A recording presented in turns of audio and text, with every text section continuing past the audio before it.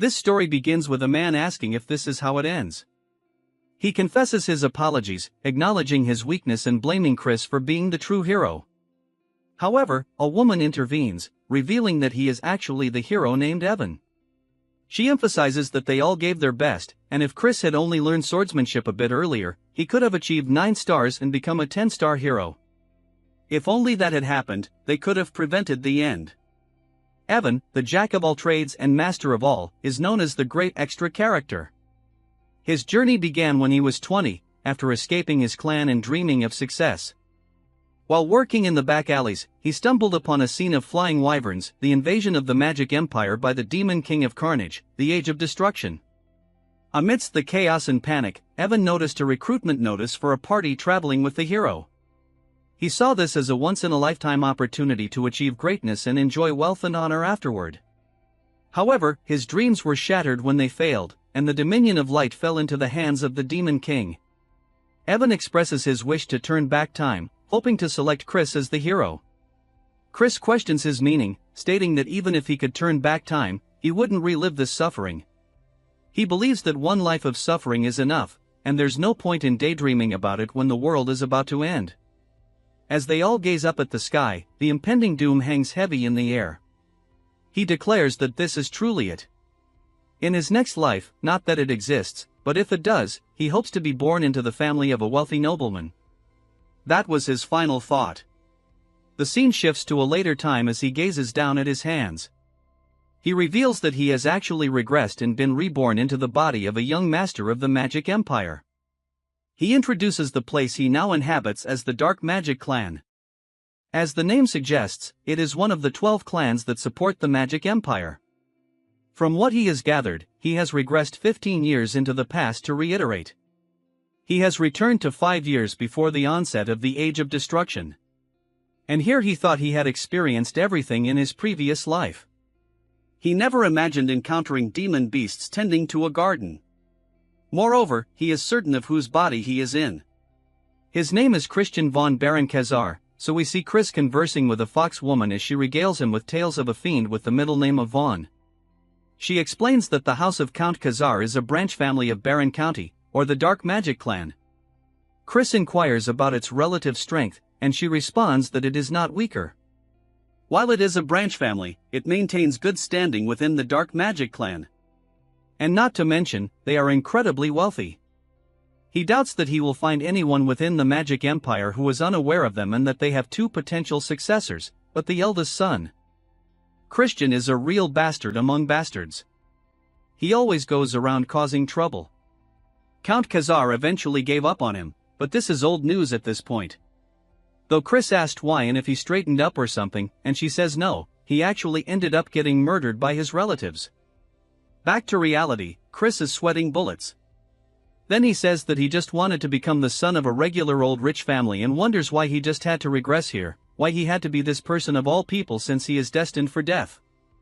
And he starts wondering what he did so wrong, telling himself to think he awoke in this body with a coin incidentally similar in name to his. It's only been 3 days, and that he's going to die in 2 years from now. The fact that he was eliminated within the house of Count Khazar, a family that places great importance on honor, it probably means that he was an absolute trash human being. And if he just stays nice and quiet, he might be able to avoid his death. But he says that since he's woken up as a rich kid, he should just take care of himself and enjoy the wealth and honor. But he hits himself with a reality check, hitting his forehead, saying there's no way that'll happen. And that Ragnarok, the end of the world, is also the reason that the Demon King of Carnage started the war. It was to put humanity up as a sacrifice to complete Ragnarok. And it was already too late by the time they realized it. And both the Dominion of Light and the world met their ultimate demise. So if he wants to survive, he needs to stop the apocalypse as well. And the Demon King of Carnage is one thing. Considering he was the one to actually start the war, the bigger problem is that the countless number of fiends of the Magic Empire are loyal to him. To stop this, he needs to become someone more powerful than the Demon King himself. At this rate, there's only one way for him to actually accomplish this: he needs to become the Demon Emperor and sit at the pinnacle of the Magic Empire. He's been given 5 years before the Age of Destruction begins, and he might as well give it a go. And if he succeeds, this entire empire will become his. It then jumps to his father, yelling out to him, slamming on the table, saying that he told him to remain in his room and for him to reveal his face here after causing the incident not long ago. He must have a death wish. And if he acts out of line one more time, he will personally cut his head off. Chris says that Count Khazar sure is one intimidating dude, but Chris says that he came here to apologize for all the wrongdoings he's committed until now. Since if he wants to go forward with his plan, he needs to get rid of his horrible image. His father asks what he's saying, and Chris drops to his knees, saying that he is truly sorry for everything he's done and it'll never happen again. His father asks if he's really trying to get him to believe this only a few days after his last stunt. And if he's trying to mock him. Chris wonders what exactly he did. He's heard so many stories that he can't even think about what it could be. Chris says the fault for making him lose trust in him is his fault. However, 3 days ago, he also mentioned that he lost a portion of his memories. To reclaim those memories, he reflected on his past actions and has realized just how wrongly he's been living his life. His heart beats with the truth of it. His father says that he's heard his excuses countless times. Chris says that's right because excuses made with words alone mean nothing and that he will show him with his actions going forward. And that he would like to be sent to the punishment cave, and he will remain there for a month and show him a different version of himself. We learned that the punishment cave is a prison used for high-status fiends, and it is a place where not only is there no light, but all 5 of your senses are blocked. Even just a few days is enough to drain one's mind. However, it's perfect for him right now, and he needs somewhere to escape the gazes of others. His father asks if he's going to confine himself for a whole month inside of it because he doubts that he's even capable of lasting half a day. Chris says that he's well aware of how difficult a place it is, however, he thinks that that is the bare minimum for him to trust him. His father looks down at him, asking if he even understands how many times they've had this conversation. Each time he's only left him disappointed once more, but he'll play along and give him one last chance.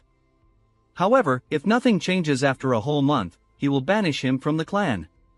Chris says that would be a death sentence as there is a long list of people who will aim for his life once he loses protection of the clan, but he decides that it's worth the risk and tells his father that he understands. But if he can prove that he has changed, he would like him to grant a request. His father gets a little annoyed, saying he sounds arrogant as if he is certain he will come out unscathed, but if he can show him that he has turned over a new leaf, he will grant him any request. Not that he will believe that will ever happen. Sometime later, back in Chris's room, the butler enters, saying the punishment cave has been prepared. His name is Cox, and he is a half-vampire. Chris says that he sees it, and as they start walking out of the room down the hallway, all of the maids and butlers are asking if they've heard about how Chris has volunteered to enter the cave. They wonder what scheme he's pulling. There was an incident where he insulted the young lady of the Poison Magic clan and that it was an incident that the Count himself had to personally apologize for and that it's pretty embarrassing having to save face against a rival clan. They wonder when he's ever going to mature, but they still have their doubts, he ever will. They start debating on how long he'll last in the cave, and one of them says 2 days is definitely the max. But Chris smiles as he walks down the hallway, and we see what I assume is his younger brother also eavesdropping. It then jumps to the punishment cave, and Cox tells him that they have arrived. Chris looks up at one of the statues outside of it, and it turns out it's not only a statue but rather a Death Knight, which is a guard, and he says this is pretty fitting of the Magic Empire, but he doesn't care as long as it stops people from entering the cave. We then hear his little brother call out to him, and when Chris turns around to see him, he says this is a familiar face. He is his biological younger brother and a model student. His name is Thurn von Baron Khazar, and we see him instantly pull out his rapier, thrusting it towards Chris's throat. He stops just shy, but Chris doesn't even flinch. As he looks down into his brother's eyes, internally he's panicking, saying that scared the hell out of him. And he asks his brother, Thurn, what business he has with him, as it doesn't look like he's here to wish him farewell. Thurn says that he's sure he knows that he is a disgrace to the family, but if he sullies the honor of the family again, he will kill him himself. He asks if he understands that this is his final warning. Chris says he sees it must be him who killed Chris in his last life and he's personally met Thurn before during the Age of Destruction. He was a fiend famous for cursed magic. Chris says that it seems like he was cute while he was a kid and he seems to have trained diligently at this point too, but he's nothing more than a brat against him who has seen the worst the age of destruction had to offer. As he tells his brother to remove it, Thurn asks him what he just said, and Chris says that he understands, so he should get going. Thurn tells him that he's serious, but Chris completely ignores him, entering anyway, leaving it just awkward as hell outside. Thurn starts yelling, asking Cox what the hell was with that attitude, but on the inside, as Chris is walking forward, he looks around, saying that he can't actually see or hear anything. There's only the faintest sensation remaining around his fingertips, and he bets that is on purpose so that prisoners can feel the objects they bring in or else they might starve to death. An ordinary person would quickly feel mentally drained. In such a place, however, that's irrelevant to him as he's experienced worse during his time as a treasure hunter, and blocking off the five senses is something he's wanted since it will let him see further into himself. Without it, he can't overhaul this broken body. Of course, it also requires a lot of time and luck, but with the medical skills he's suffered to master as the divine doctor and the bone compression art he modified from the circus and finally the magic stones of different properties, it is certainly doable.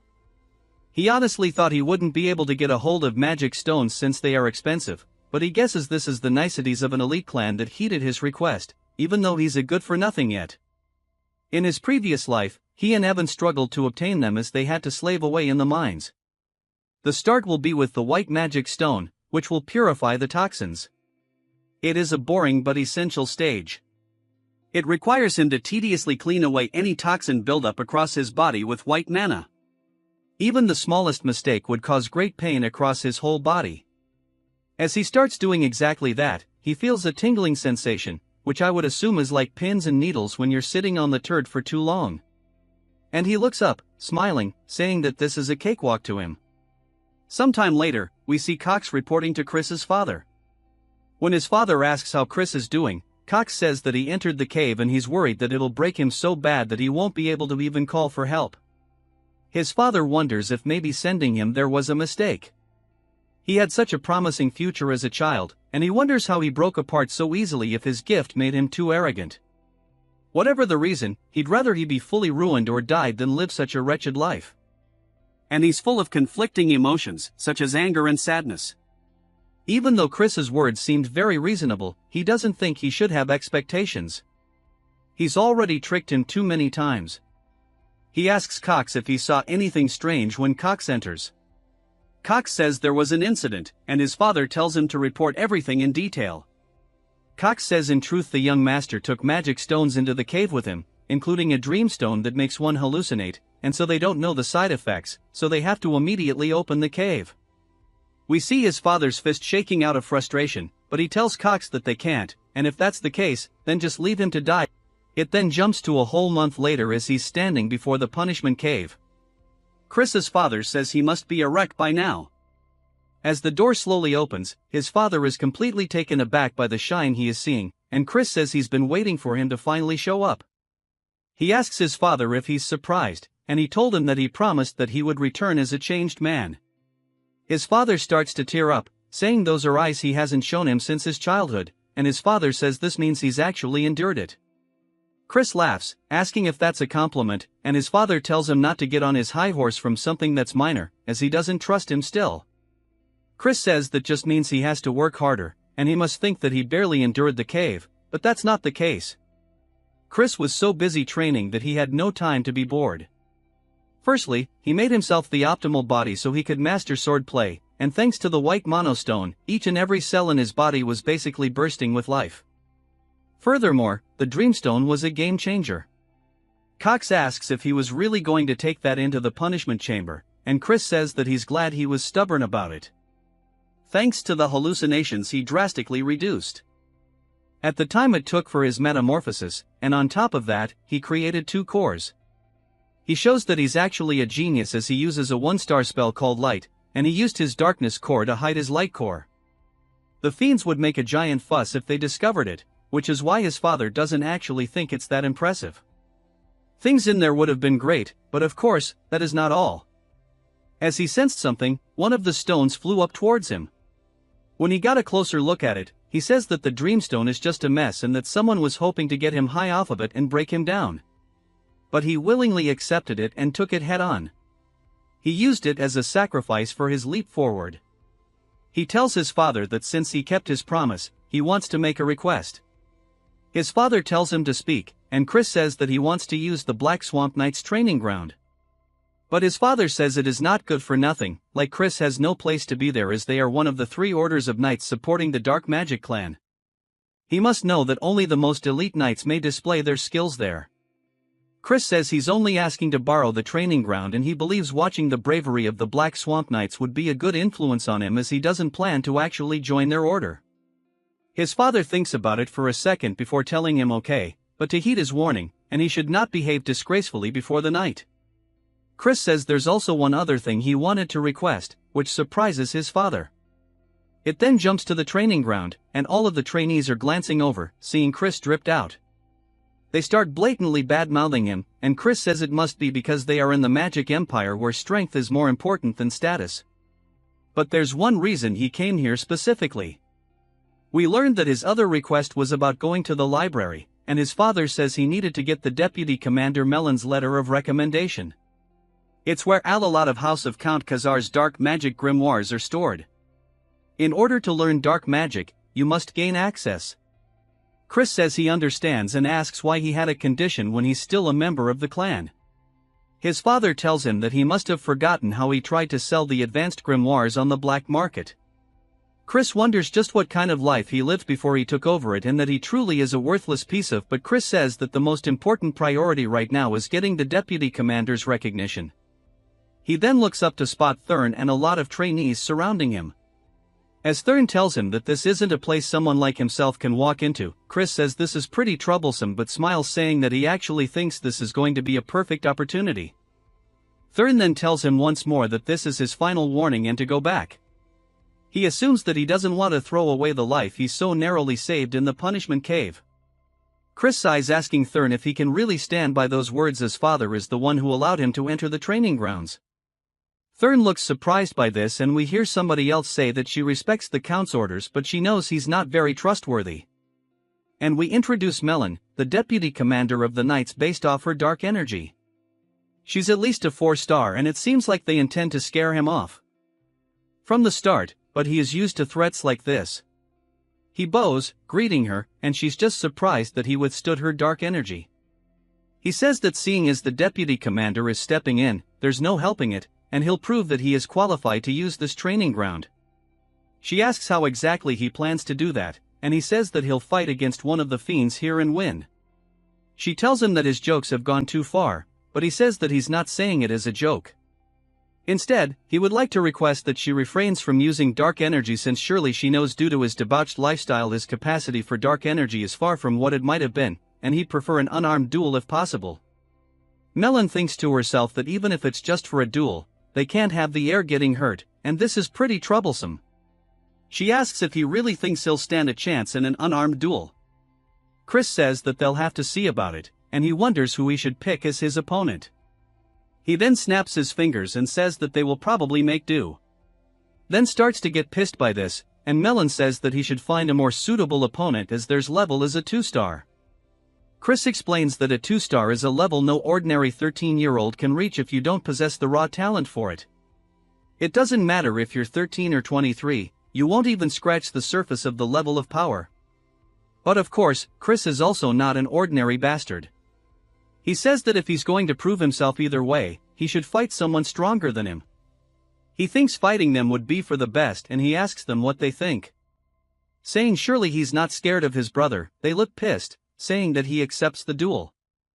We then see all of them surrounding them, and they tell them to take the opportunity to destroy Chris, and if he doesn't do it properly, they'll have special training today. Chris asks Melon how they're meant to decide the winner or if they just go until the opponent surrenders. Melon says that this is pretty insolent and he doesn't even know his place, but they should just go until one side is incapacitated. But she really thinks it would be a good idea for them to hit him by taking a leg or two. Chris asks them if he heard the rules, asking what he's going to do since he's going to be in for a serious whooping. They start to get pissed by his taunts, saying that he'll make sure he never runs his mouth. But while he's distracted, Chris smacks the absolute piss out of him, which completely catches them off guard. Chris asks what's the matter, saying that the fight's already begun. they look back up towards him and swing, telling him to shut up. Chris explains that this is practically cheating as a fiend who hasn't even reached 1 star yet. He doesn't stand a chance against someone with dark energy, but in a bare-handed duel he fought on countless battlefields in his past life, so it's not really a big deal. As he knees them right in the stomach, he says besides, if they only count the dominion of light powers achieved in the punishment cave, he is at least a 3 star. The other trainees are asking what the hell they are witnessing as they're hunched over holding his stomach. Chris asks if he's crying and if he wants him to blow on his boo-boo, just straight taunting his little brother. Thurn starts asking him what trick he pulled, but of course, Chris is satisfied, saying that seeing him in this state is refreshing. There's nothing like a trick here and that his brother is just a bit too weak. Thurn starts to get pissed, but Chris continues taunting him, saying that he's so quiet he can't hear him. A black aura then starts to envelop his hand, and he dashes forward, telling Chris he's going to kill him. Coming in for a left, Chris dodges the attack, saying he's pretty fast though. This is the spirit he was looking for. As Thurn continues punching towards his face and missing, Chris says this still isn't enough. As he raises his hand, cutting off the aura from the rest of his body, even Thurn realizes that his dark energy is starting to dissipate. Chris hits him with an uppercut, saying that fighting is all about instinct as his eyes go white and he falls to the floor. The rest all look surprised and they start wondering if maybe they let his guard down, saying that maybe he would throw his dark energy because he was worried he would hurt Chris, otherwise, it wouldn't make any sense. But Melon seems to have a better understanding as she's genuinely surprised. Chris says with this, surely he's proven he's qualified, and Melon says yes. Chris thanks her and puts on a calm demeanor, but in reality, he's just hella glad that it worked, saying that now he's going to devour everything, swordsman and magic alike. It then jumps back to the house, and Chris explains that he has reached 1 star in dark magic since he's still not fully accustomed to handling dark energy, and there was a lot of residue left over by Christian. It took longer than he expected. As for wielding the power of light at the same time, he'll need to raise his level further for that to be possible. He rings the little bell only for a woman to slowly appear in his room, asking if he called for her. We are introduced to Mary. His sign maid, he says he can't believe they are using a high-level evil spirit, a banshee, as a maid. And admittedly, though, it was due to Christian's constant troublemaking that they couldn't. He says he'll definitely replace her, lady, and he tells her to just give him some juice as he'll drink it and then leave to train. She asks if she should prepare it with human blood, but he tells her just to make it with strawberries. She tells him that blood juice tastes super good though, and he tells her that he wants strawberries. She continues, and they have a little bit of banter back and forth sometime later. As Chris is heading out somewhere, we hear Cox yelling out to him, asking if he's going to train even though it's so early. And then he worries he is just pushing himself too much. Of course, he's pleased and proud that he's so diligent as he believed in him even when everybody else didn't. Chris says to get a load off this guy and then starts to release some killing intent, saying that he never asked him to believe in him and asks who he is to decide whether he should believe in him in the first place or not. Cox is startled and then apologizes for overstepping his boundaries and then tells him to have a good training session. As Cox leaves, Chris says that there's something really fishy about this dude at the training grounds now. Chris says that everybody here has way more doe-eyed looks than before and that now that their guard is down, he wants to try to win them over little by little. We see some bird dude watching Chris swing his sword, and he walks away towards a tent and goes to inform the deputy commander, Melon, that Chris has shown up again at the training grounds today. Melon just wonders what the hell he is planning and what that duel was about back then. Those movements were definitely impressive. But to think he would dispel his dark energy at that precise moment, she wonders if he saw through the battle. And if that's the case, then he might have the talent to surpass Lord Eskid de Baron, the direct head of the main family. But she decides it's probably not the case, as he's still just a bastard. Also, he has already lost his dark energy through his horrible lifestyle, and it's impossible for him to close the gap now. She hears a lot of noise outside and decides to go check it out, asking what's the deal with it. One of the men tells her that Chris seems to have had a small conflict with a squire. The other trainees wonder what happened, saying that Cannon is a 1-star fiend. And they wonder if maybe Chris also reached 1-star Melon. Looks surprised, but Chris says that he wanted to see the rumored prowess of the Great Black Swamp Knights. But it doesn't seem like they live up to their reputation. Asking if there's anybody else who wants to stand up, she says surely they're not a cowardly order of knights. They start to get frustrated by this, and one man steps forward, introducing himself as Torin. Chris says that they fall right into his trap, gesturing him to go ahead and attack. And Torin leaps through the air with his sword overhead. Chris says he never expected them to obediently teach the knight's secret techniques to him. Since that's the case, he has no choice but to steal it this way. As he starts fighting back, Torin's blade, he starts taking note of how they hold the sword in their footwork, saying that this is the mud swordsmanship he's only heard about in rumors. And he starts to mimic it, saying that maybe it'll work out if he does this. He smacks them straight across the face, causing him to drop his weapon too, but it's a huge surprise to Melon. Chris is just happy that he managed to pull off the technique as Torin lays their face down, ass up. Chris sits on top of him, and everybody else says they can't believe he was actually strong, saying that his darkness core was ruined, so how did he reach 1 star? Melon realizes that this means she wasn't mistaken back then. Chris says this is disappointing and he had too much faith in the knights, and if their skills are this pathetic, he'd say it's all the deputy commander's fault. They start to wonder if they should stop him because he's crazy for taunting her, and Melon says she understands he's happy about his victory, but he's getting a bit too carried away. He says it's better if she shows him the skills of the Black Swamp Knights. She draws one of the training swords, swings it very forcibly right beside Chris, sending up tons of dust, completely shattering the ground beside him. She says that she only needs 1 second to beat a bastard like himself while releasing a very deep purple aura. Chris asks if she's really planning on fighting against someone like him with her full power and that they should only use dark energy up to the 1-star level and prohibit dark magic as well as using only wooden weapons. She starts to exchange her blades, saying that 1 star is more than enough, and she'll break both of his legs with just half of that.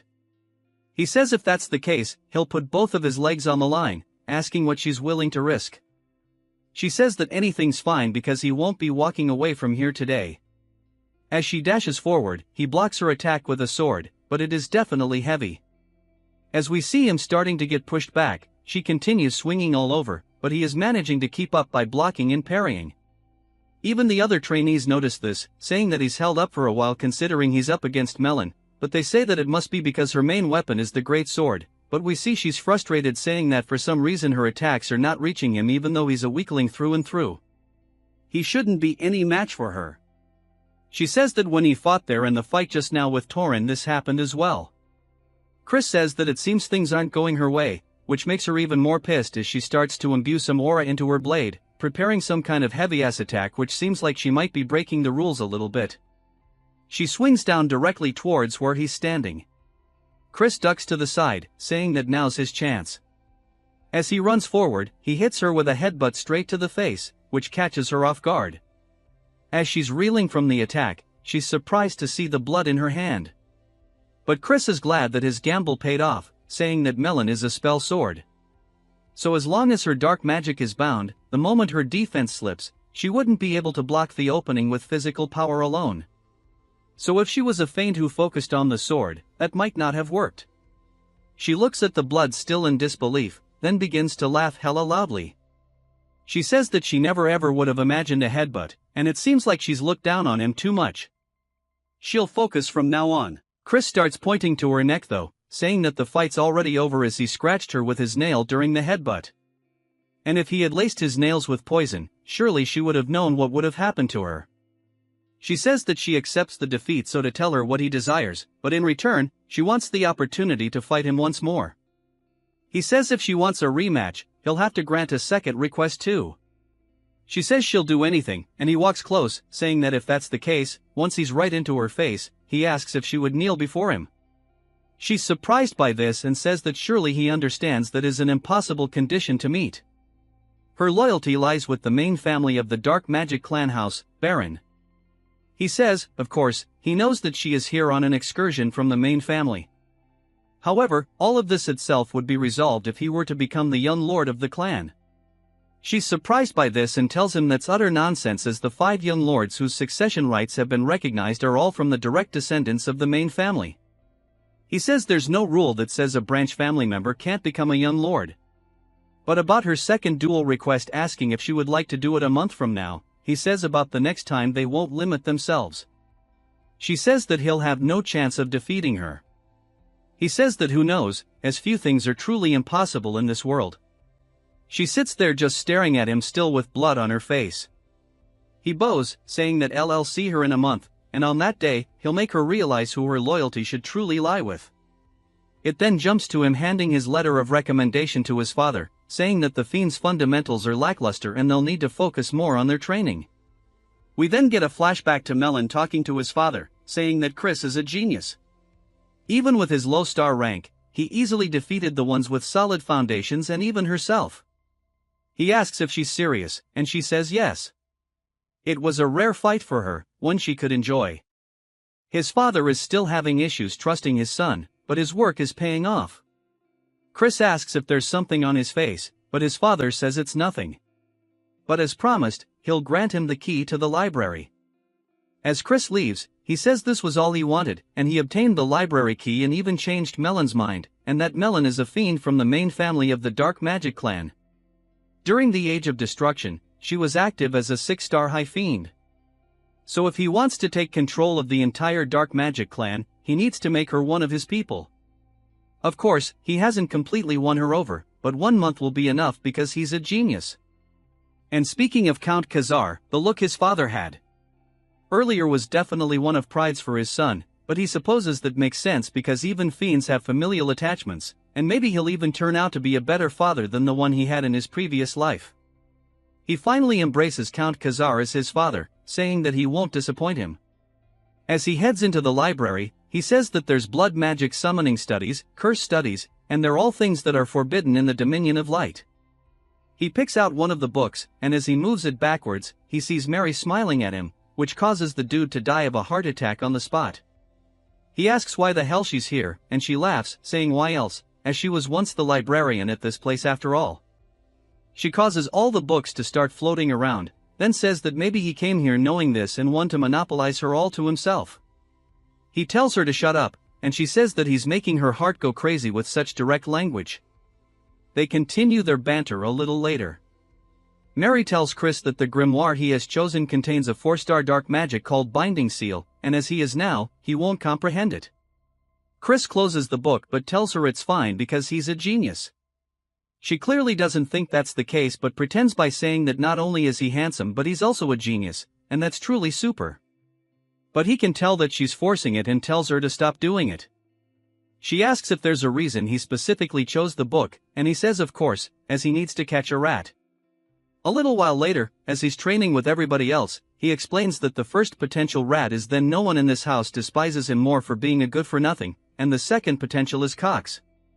Even though he's not a descendant of the clan, he has free access to the punishment cave, and fiends prioritize power over social status. Yet he circles around Chris, sucking up to him. It could also be a third party he is not yet aware of. Whatever the case, they want to see him in ruins, seeing how. They provided him with a dreamstone in the punishment cave. He wonders if maybe he should act like the bastard they want him to be. And then whoever looks happy with him acting out would likely be the culprit.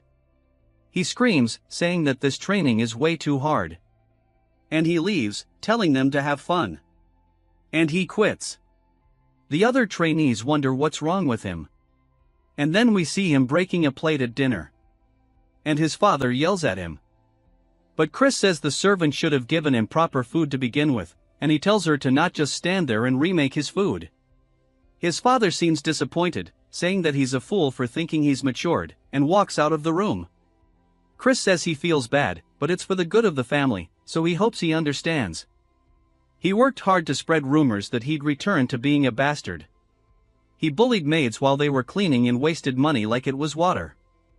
We see a wine glass being poured, and Chris asks Mary why she won't let him drink the wine. She tells him that he's doing it right now, though he says he can tell it was non-alcoholic.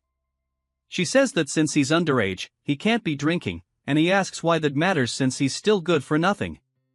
She asks if he's decided to be a bastard again, saying that's fine. Even so, because she'll stay forever by his side, he says it's like he told her he's just trying to catch a rat. As we see a spell forming in front of him, she's surprised to see he already met and mastered the Binding Seal. He does his best to play it off, saying that he told her he's a genius and he modified it to be usable even at a lower star level. He hasn't been just goofing off, he's been working hard at mastering various spells. She wonders if maybe he's truly a genius. Then, she slams the door open. Chris says he needs to act drunk quickly, asking her what he's doing here. Then, she asks if this is the best he can do, as he thought he had truly changed for the better. Chris can tell he's angry, and he decides to cross him off as a suspect. He smiles and tells her that he thinks there's a rat hidden in the house. Then, she asks what he's talking about, and Chris says someone wishes to see his downfall and he intends on dancing to their tune for a while. Then, she asks if he's really saying it's all an act, and Chris says yes, even the wine is fake. As she smells it, she can tell it's not alcoholic. Asking who the rat is, Chris tells him that it's hard to say right now, but they should take the bait anyway. Now, as he throws the wine bottle to the ground, one of the butlers runs in, asking if something's wrong. Chris says this isn't the wine he asked for and to bring him another one. The butler tells him that Cox is currently preoccupied, and Chris says that he guesses he needs to pay him a visit. While still acting drunk, then says he's playing this role too well. And then it jumps to Chris slamming a bottle right in front of Cox's face. Cox asks what brings him here, and Chris pours the bottle over his head, saying this is not the wine he asked for. Wondering if he's looking down on him, Cox says, of course not. Asking if he wants him to go get someone to fetch a proper one immediately, Chris says no, telling Cox to go grab it himself. Cox, clearly frustrated, says that he's in the middle of something. Chris asks if he's going to work like this, saying that he needs to go change anyways. So to get going, Cox then begins to shake visibly and says he'll be back soon and walks out of the room. Chris says that he needs to commend his patience in withstanding such humiliation, but that hostility was very clear. Chris starts looking over all the paperwork Cox has been working on, and he looks surprised but then smiles, saying that this is it. He figured that if Cox was the rat, he would be doing some funny business with the finances, but this isn't enough as he needs a real smoking gun. As Cox comes back, he says he has the wine for him, and Chris thanks him, asking if he's not mad at him. Cox says, of course not, and Chris laughs, saying that he doesn't know if he can tell, but Cox is his favorite.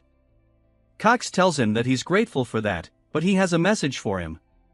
As his friends wish to meet him in secret at the usual place, Chris asks what he's talking about. Cox says, although he would prefer him not to associate with them, it is not his place to be judging his friends. Chris says that he guesses he'll meet them then, and Cox tells him to do as he wishes, but he can't help but smile a little bit, saying that things are going better than he expected them to. It then jumps to a whole table of food, and we hear someone telling Chris that they've heard rumors that he's changed recently, but there's still no way that he's the best among them. Chris glances to his side, seeing a young woman saying that getting a girl this young to pour drink sure to cement them is trash. Turd tells him to have a drink, and as Chris raises it to his mouth, he senses something and throws it, hitting Turd straight in the face, which causes him to panic and cough. He asks Chris what he thinks he's doing. Chris says he knows he tainted the alcohol from the way he reacted. It looked like he knew there was something in it. Chris then raises his hand, starting to form a magic spell, and puts it straight to the girl's forehead. As it begins to glow, she slumps over unconscious. His friends ask if he really knows how to use dark magic. Chris says he doesn't think now is the time for them to be surprised by that. He grabs Turd and Pomodore by their heads, slamming them straight into the table, but not just once. He does it over and over. Turd asks why he's doing this, trying to calm him down. Chris says if he still doesn't know what he did wrong after getting hit like that, they can die here and now. As he pulls out a knife, a little later, we see them tied up, and Pomodore has even pissed his pants, begging that he be spared, as they were only ordered to feed him the drug and frame him after they killed the girl. Turd says they were threatened with the drugs they were dealing in secret, so they had no choice. Chris asks who was the one who ordered. Pomodore is hesitant to answer Chris, then moves the knife closer to the man's crotch, asking if he wants to have it cut off. They immediately say it's Cox and they'll do anything to spare their life. Chris asks if they really mean that, and they both say they swear on it. Chris says he can't hear them. They yell it even louder. He says that he'll take their word for that as he begins to cast another magic spell. It starts flying into their foreheads, and he tells them to listen to what he tells them and carry it out properly. they both fall unconscious onto the floor, Pomodoro or even foaming out the mouth a little later.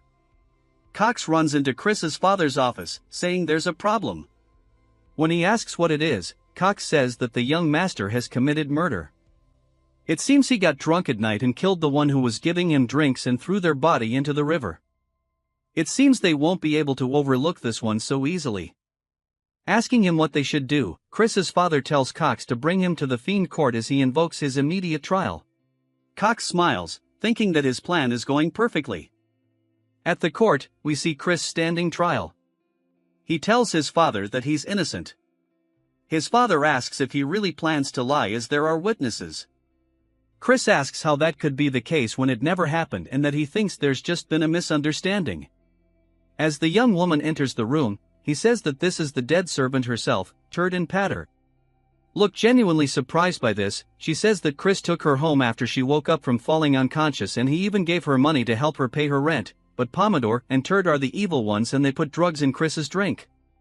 His father asks what's going on here, and Chris decides that it's time to get this show on the road and begins activating his magic. Turd says that it's correct. They gave false reports, and Pomodoro says it was because they were given orders by the butler Cox to frame the young master. Cox starts panicking, asking why that kind of trash they're spewing, and that this is slander, and that Chris and his friends are trying to frame him. Cox also tells Chris that the joke's gone on for too long, and he's crossed the line, but Chris knew he would react this way, and he says as the victim of this incident, he would like to request one thing. His father asks what it is, and Chris says that he wants him to act as a proxy of his authority to directly question Cox. His father looks a little confused but decides to go along with it, saying that he'll leave it to him to head the defendant's stand, but to know the moment he acts in a way that is inappropriate, his authority shall be revoked immediately. Chris says that he'll finish this quickly, and as the representative of the great ruler of the Magic Empire, the Demon Emperor, and as a member of the Dark Magic clan that governs the eastern region of the Southern Magic Kingdom, and as a representative of Count Khazar, he will now question the defendant. He asks Cox if he swears that he will only answer with the truth to his words. Cox says that he will, and Chris says that as a representative of the Demon Emperor, he asks if he swears to only answer the truth. Cox says that he does, and then a magic spell begins to float towards his forehead, causing him to hold his head in pain. He wonders what the hell is going on. Others start to recognize it as the binding seal. Asking how Airbrat could use a 4-star dark magic, Chris says that this was modified so it could be used at a lower star rank. However, it has additional conditions, and that is he needs the target to swear twice, and that Cox has now fallen right into his trap.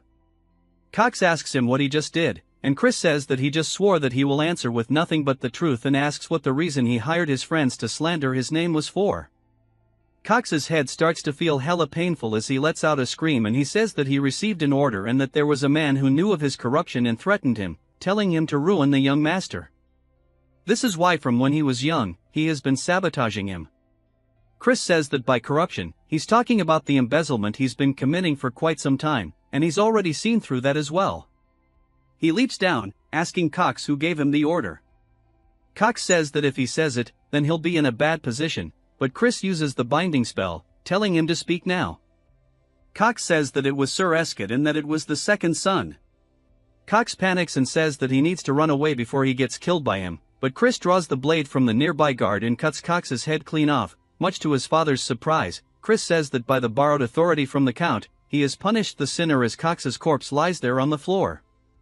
His father asks why this was the decision he came to, and Chris says that had they left Cox alive, the main family would have fabricated evidence and covered up his incident. They cannot be indulgent with him furthermore. He intends to ensure that everyone remembers the truth of it and that he should try to sabotage him. His father looks a bit anxious and then snaps his fingers, telling him to follow him as he opens up some kind of gateway behind him. Chris enters, asking where they are. His father says that this is a secret training ground as there are too many eyes in the courtroom. His father then says about what he said just now, asking if he means to say that Eskid will cause more trouble as a result of the succession conflict because a family's power and authority is directly tied to the successor they support. He tells him his decision was correct, but he feels that he may have acted hastily. However, with things as they stand now, they will have to support the first young lady. The first young lord isn't an option because he is a crazed, bloodthirsty lunatic. Chris says there is also another option, which is for he himself to become the successor. His father says that's nonsense, but Chris says that someone from a branch family can be recognized as a successor if they possess the necessary ability. His father says that's just a role by name alone and it is not enforced. Chris says that he doesn't really know about that because why else would he should try to sabotage him?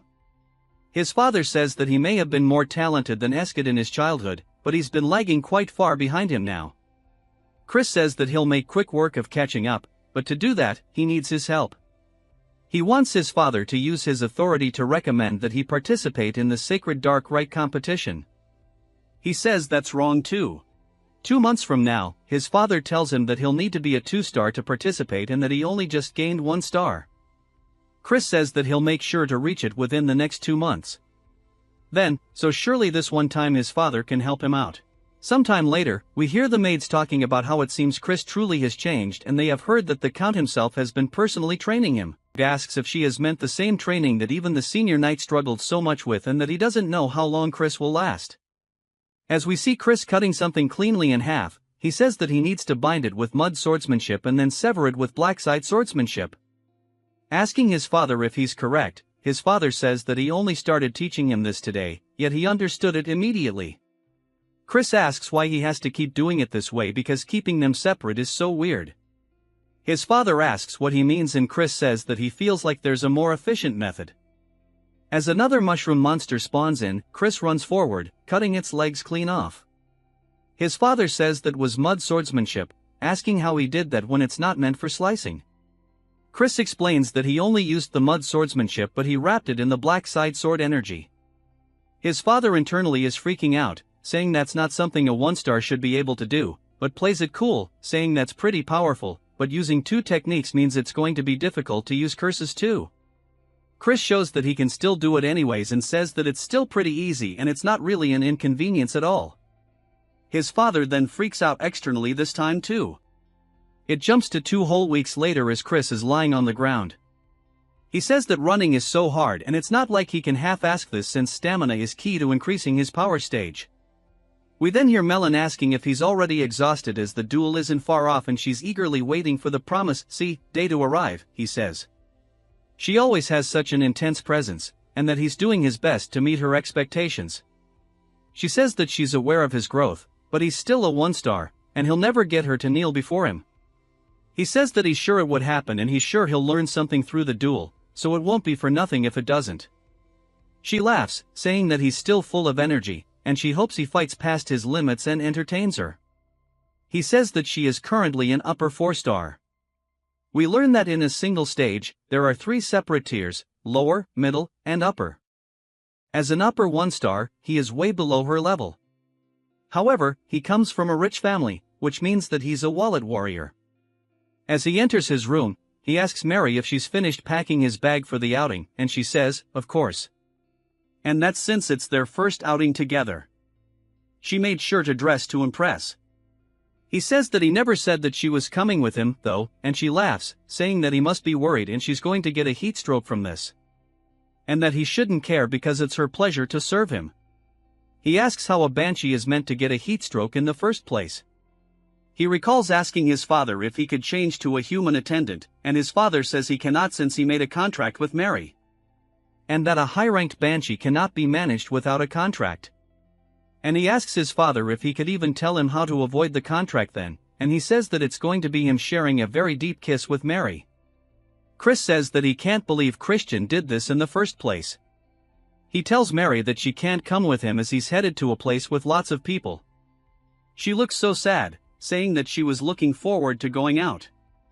He says that it's just her spiritual energy might injure people. She keeps the puppy dog eyes, saying that she's been stuck in here for decades now, and bro can't believe that she's this sad about it. And folds into zero pressure, saying that he came along, but she just shouldn't show up around others. She says that he truly is the best being, all excited, and he tells her just to follow him. She asks where they are going, and he says that it's somewhere he can make a profit. She reminds him that he already has a lot of money, and he starts dropping his coins on the ground. He tells her to stop doing that. She says if he's not going for money, then maybe he's going for land ownership. He says that's wrong too. She asks what it's for then, and he says it's for something he used to use before. We see them in the carriage saying that he's late. Chris asks what he's doing here. Then, he says that he's here to watch over him in case he begins to behave like a bastard again. Chris tells him not to worry about it as he's merely on his way to go gambling and nothing more. He says they're fiends, so it's a given that they're close to alcohol and gambling. Gambling is something even the Demon Emperor recommends, and there's a reason that's legal. Then, he says that he should follow him there. Then, Chris asks if it's perhaps because he's worried about his big brother. Then, he freaks out, asking why he'd be worried about him. He's just concerned that he'll dishonor the family. Chris says that he was thinking for a little nerd like his brother. It'll probably be too stimulating anyways. Asking if he even knows the rules, then he says that gambling is just card games and that he's going to flatten his nose if he keeps yapping like this. Chris says that sounds so scary and says that he's going to show him that he's a pushover today. They finally make it to where they're going, and it's just a big grand building. Even Mary looks super duper impressed. Then, he says that he didn't know a building could look like this. Mary says that her heart is starting to flutter. Chris tells them to stop acting like country bumpkins and to put this on as he hands a mask to Thurn. He tells Mary that she needs to hide so people can't see her. He also wants to whisper something to her. He starts doing so as she listens, and she says that she'll go do as she's ordered and disappears. Then, he asks where he sent her. Chris says that he shouldn't worry about it and they should go in already. As they enter the area, people start to look over towards them as they walk by their tables. Some of the gamblers say they can't believe people so young would enter the lion's den on their own. Chris says that he wants to make a bet with Thurn on who wins. He'll make more money in an hour, and if he wins, he'll call him older brother for a month. Then he asks if he's serious, and Chris says yes, but if he loses, he'll have to call him the Honorable King Emperor Majesty brother. Then he can't believe he said that with a straight face, and Chris says that there's no need to do it if he's scared and offers him some money. Then instantly snatches it, saying that there's no way he'd be scared about this and that he's going to be going first and show him how easy this is. Sometime later at a table, a man is saying that it's Chris's victory and for being young, he plays quite well. He's sure that he's going to earn a lot. Chris says that when you're first starting out, they let you win a reasonable amount by instigating the overconfident player. They aim for the moment their prey bet's too big, and he knows exactly how these common works. Of course, we know there isn't so familiar, so he falls for it. Chris says that he's already caught in their trap and he tells him that he should just go back home and sleep. Then he says that he's definitely losing money too, and Chris tells him that he's only lost 500. Then he says that he only lost about 1,000, and everybody starts laughing at the completely justified crash out. Chris says that it looks like everybody here has marked them as a loser, and he's sure conmen will try reeling him in soon enough. Then he asks if he's going to continue. Then he says he will and throws the money out of Chris's hands. Chris says that he's the one who tried to stop him, but he wants him to lose tons and become the perfect bait as that's the plan to begin with sometime later. As then sitting at his table looking at his cards, we see people cheating as they actively see what's in his hand, and Chris spots them. They tell him saying that this is perfect. Mary then appears behind Chris saying that she found the people he mentioned. He says that she did a good job while he's freaking out. He's low-key rising up. Mary a little later they arrive and Mary says this is the place. Chris tells her to open the door, and she does so. As they enter the room, the people start freaking out, asking who he is. Chris takes off his mask, saying surely everyone knows of him. They ask what business he has here, and he tells them to call their master over. A man then starts being a kiss-ass, asking Chris if he really came to visit. And we are introduced to Grant, the master of the Glee Merchant Guild. And while he may be known for his talent as a merchant, there's just a little bit more to him as he's actually the owner of the casino too. Chris says that he wants to have a conversation in private, and Grant asks what it could be about. Chris says that he conned his younger brother, whom he cares deeply about, and yet dares ask him what he's here for. Grant says there's no way asking if that sucker in the tiger mask is his brother. Chris says he's corrected as Count Khazar Heir. Then Grant says that he assures him that all he does is run the casino, and the others do have no relation to him. Mary then gives him some absolute nightmare fuel. She immediately apologizes, saying that had he known he was the son of the Count, he never would have done it. And a please show mercy. Chris says surely these aren't empty words. Grant says of course not. He shall compensate him, asking how much he wants. Chris says he wants 1,000,000 rupees, which surprises Grant because there's no way they have that much money on hand to do it. Chris says that 200,000 would be enough, and Grant asks if that's really all it'll take. Chris says there's something else he'll also need to give him too, and Grant asks what it is. A little later, we see him looking at brand new equipment, and Mary says that she didn't think he would use the 200,000 rupees to purchase gear, and that truly is a super scheme. Mary says that the sword that he got is a bit strange, and we learn that it's called Grenade, and she knows that's the holy sword that a past hero obtained by offering up his soul. And she heard that many fiends want it because it's something that the hero used after his fall, but now it's all rusty. Chris tells her that it's okay because it's part of the plan and hands her a necklace, telling her to take it. He saw her staring at it before and to just treat it as a gift. She looks so surprised, and he says that it seemed like she would never be able to put her regrets to rest if she didn't get it, so he's giving it to her so that she can move and find peace quickly, telling her not to misunderstand. She says, before she died and even after she did, this was her first time receiving a gift, and she thanks him. Before he gets caught up in the feels, he tells her they should hurry home. She gives him such an absolutely warm smile that she says that she shall put her whole heart into it as thanks, and from now on she shall make it for him, and that from now on she shall make him blood juice that's even tastier than before. As they walk home, he says that he doesn't want to drink something like that, and they continue bantering. She says that surely he knew that the strawberry juice he's been drinking all this time was blood, and he tells her to stop joking. Chris then says to wait a moment because he feels like he's forgetting something. Of course, he's talking about the ring that he left at the casino. It then jumps to the next day as we hear them yelling out to Chris. Chris wakes up wondering what's going on, and then asks why he abandoned him. Chris thought he forgot something the other day, and then tells him that he was nearly sold off as a debt slave because of him and that he was lucky someone recognized him. Chris apologizes but says that it was probably Grant who helped him out, though he's addressing him all wrong since he lost the bet.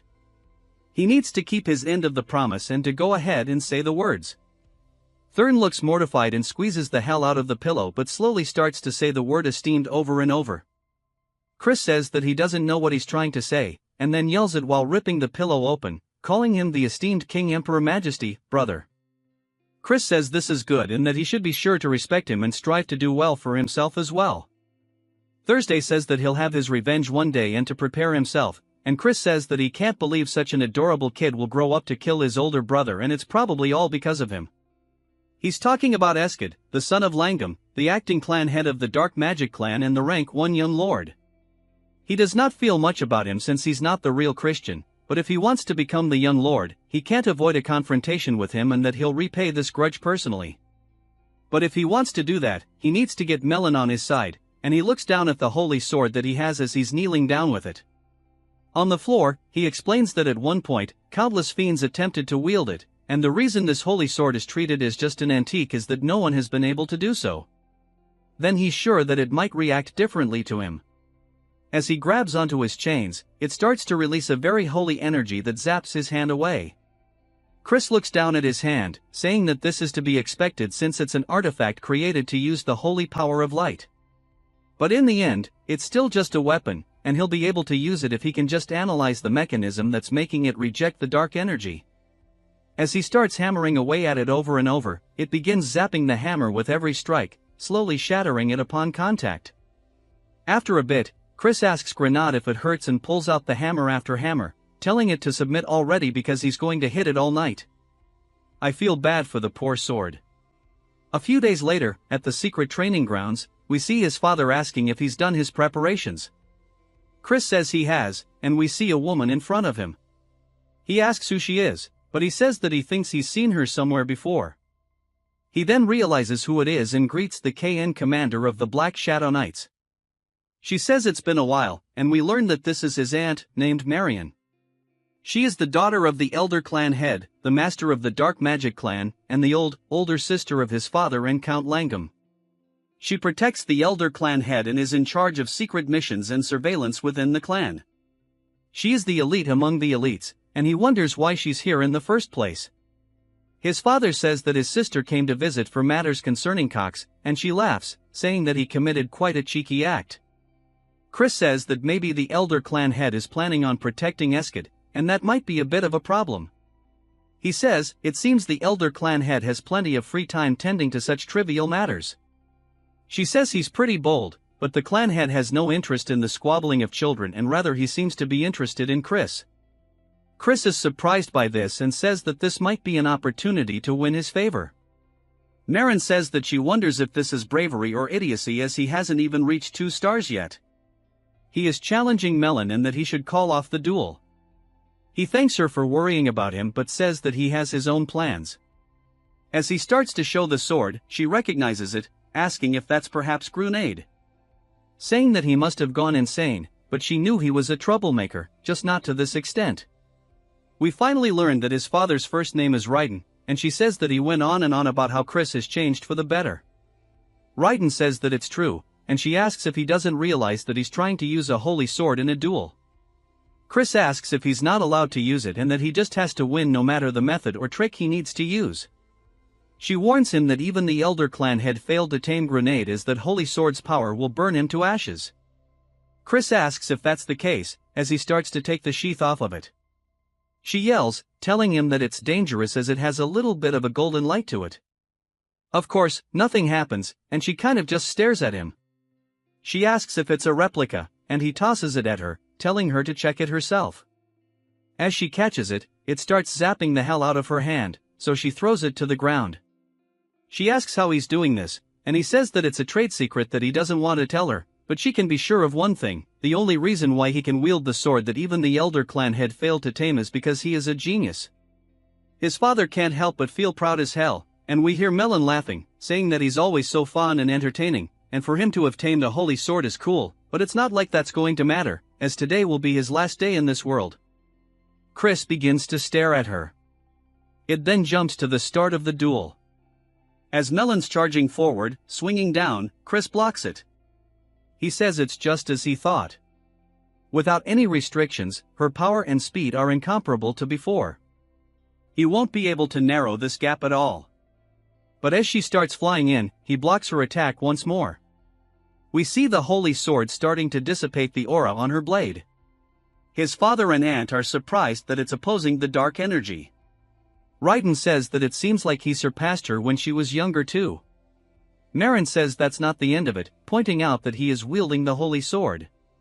As they see his hand still has the purple aura to it, but it looks like it's clashing with the sword's aura, Chris strikes back, causing Melon to block it. Raiden says that the power is incredible, but it looks like his dark energy is fluctuating a bit. Marin says that's not what's going on. He's controlling his dark energy for a single moment to avoid the rejection and response of the holy sword. Melon distances herself. Chris asks if the battle is to her liking. She says that she's been having this thought for a while, but asks if he's perhaps predicting her movements. He says that he does happen to be pretty observant, and each sword technique has a preceding position she needs to raise her arms before she can swing down. And to do that, she needs to move the muscles in her shoulders and upper body. This is something a novice and an expert share in common. She sighs, asking him how he's going to predict this. Then, as we see a green aura start to be released from her hand, it starts to wrap around Chris. She says that surely he hasn't forgotten that the Black Swamp Knights are spell swords. A giant surge of holy energy resonates from him. He says that almost could have been a problem. She asks if he had a cleansing artifact. Chris starts thanking his father, saying he survived thanks to him. But he says that should be in the secret vault. He looks confused. Chris says he can't help but be a little bit of a klepto sometimes, but having good equipment is a skill itself in a real battle anyways. He reaches into his pocket and throws something towards Melon as it explodes. She does her best to dodge whatever it is, and Chris says there's no use even if she does, as he throws another one directly towards her. This one explodes. He says that he got that artifact using the money he took from GLE, and it's pretty effective. He tells her that he knows she's alive and to come out already, as she starts thrusting her blade directly towards him. Chris redirects his blade, matching her, hitting the tip of the blade, causing it to crack until it shatters into pieces. Raiden says that he wondered why he threw that corrosion marble into the air and that it's just like he thought. His son truly is a genius. Melon then starts walking forward, laughing, and then even begins to smile, saying that this is way too fun. Asking what he's going to use next, Marin says that Melon has lost her mind and they need to stop her. Chris starts to lean backwards and then raises his hand, deflecting her attack with the most minimal of movements. He then immediately pivots his foot, getting behind her, putting the blade to her throat. And then it surprises her, and he says that it looks like it's his victory. Asking if she was satisfied with this, it even cuts her cheek a little bit. His father still just looks super proud. "I love this guy, Melon." Then laughs, saying if he's genuinely asking, that she can't even calm down anymore. He then says that he wants an answer to his previous request as soon as possible. Although it was his victory, he will show respect, etc., if she wishes to refuse, as loyalty isn't something that can be obtained by force. She asks if she continues to stand by his side if he'll fight her like this in the future. He grabs her hand, saying that he'll fight her as much as she wants it. Then jumps to later, as Marin is looking out at the sunset. She says that him wielding dark energy like that is something special. As we see a man throwing the holy sword onto the ground, says he refuses. Marin asks if it's impossible for him to hold it as well, and he says that he can wield it momentarily, but as she knows, the waves of dark energy change continuously, meaning you need to constantly change the waves into one that the sword cannot detect. But there's no one who can do that in a real fight. It might only be possible for a demon of Gahong or the demonic dragon, and if not them, then perhaps a crazy bastard who can control dark energy as easily as they breathe. She recalls Chris smiling widely, asking if it was perhaps enough to earn her praise, and she does look a bit happy about it, saying that maybe her father's long desire can be fulfilled. It jumps to the kitchen, and we see a very evil-looking dude chopping stuff up as he cuts a strawberry in half and places it atop cheesecake. Chris says that he can't believe he's been making the strawberry cakes, and Mary says that despite his appearance, his skills are top-notch. The orc then asks Chris what brings him to the kitchen, and Chris says to make some cookies. Mary asks why he's making cookies, and Chris says to give them to someone. She asks if it's for a woman other than her, and he says that it's not what she thinks but it is technically for a woman. The orc says he can do it for him, but Chris says it's fine because baking heartfelt snacks with his own hands is what matters. He may not look like it, but before he can finish his sentence, he gets hit on the cheek with a red substance as orcs are going absolutely crazy mashing up what used to be strawberries into jam. Chris asks Mary if she's sure they aren't adding blood to the strawberry juice, and she laughs. Then later that evening, Chris calls out to Marin, who's about to get atop of horse, and she asks what's the matter. He says that he heard she was leaving and came to say goodbye. She says that she appreciates it and he must be tired from the duel yesterday.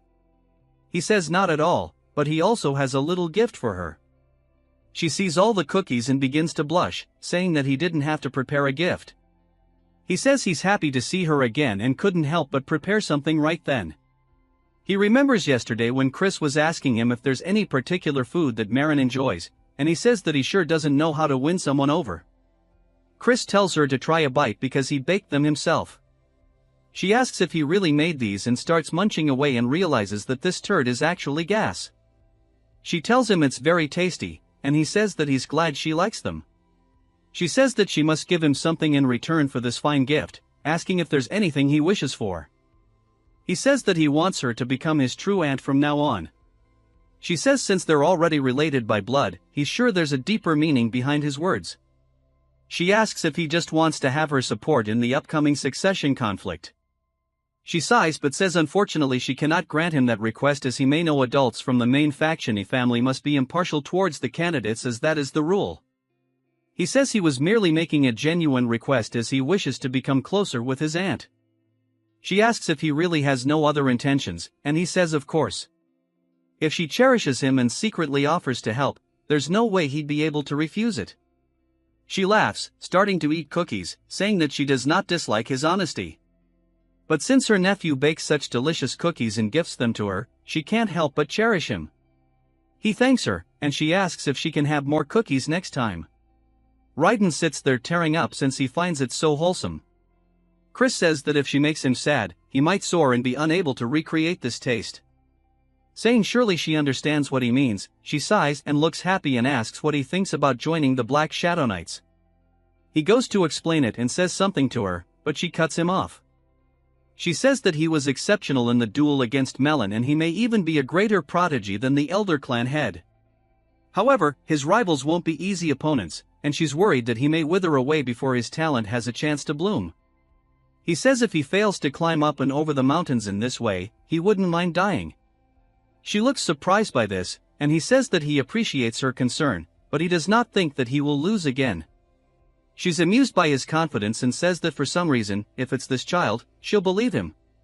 She says that she cannot stop him from walking down this path, however, she wants to offer him a piece of advice. She tells him to be wary of the first young lady.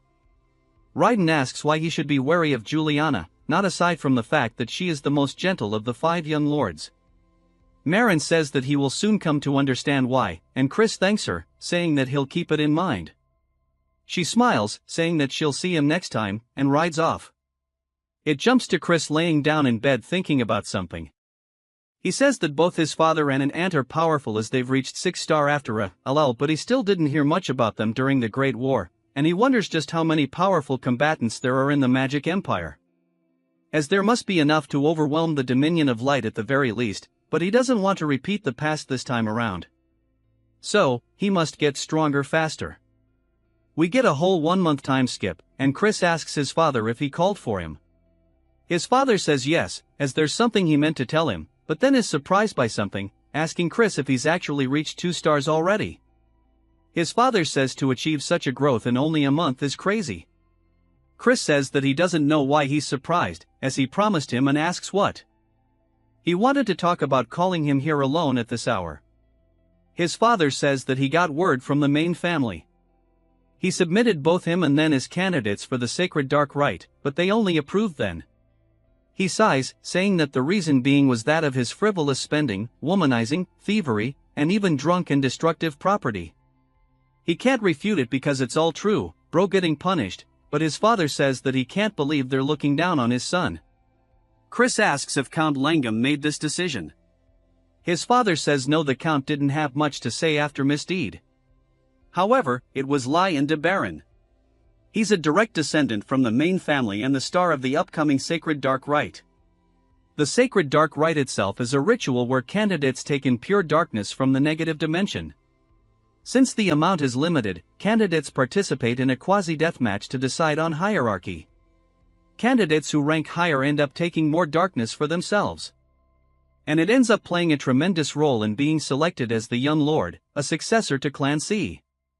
If Lan is victorious and monopolizes darkness, then becoming the 6th Young Lord, achieving his goal, will be much harder. If that does happen, his father says that he'll talk to them again. And if all else fails, he'll even request help from Marin. Chris says that's not necessary as he'll figure things out himself. His father says that he knows he's talented and that he has changed, but he can leave the matters to the adults, bro really is just trying to be a good dad.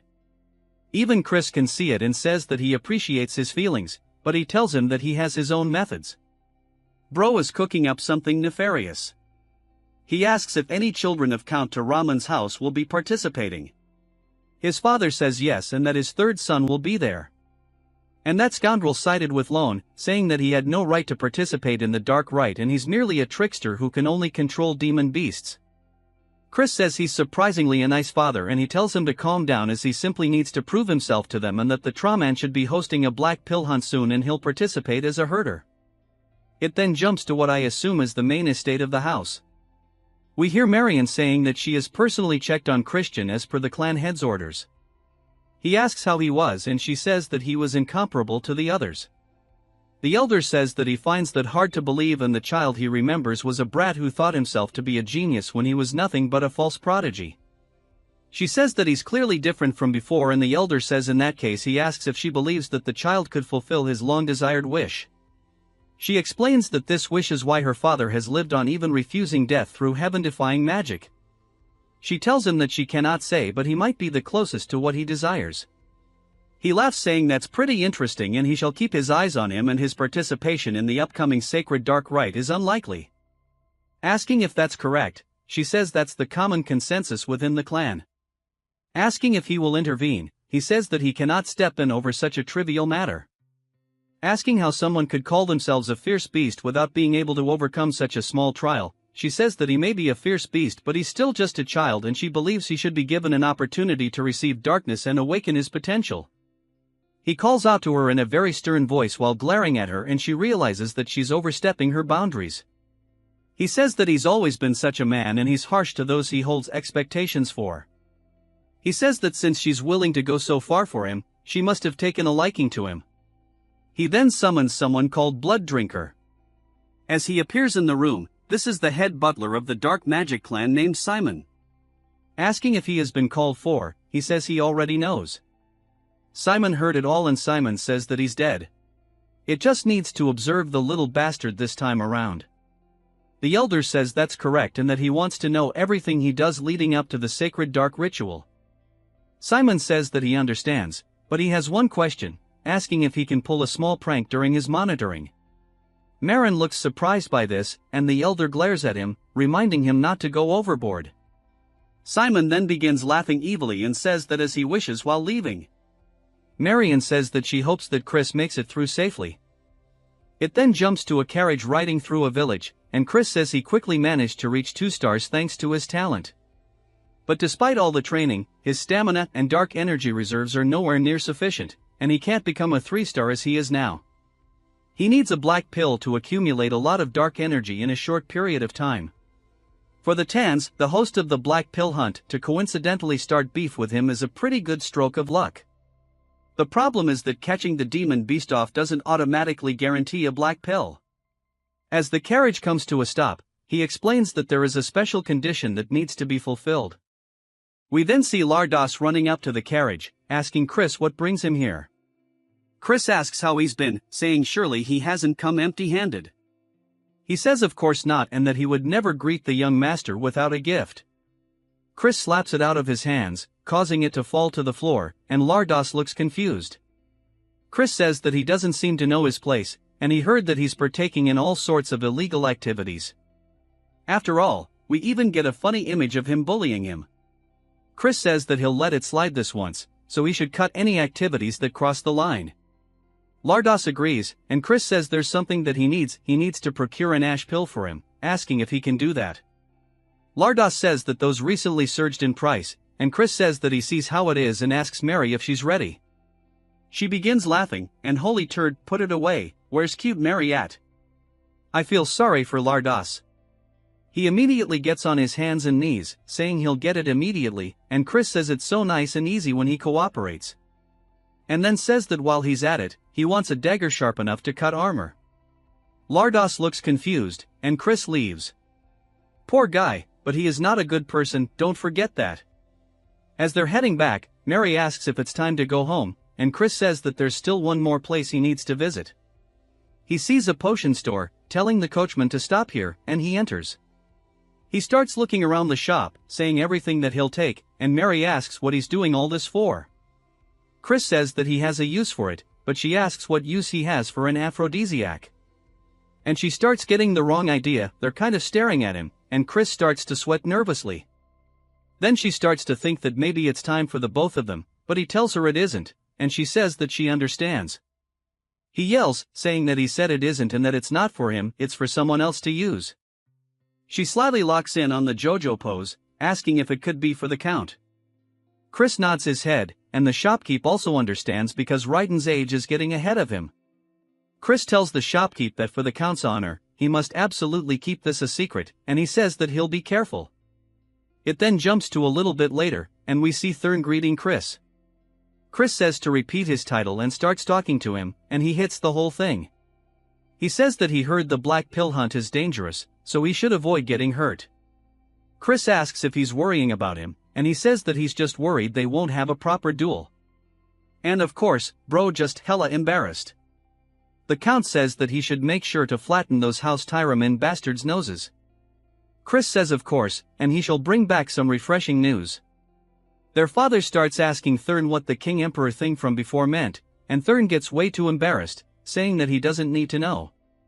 It then jumps to the house of Count Tyramin, and we see a little goblin saying that he's only going to say this once more and that Chris is not allowed entrance into the Count's mansion. The boys start getting his back, saying that they can't believe he's acting this way, asking if he even knows who this person is. The goblin says that the young master also has orders and he has no favor to repay a good-for-nothing bastard. Chris asks if he's trying to tell him that he needs to find his own accommodations. The goblin says that is the case and says so nervously. One of the boys says he's immediately going to go cut that bastard's head off, but Chris gets him to stop, asking about the payment for the accommodations. Then the goblin gets scared, saying that he can bill it to Count Tyramin. Chris asks if that's really the case as we see a fancy-ass courtyard, a fancy-ass house. Bro actually gone out of his way to rent a mansion. The workers ask how much this cost, debating that it's probably at least 100,000 rupees. Chris says it's not often they can spend someone else's money as much as they want and that he'll give them 1 hour to organize their luggage and they can go out to drink after there's some movement in one of the luggage. Chris says that he just heard something, only for Mary to pop out saying that this mansion is just super and that it looks perfect to serve him. Chris asks why the hell she's here, and she says that she hid inside his luggage because she promised to be his maid forever. She says that seeing how shy he's acting is adorable and based off his expression, he surely missed her. Someone then yells, calling out to him asking what the hell is up with this bill. We are introduced to Aloe, the third son of Count Tyramin. Chris says that since the protagonist of the Black Pill Hunt told him to go find his own place to sleep, he did. Asking what's wrong, he says that since this honored one can't stay in a mere hotel, he just purchased a passable mansion. It can't be that he's squabbling like this because of mere money. Considering he's a pathetic person who doesn't know how to treat guests, he thought it was a pretty cheap price for teaching him manners. A lawyer starts to get pissed and squeezes the paper while releasing some kind of spell that summons a panther. He asks Chris if he wants to die. Chris says that this must be the Count's subjugation arts. Unlike the Alliance's taming subjugation arts, these are dark magic that binds and controls the demon beast through fear. There are formulas secretly mixed and that paralyze the demon beast's reasoning and cause delusions of fear and excitement. However, it's a bit more complex than he thought, so it'll be a stretch to learn it all in a short period of time.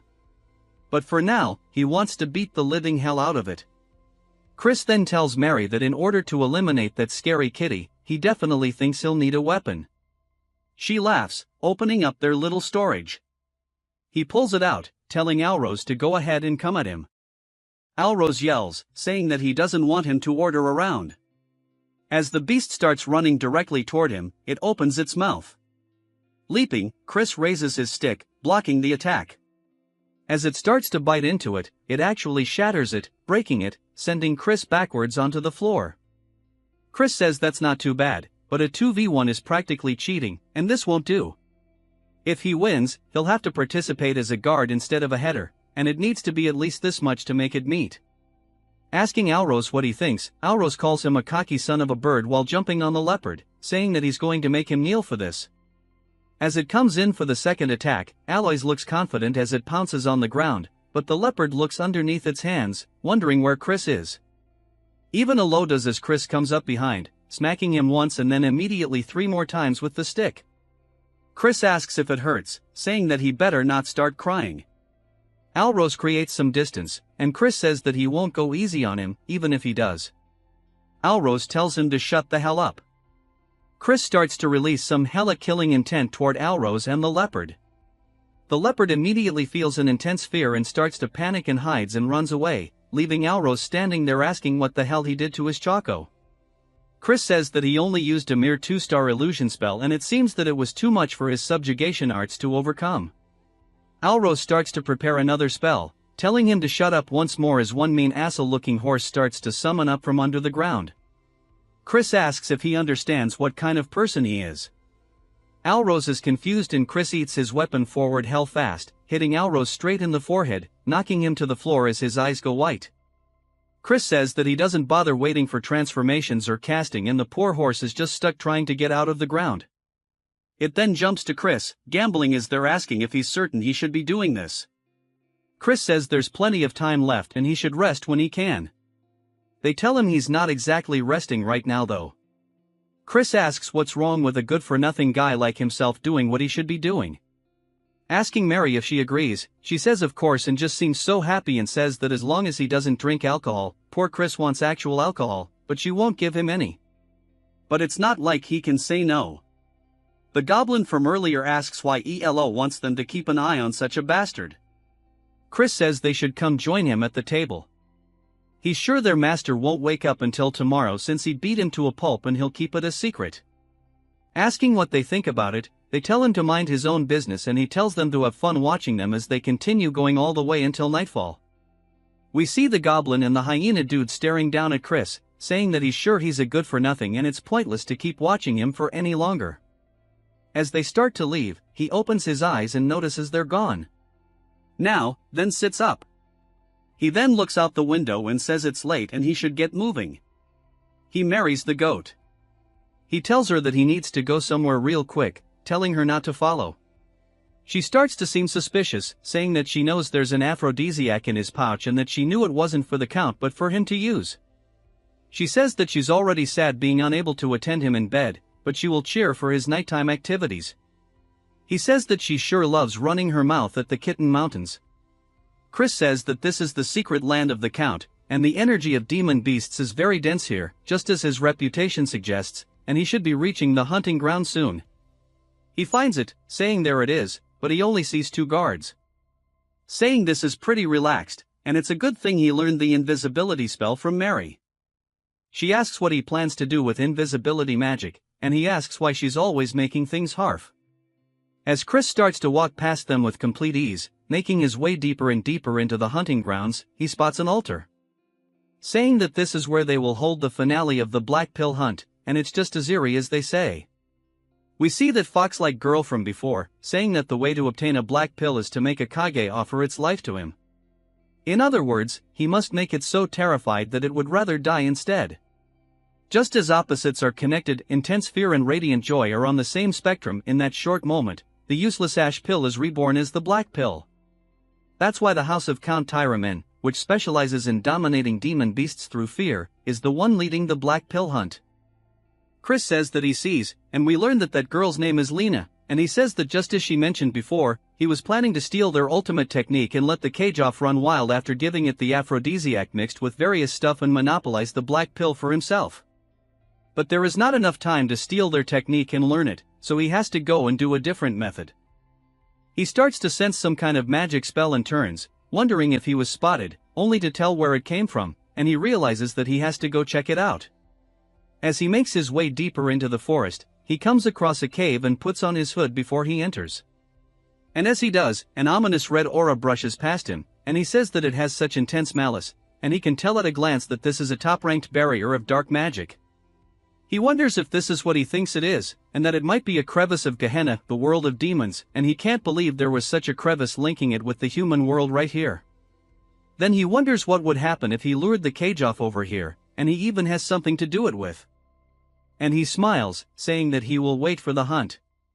As we see a bat watching him from the ceiling, Chris takes leave. It spreads its wings and reveals itself to be Simon, who says that he didn't expect the little bastard to be so interesting. Not only did he pummel he even made his observers let their guard down by acting like a fool. He secretly entered a forbidden area, scheming something, and it makes him want to play an even more terrible prank on him.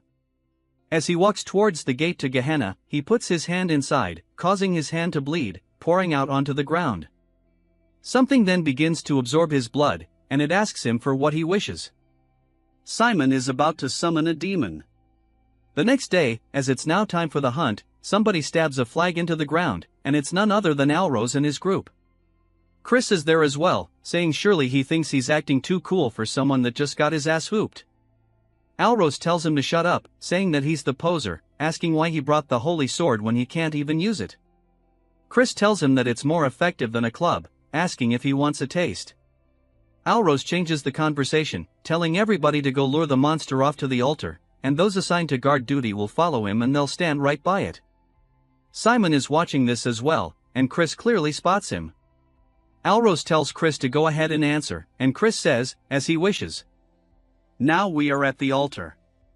One of the other guards asks that Chris go hold up somewhere else, as he's only getting in the way of the hunt. Chris says that's fine with him if he gets to laze about, but not to come crying to him later for help with the cleanup when they inevitably die. The bit clearly pisses the dude off, but Alrose tells him not to tire himself out before the hunt has even begun, and that the good-for-nothing can go guard the flag. Chris says this good-for-nothing will protect the flag to his utmost. Chris starts to sit down by a tree, saying that he wants to see them do their best, as they're just going to be playing straight into his trap. He made sure to pack the dagger and ash pill with him as well. While they start looking around for the sound, Chris can tell that it's coming, and we are finally introduced to the Cageoff, which is a rank 4 magic demon beast. He wonders why the hell it looks so derpy, since it looks oddly cute. The rest ask Alrose if he's ready, telling him it's time. His animal buddy also tells him to begin the subjugation art. Alrose stretches out his hand, starting to cast it, as the Cageoff continues hitting the ground with its beak. The others are casting some kind of slowing spell on it, as Alrose slowly approaches it with the subjugation arts. Something inside of the Cageoff's eyes changes, causing it to let out a screech. It turns its face towards Alrose.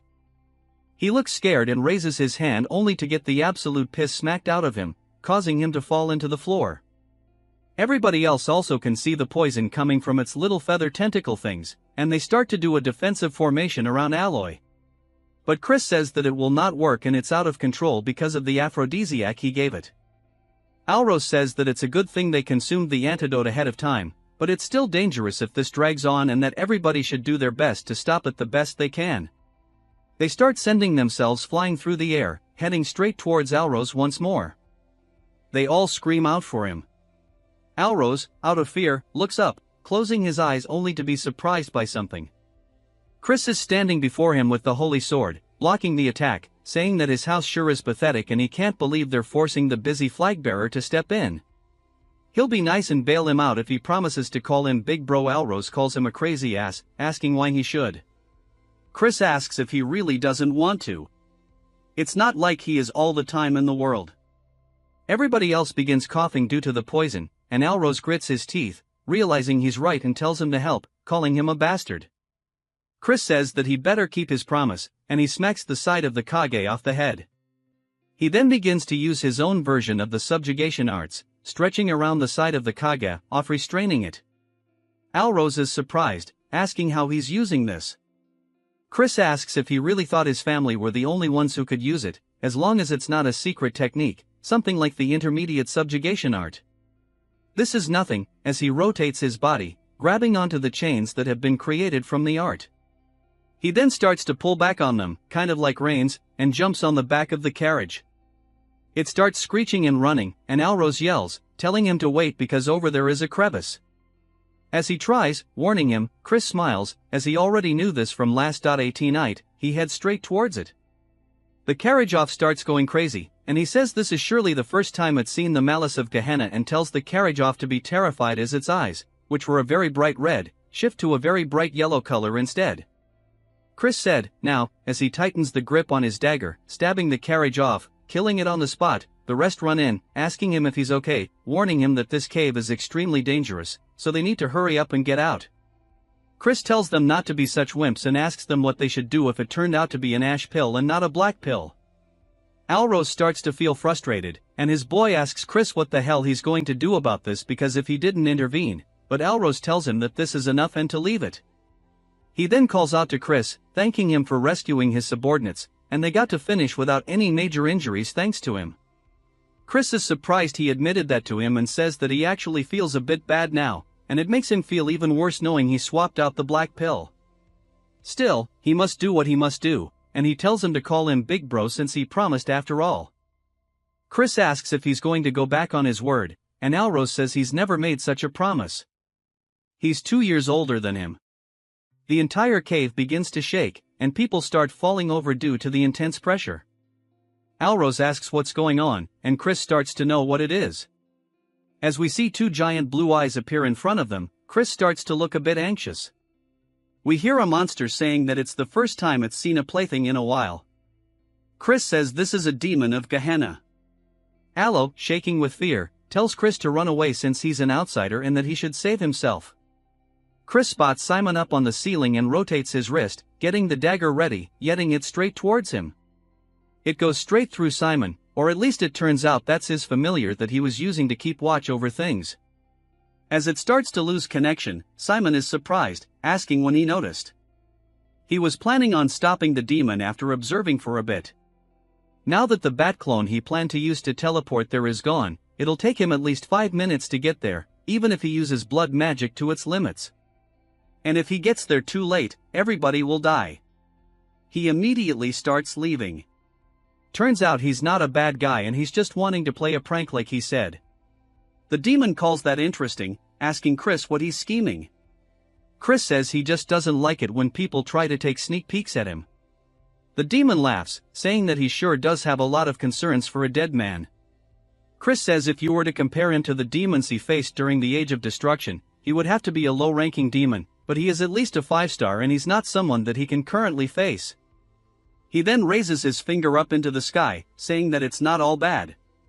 As he uses the same spell to put everybody else to sleep like he did that one girl when Lardos and Pomodore were trying to kill her, ELO's subordinates start to lose consciousness. Alrose yells, asking what the hell he's doing when they need to fight together. Chris says that he sure does have a strong resistance to magic and hits him straight in the gut, telling him to go to sleep already. I think he just killed him. Rip the demon asks if he's going to offer them to him and that he shall spare his life and even personally bless him in exchange for the sacrifices. Chris tells him to stop yapping and it's his principle not to associate with demons. As he starts to unshed the holy sword, the demon recognizes it, saying that the idea is commendable but a holy sword that he cannot use is merely a piece of junk. As he starts to prepare a spell, it shoots out directly towards Chris. He blocks it with his sword, but it's not enough as it sends him flying into the wall of the cave, knocking him unconscious. The demon then grabs him by his arm and lifts him into the air, saying that he shall give him a chance to offer them to him and then he shall spare his insignificant life. Chris spits in his face and asks why he thinks he can't use the holy sword. He manages to free himself from its grasp and grabs onto his legs. Tucking as he lands the flip onto the ground, he then starts to use his other energy core as the holy sword's tip begins to regrow using aura. The demon looks nervous, asking how a fiend like himself can use the power of light. Chris asks if he's finally feeling as if his life is in danger. The demon says that this isn't going to stop him as he starts to form a giant red orb directly in front of Chris. Chris readies himself, taking a slightly wider stance and yells, using the Dead Sea cleaving light as he swings his sword down, sending out a giant yellow wave directly towards the demon. The demon says this can't be as it takes the attack. It lets out a scream, and I'm assuming that he kills it because it drops to the floor. Chris's eyes look extremely tired, and he says that he pushed his body too hard. As his vision grows more narrow with every passing second, he starts to fall over onto the ground, and they begin to lose focus. We then see his past life, and Evan is asking him if he really replicated his ability. Chris says that it was sort of like this, and Evan says that he sure is something and that the Dead Sea cleaving light literally signifies the single flash of light that divides the Dead Sea. But it's ironic. Despite using the sword technique, he failed to become the light of the Mir clan, but Chris surely will become the light who will save the world. As we see a blue finger touch a puddle, we see Chris still on the verge of death, and the woman says that this is interesting. She says that her name is Mefina, the first seat of Gehenna, 7th realm. Chris closes his eyes as Meph says that she looks forward to his actions in the future. It then jumps to the manor of Count Timon. Chris says that his head hurts and he can't believe that he's been lying here for 2 whole days. It's been a complete waste of time, but his body still seems fine. He starts looking around for the black puddle dottle, spotting it beside him, saying this is great. He mentions the Mefina thing, saying that it was unwanted attention. Occasionally, fiends who stand out early on receive a demon's blessing and can be nurtured quickly, but he doesn't care since it's something bad guys receive. But a 7th world demon wouldn't even be that high level to begin with. Some giant lion-like dude enters the room asking Chris how his body is, and we are introduced to the patriarch of House Tyramin. The Count Chris greets him and goes to get up to bow, but the Count tells him that he should just rest. Chris wonders what's going on, and he says yesterday they organized an investigation squad and checked the cave. It seems that someone had tampered with the magic circle that seals the entrance to Gehenna. Fortunately, it seems the demon kin was reverse summoned in the meantime, but no matter how much of a fleeting moment it was more than enough time for everyone to lose their lives. Chris wonders if they really believe it was a reverse summon, but it doesn't make sense since it would be difficult for them to even consider that he killed it since he doesn't need to think of an excuse. That's a plus. The Count says that he would like to start with an apology. He's sorry for treating him so poorly using only the rumors of him being a good-for-nothing.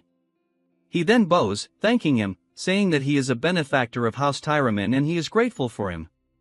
Chris tells him not at all, and as a member of the Dark Magic clan, he just did what he needed to do as they are family after all. While it does hurt his conscience, he decides to muddy the water a little bit, but it seems like that resonates with the Count. He says that's right, and if there is something he can help with, then he should let him know as long as it isn't something impossible. He will make sure it will happen. Chris thinks about it, saying in that case, he hopes that House Tyraman will shake off the old grudge against House Khazar instead of the enemy-like relationship they have now where they keep bearing their fan.as they each other. He wishes that they would have a friendly but competitive relationship where they can plan for proper advancements together, something that matches the fact that they are bloodline. Ken then goes to say something, but Chris says that he's sure he also knows the reason why their two houses are feuding is because of the behind-the-scenes work of the main clan. Since if the branch families work together from the main clan's perspective, they may feel threatened, it's a scheme to keep them as mere dogs who guard the house. The Count asks if he's planning a revolt against the main clan, and Chris says that he has no such thoughts. The Count can't believe that he would think so far ahead, and Chris thanks him for the praise, asking if he'll accept his request. The Count sighs, saying that for the first time in a while he should contact Count Khazar, but before he finishes his sentence, he calls him by his name instead. Chris smiles, saying that's right, and if he just unites their forces like this one at a time, they can establish a much firmer front during the Age of Destruction. The Count then gets back to asking him what he's waiting for, saying that his son had something he wanted to say. Alros tells him to take this, and we see him embarrassed as he holds out the ash pill. He says when he came inside the cave, it was on the floor, and since he showed no signs of waking up, he made sure to take care of it. Chris says if it happens to be that he is so grateful that he wants to give him more things, he can do that too. Alros starts barking at him, and the Count laughs, saying that he shall give him a gift instead. It's a summoning stone that can store up to a rank 4 demon beast. Chris says this is a really rare item. The Count says that he'll also make a report so that he can participate in the Sacred Dark Hour and wishes him good results. Chris thanks him for both the gift and his encouragement. The Count then tells him to rest up as he and Alros leave. Chris smiles and tells somebody to come out. Behind the curtain, we see a red aura, and Simon says as expected, it wasn't a coincidence that he had discovered him. To think that he could see through stealth that even the Count could not. Chris said that he could smell the scent of blood. Simon introduces himself as the head butler of the Dark Magic clan. Chris wonders if this means that he is the Elder Head's henchman. Chris then wonders where he's heard the name Simon before and says that this is the master of the Blood Shadow Mages. He explains that the Blood Shadow Mages don't differentiate between the Magic Empire and the Dominion of Light. They are a psychotic organization who reveled in indiscriminate slaughter and terrorism. The leader was a fiend who reached the heights of 8 stars, and during the endgame of the Age of Destruction, he reached 9 stars and became the 10th Demon King. He can't even count how many times they almost died because of that leader, and not to mention, Simon is the blood and flesh of the Demon King of Carnage. Simon said that he never thought that the young master would be this amazing. Not only that, but to think that he could even eliminate a demon. Chris says that he's certain that he took care of it alone, asking if he might have seen the Dead Sea cleaving light. Simon says that he can tell he's playing dumb. After having gone to the cave, even the Demunkin's corpse was completely annihilated, leaving no trace. And that it was not a reverse summoning for it to be completely vaporized inside the cave. He's impressed by his skills, and he wants him to explain how he did it, as he should understand what he's saying since it will all be reported to the Elder Clan head. Chris asks why he should reveal his trump card. Simon reminds him that this will be reported to the Elder, and Chris says that if he were the Elder Clan head instead of a little nerd who answers every question, he would be like a predator who keeps their claws hidden to the very end. Simon looks surprised, saying that he surely is an interesting person. And Chris asks if he's not going to apologize. Simon asks what for, and Chris says it's normally difficult to differentiate between a reverse summoning and annihilation just using traces. That's why the Count misunderstood it to be reverse summoning. However, there must be a reason he believes it to be the opposite, and it's simple once he thinks about it, and that is because he was the summoner himself. And a demonkin summoning case where a member of the clan almost died would sure be some crazy news and might even be overheard by the elder clan head. Simon says that he will take responsibility, and Chris decides to keep it a secret. Instead, he should remember this, and that he owes him a big favor. Simon looks surprised, asking if this is a deal, and Chris says that it would be great if that's how he decided to understand it. Simon says that this is understood and he won't forget this mercy that he's shown him, and it was great meeting him today. He hopes to see him again soon, and he'll be counting down the days until he arrives at the main clan. Chris explains that Simon is a person who will have an important role to play during the Age of Destruction. Therefore, he absolutely needs to form a connection in order to change the future. We see Chris's luggage floating through the air as Mary says that she's finished the preparations to return home. He tells her good work, and Alrose opens the door and peers in, asking if he's leaving now. Chris reminds him to use his title, and Alrose asks what he means. Chris says that he let it slide yesterday in front of the Count, but a promise is a promise, and that he has to call him Big Bro from now on. Alrose says that he already told him he's 2 years older than he is, and Chris asks if he has something he wanted to say. Alrose says that he came to warn him. He said that they were all a family, and after hearing that, he felt that it wasn't right to do this to family and to be careful as he's sure he's already aware, but the one that was most against his attendance of the sacred dark rite was young Master Loin. He should know that even 2 stars are not of the same level between the main families and branch families. The greatest elixir, the ultimate techniques of the main family, and blessings of dark magic, the starting line for direct descendants is much further ahead than where they of the branch families begin. He's going to be easy pickings. Chris smiles, saying that he'll give him a warning as well and calls him Little Bro. He tells him not to participate in the upcoming sacred dark rite as he's saying this for his own good. Alrose says that he was only saying this out of worry and he's not letting him monopolize the pure dark energy. Chris tells him to keep this in mind no matter who his opponents are, they'll come to regret facing him in the sacred dark rite. Alrose starts to get pissed, and Chris tells Mary it's time to go. He tells Alrose to think about it and not to regret it later. He heads back to the house of Count Khazar. We see them going to find his brother but only being informed that he left for the training cave immediately. Upon returning, the butler says that he wished to train alone until the sacred dark rite. We see them finally catch up to him, and he calls him his full title, the Honorable King Emperor Majest Brother. He says that he promised him that he'll duel him once he returns. Chris is surprised by how much he's grown in such a short time and that he's already a middle 2-star, and he sure is growing quickly. He says that he's busy and needs to train. Chris realizes that he's also participating in the upcoming sacred dark rite, and that won't do. He tells him to wait for now and they can duel after he's done training and that he should train too. Then wants him to promise that he won't push it further back, and it won't be anything like last time, so to watch out.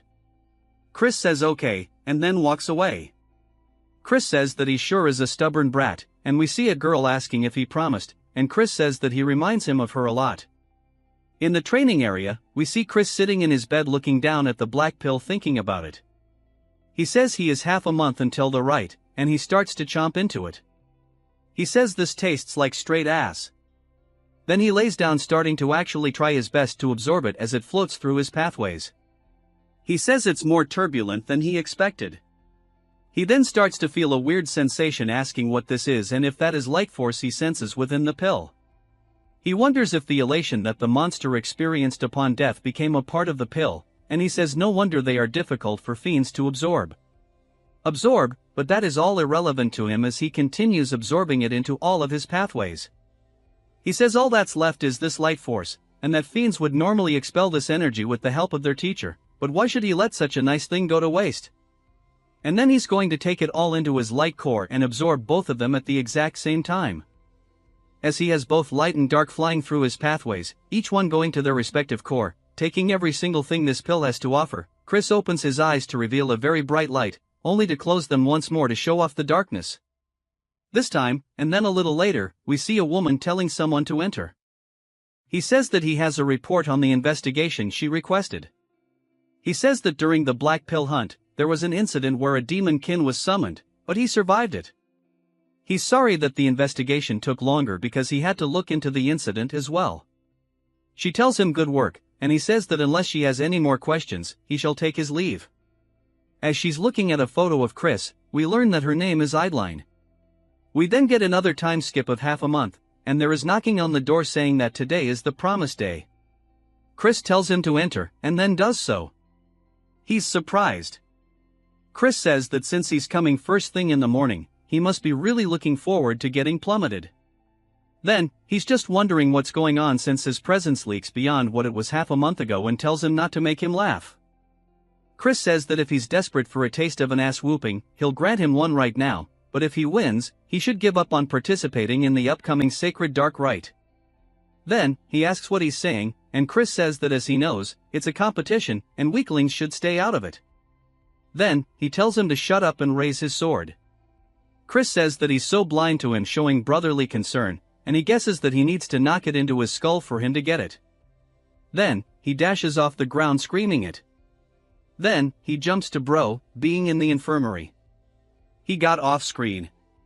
Their father says that Chris went overboard and that the healer said that he'll be in bed rest for half a month. He guesses then we'll have no choice but to wait for the next rite. Then, he tries to argue against it, and Chris says that he wants a moment alone with him. His father says okay, and then he'll let them talk it out with his brothers. After he leaves, Chris approaches the bed, asking what he's pouting about and not to whine like a baby when he's the one who asked for the fight. Then, he says that he must truly dislike seeing him grow as he mocks him and looks down on his achievements. Now, he's deliberately injuring him so he can't participate in the sacred rite. Chris says that he's going to cry at this rate, and he thinks that they aren't on the same page. Here, he did that in hopes of him becoming stronger for him. If they compete against each other in the rite, he will forever lose his chance to obtain pure dark energy, and he needs to be rough because of how stubborn he is. Asking if he understands, but most importantly, pure dark energy doesn't suit him. Then, he asks what he means, and Chris says that his best suited energy is gray. Dark energy instead. We learn that just like how the power of light divides into various types, there are also a variety of dark energies. Pure dark energy is the highest attribute of all dark energies. Right below it is a gray dark energy, a type suited for curse magic. He says surely he's found it easier to master curse magic than swordsmanship. Then, he asks how he knows this, and Chris says that he can't tell him that he learned the future and that he should come up with a decent excuse, saying that he can tell that much while sparring with him. Chris tells him that if he takes in pure dark energy before he masters great dark energy, it can cause problems when he tries to learn it later. Of course, it won't be impossible since pure dark energy is the higher attribute, but he'll be impeded by its unique properties, and it will only slow him down. He wants to become as strong as possible as soon as possible, and he wants him to think these things over before participating in the ritual. This is his sincere advice to him as an older brother rooting for his younger brother's growth. Then, looks super touched, and then Chris gives him a gift. He sees it and recognizes it as an ash pill. Asking why he's giving him such a valuable item, Chris says that's because he's his little brother. Asking what other reasons he needs, he already ate something better anyway. Then, even starts to tear up and damn, this is just way too wholesome. He says, if he was capable of changing like this, he wonders why he acted like a turd. Even when their mother was on her deathbed, and if he knows how much heartache their mother suffered through because of him. Chris stares at him and sits down beside him, saying that he didn't understand it back then. It then jumps to later as the carriages come to a stop. Chris exits, saying that he needs a good stretch, asking how far they traveled since his whole body aches. He asks if it would hurt for them to open the warp gate, and he can't believe they're being this petty. This is going to change once he becomes the clan head. Mary then flies in, saying that she can't believe they're going on a date with just the two of them. Also, that this is making her heart go crazy. He says that she doesn't even have a heart, and he explains that because the main family limited him to bring in one companion, he can only come with Mary since she's attached to him due to their pact. He sees other people talking about him, and Mary says that he is already famous. We then hear Simon calling him the young master, and everybody else is surprised as they recognize him and they ask what. The head butler is doing the greeting. The good-for-nothing Simon says that it's only been half a month, but he's managed to grow so much more. Chris asks if the elder clan head, Aide, has nothing better to do with his time. Simon says nonsense as he is here on his orders specifically, and that the elder clan head would like to meet him personally. Simon says that he doesn't even seem surprised, asking if he was expecting this. Chris says that no, he actually was surprised, but Simon says that's not what he saw. It then jumps to the clan head's room, and Simon says that he's brought him the clan head. The clan head says good and tells Chris that it's been a while. As we see Marion with him too, Chris starts to feel a very powerful gaze, saying that this presence is dominating and he can barely stand from the pressure alone. And for him to exude such dark energy despite knowing that someone of his level can't withstand it is pretty crazy. His hands start shaking, and he lowers his head, greeting the Duke. The Duke asks if he was not surprised by the sudden meeting with him, and Chris says that he expected him to call him the Duke. The Duke asks why, and Chris says that it's because a new star has appeared in the clan. The Duke laughs, saying that's correct. Neither Marion nor Simon could hold back their compliments, and yet he can't quite tell if he should have any expectations. Chris doesn't reply yet as the Duke continues, saying that no matter how great of a seed he may be, only time will tell how he will grow in the future. He could be a sapling that withers away. As soon as he sprouts above ground and Chris says that he is correct, he is still too lacking to match his expectations. The Duke asks if he's saying he won't be able to in the future, and Chris says that only time will tell if a sapling will surpass expectations and grow into a great tree, or perhaps it will even grow into an abnormality that even casts a shadow upon a great tree. At the very least, he knows he will not disappoint him. The Duke laughs once more and says that he shall have high hopes from him, and he is now excused. After he leaves, Marion asks him what he thinks, and he says that he was beyond his expectations. However, because he holds such great talent, his fate will be much more turbulent, and that she knows as well that the bloody winds blowing towards the magic empire will soon be coming their way, but that's not terrible news because a small hope has actually sprouted today. Marion looks surprised by this, and the Duke says that he might actually indeed be able to fulfill his long-desired wish. It is now the eve of the sacred darkness, and they start announcing the arrival of Count Khazar's eldest son, which is none other than Chris. I'll drip the hell out, people. Wonder why the Duke wanted to meet with a fool like him anyways? And they say that he seems like a jig. Chris says that he knew it and that he is way too handsome, and it's all because he's just too damn good looking. Mary, of course, is the ultimate hype man, saying that he sure is. He then spots some drinks and says that surely that's alcohol. As he walks over, the waitress says that he's not allowed to have any because he's underage. Instead of alcohol, he can have some ginger ale, and they even start laughing at him. Chris can't believe that these people are so damn lame, and he doesn't want ginger ale. He wants alcohol. They then continue to announce the arrival of the young lords and young ladies. As the doors slowly open, we see them all walking out into the room. We are formally introduced to Eskid, who was the second young lord, which we know of, Julianne, who was the first young lady who has also been mentioned, and now the ones who haven't, such as Jian, the second young lady, and Miss Ak, the third young lord. As they all start to walk forward, we see there are only 4 of them rather than all 5. Chris says that the first young lord seems to not be in attendance, and he wonders what Eskid will say to him since he's the victim of his little game. The one that solidified his reputation, Eskid, completely walks by not saying a single word, much to his surprise. Chris is just annoyed that he won't look him in the eyes after everything he's done. He guesses that he is no better than him. Julianne, though, raises her skirt, giving him a slight greeting, which also catches him off guard. But he recognizes her as Julianne and how his aunt told him to be careful of her. But he didn't sense anything in particular out of order. Chris says that he'll figure it out later. This is enough recon for today, and it's time for him to get back and prepare for the right butler. Then, a butler then appears behind him, clearing his throat, saying that his name is Flower and he is a summoner working for a young masterloin. Chris asks why that matters, and he says that he heard that someone who was unworthy will be participating in tomorrow's sacred dark rite, and he is worried that an underqualified participant might cause an accident, sullying the name of the Great Dark Clan.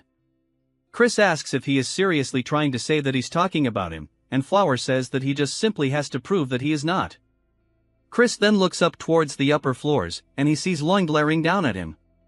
Chris says that if he doesn't like him, he should step up himself and that they can have their little heart-to-heart during the rite. He says that he'll do it since it doesn't even sound like an inconvenience, and now he wants to see the party tricks. He says not here since he's unarmed, and Chris asks if he really expects him to use a weapon to face some rat like himself. Flower says that he will regret this, and Chris asks if he's sure since he thinks he's going to be the one to regret this. We see both Chan and Julianne staring at Chris, particularly Julianne. All of the guests start to look surprised by something, and we see what it is now. As it is, Flower is getting himself rocked by a bunch of spirits while they even start feeding Chris grapes and treating him like royalty. The guests wonder what the hell that is they are witnessing because Flower started by summoning evil spirits, but they instantly turned against their summoner with just a single gesture, and they wonder how he gained control so quickly. Chris asks if that was young Master Lo's wishes just now, and that's pretty unbecoming of a direct heir of the Dark Magic clan, and he should have just challenged him to a duel if he had any grievance. Lo says the incident has nothing to do with him. Chris says not even a fool would fall for that lie, but he'll just believe him this once.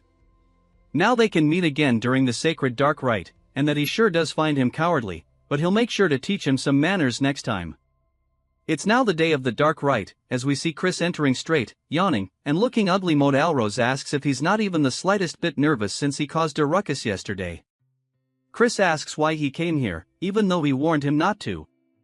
Calling him little bro, Alrose asks how he could push back the sacred dark rite, calling him crazy. Loin then makes his way down the stairs, glaring at the rest like he's so much better than them. Chris tells him just to wait.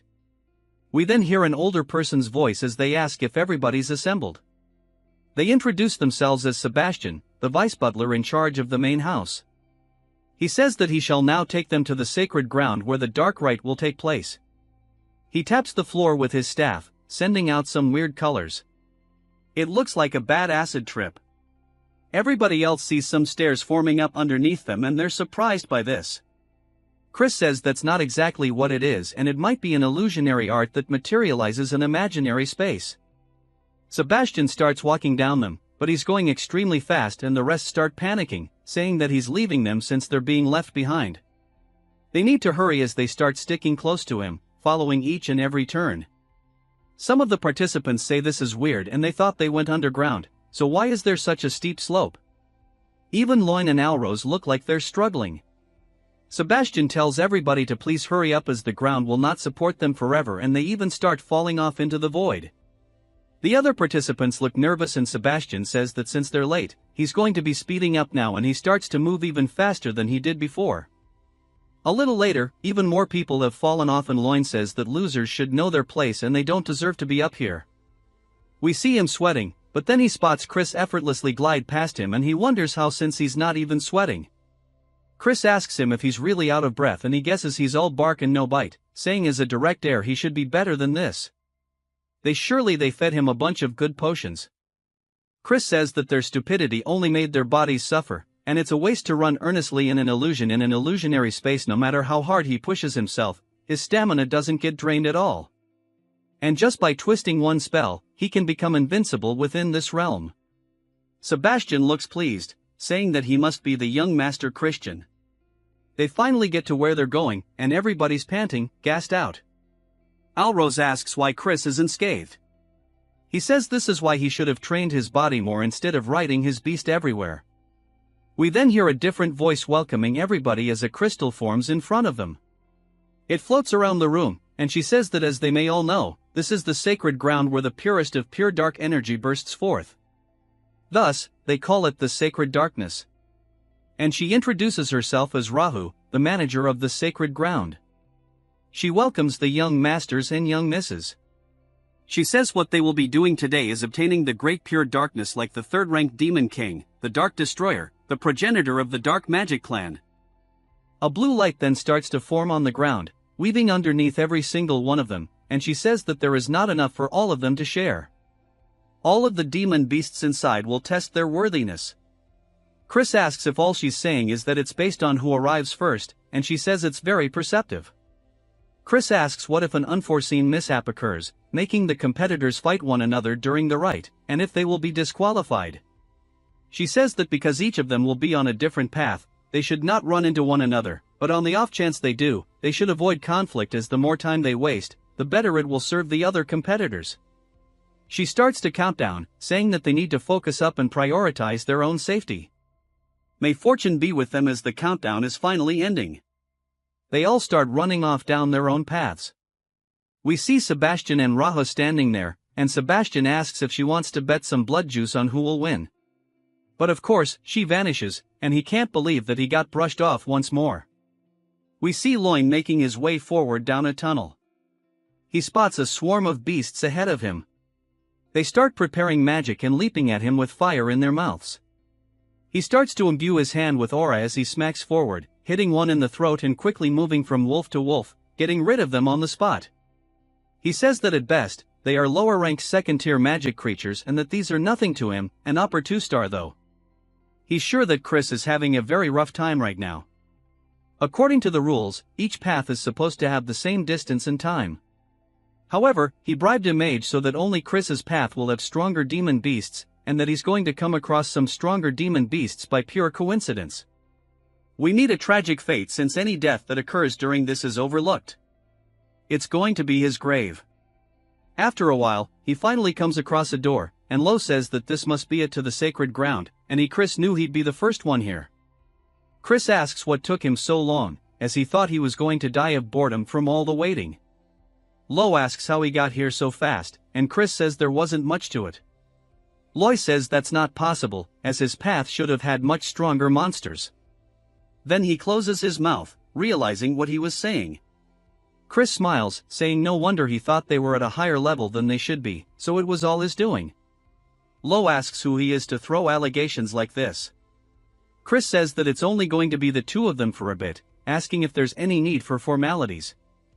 Lo calls him an arrogant turd, saying it's taboo for competitors to clash during the right time, but he's going to crush him here and now. As he swings forward, Chris easily dodges the attack and says that he's using magic combat arts. It's a combat technique that explodes magic power at close range or disables his opponents by snapping their joints.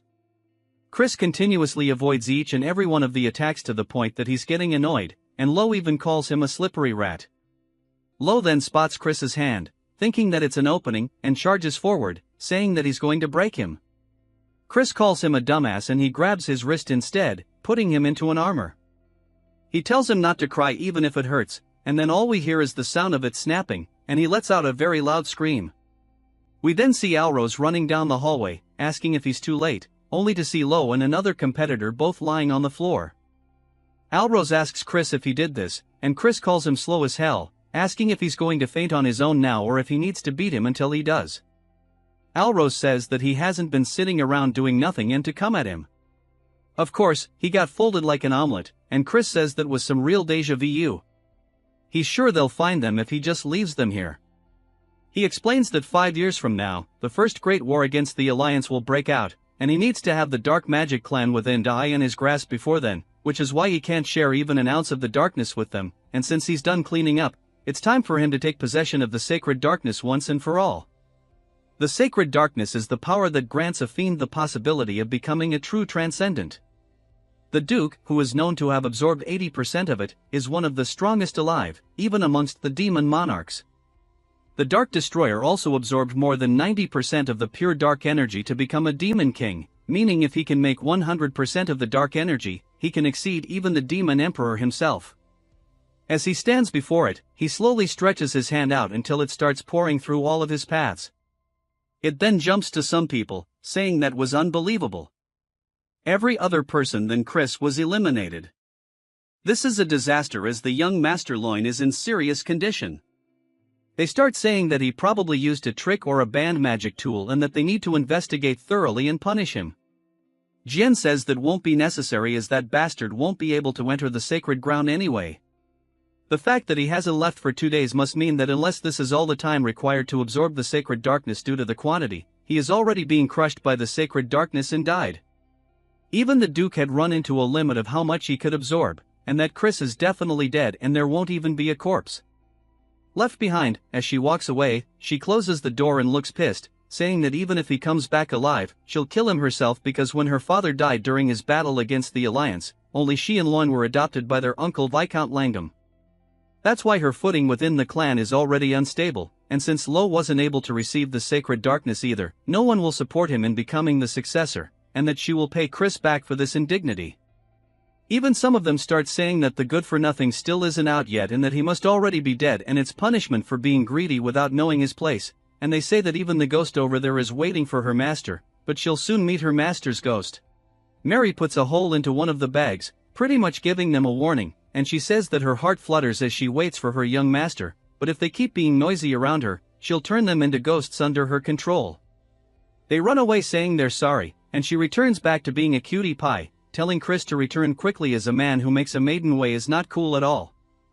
It then jumps to Chris, sweating hella, saying that this is an unending darkness that chokes the breath from his throat and that he's only around the 70% mark and that this is a lot more difficult than he expected, but he has to endure no matter what.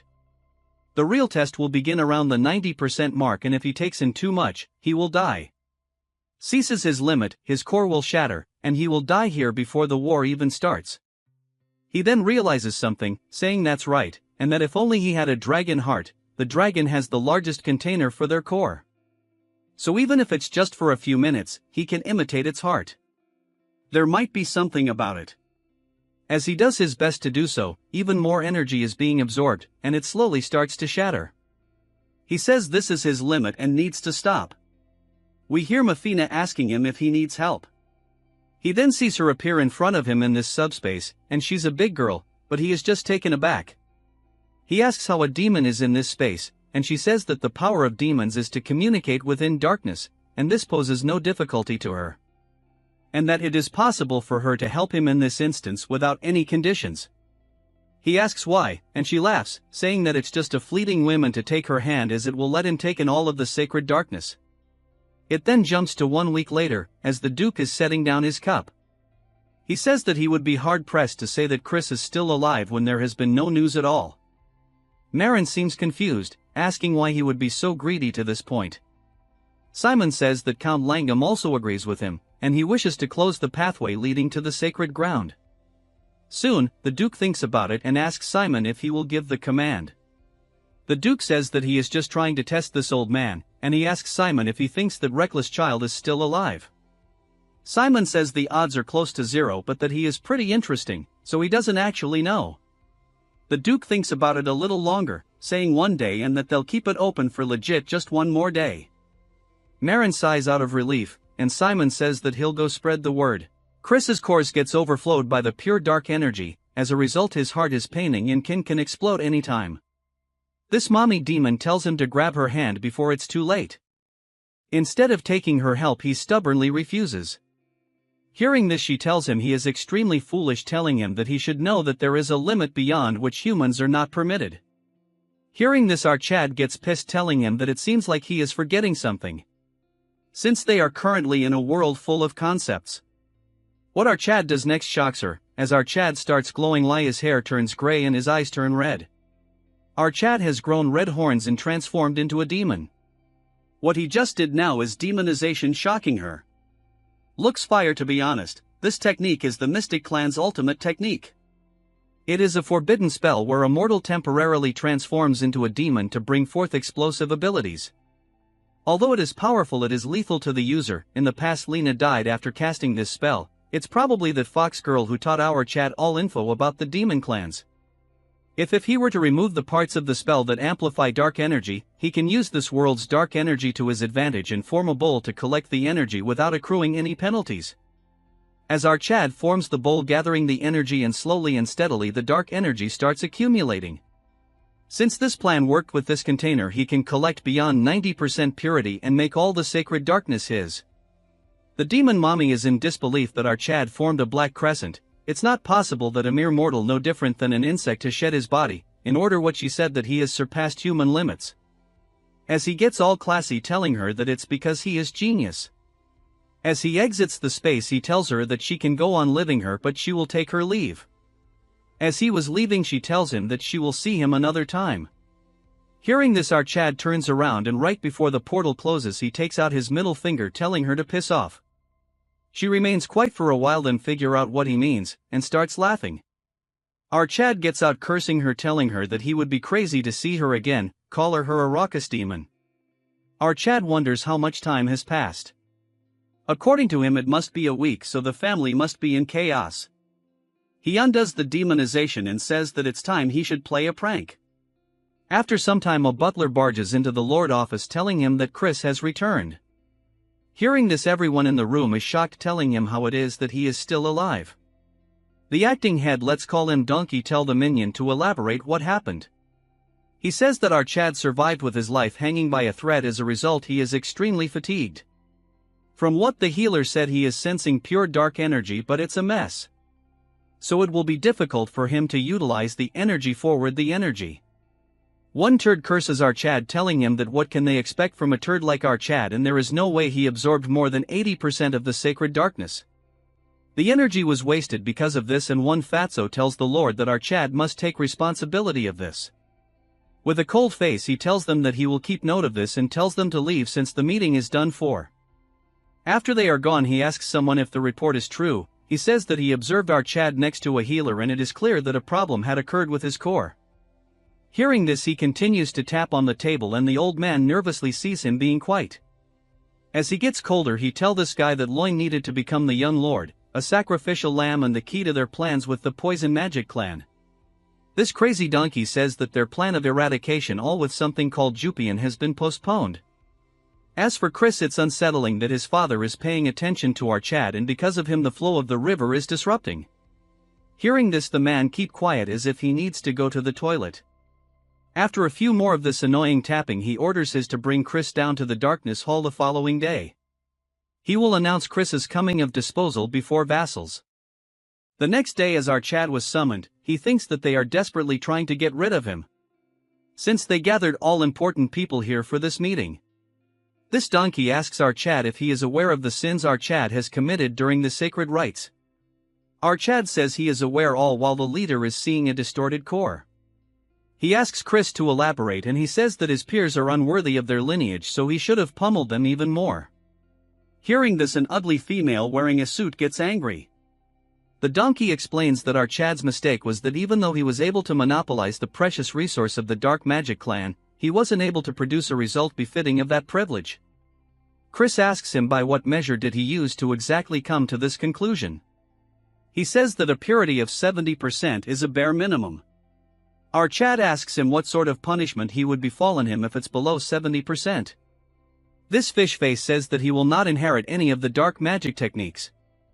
Additionally, he will forever be barred from entering the grounds of the main house, and his succession of the house of Count Khazar will be denied as well. Our Chad acts as if he doesn't care, telling him how he is going to measure it, as it seems even he cannot fully measure it. That's when the fake Eskid raises his hand, telling our Chad that he's CA help. He says that although Christian's core is in chaos, a dark energy clash should be able to measure his purity. Since he absorbs 70% of the sacred darkness, if our Chad is able to overpower him, then that would mean our Chad has achieved greater. A dark energy clash is a battle purely measure the superiority of one's dark energy against another's. In a battle purely, to measure the superiority of one's dark energy against another's. Given the same amount of dark energy, whoever possesses more pure dark energy would overpower the other in an instant. But when pure energy of similar ranks clash, the one with higher purity would be victorious. According to our Chad, it's the perfect way to destroy his core. He thinks to himself that this guy is more sinister than he had expected. Before they began, our Chad has a condition: if he were to achieve a great enough result, they must support our Chad and allow him to attempt the test of the young lord. Hearing this, a few get shocked, but his third brother agrees, telling them it doesn't matter if one is of direct bloodline or a branch family when aiming for the seat of the young lord. As the other remains quiet, he says that it's the way the magic empire for the strong to lord over the weak. As he gets onto the stage, he tells Chris that during the dark energy clash, if one doesn't have sufficient control over it, it could hurt your core. So to match his rank, he will only use dark energy of only a beginner 2-star level. As they reels their energy, our Chad tells him that he doesn't need to do that, and should worry about his precious core. As he releases his energy, the turd says that hearing him speak such word makes him look forward. As they collide, our Chad instantly overpowers his 2-star dark energy. This turd is shocked because his dark energy was nullified without our Chad gathering any strength of his own. He uses the dark energy of an expert 2-star, but the results are the same. Our Chad, seeing this display, says that it's an utter disappointment. He angers him more, telling him that he was acting so high in might yet he is this weak. Because of this taunt he releases aura. Seeing the reels, the others says that it's a 4-star dark energy. If it hits it will shatter our Chad's core. A dragon-like energy forms around him.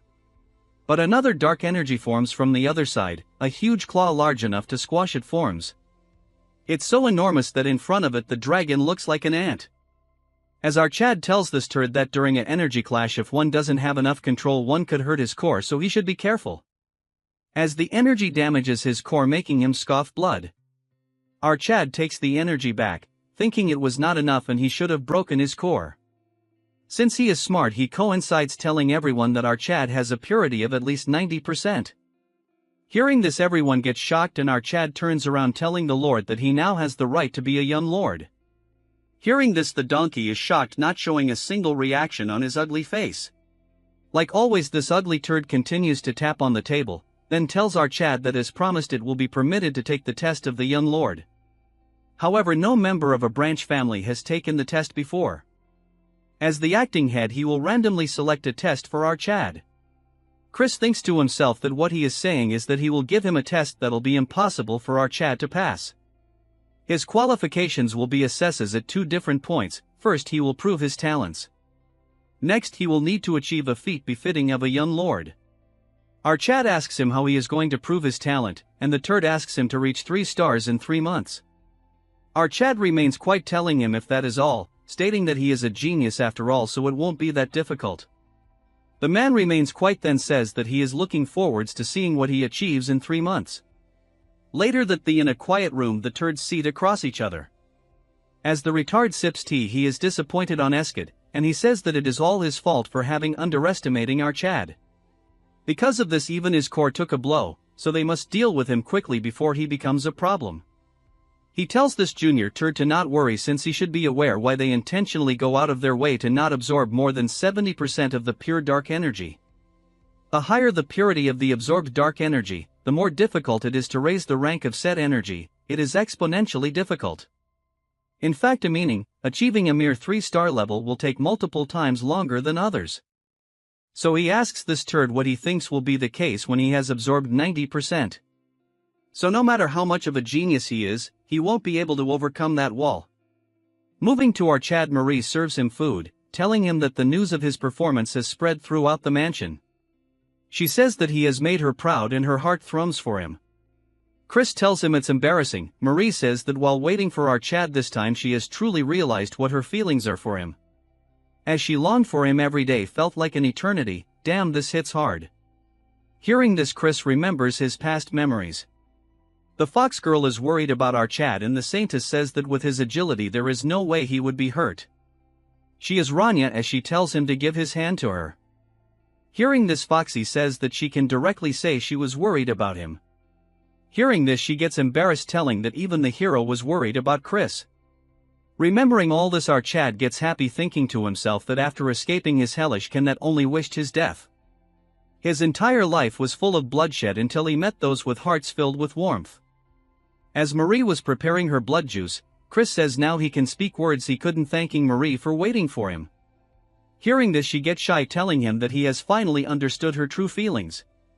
She acts like her heart was racing. Hearing this Chris says she doesn't have a heart to begin with. She is so cheesy that she tells him that it was stolen by our Chad. Chris says that since she waited for him he will give her a reward, offering to go on a walk with him. Hearing this she starts acting crazy. She gets all dressed up as they go on a walk. What a piece of art, she better get a body soon. Chris thinks it's cool to relax once in a while, and she still has to reach 3 stars in 3 months. He thinks that it will be tight, and even with the guidance of the branch family tutors, still handling over 90% darkness will be difficult by himself. That when a voice intrudes telling him that he is focused on going around and causing trouble. Turning around it's our Chad's auntie and he greets her. She asks him if this is the right time for him to be wandering around the garden without a care. Asking him if he found a teacher to aid in his training. He asks her if it's her, but to his disappointment it's not her. She shocks him when she says that it's not her but someone else. He tells Marie to leave, telling her that he will see her in dinner. As they walk down a staircase, our Chad tells her that he doesn't know who the teacher is. but he is thankful that she is thinking about her nephew. She says that she doesn't believe he should be thankful about this, explaining that he will experience it himself, elaborating that he is not kind with his teaching. To add fire to this, she says that not even one of her siblings could keep up with his training. She warns him that this opportunity will not come by often, so he should not disappoint him. As they reach the end, Chris gets shocked, asking her if the kid in front is lost. Well, why is 200 or 300 old year cosplaying a kid? This part is also very short since the chapter is very small. Seeing the kid, our Chad pats him on the head and asks him where his parents are. But the look on the face of the kid is more scary than he had thought of. That's when our Chad realizes what he has done. His aunt tells him to show some respect and start with a hello, since this is the incarnation of the clan head.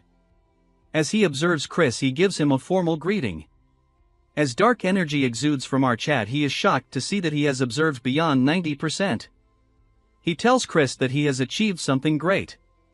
However, he should know that it was a foolish decision, which our boy has no objection against. Role-playing old man says that as the one with 80% of the sacred darkness, he encountered walls that were much higher than others. He shares that even their progenitor never would have been able to reach the stage he reached if not for the grace bestowed by the demon emperor.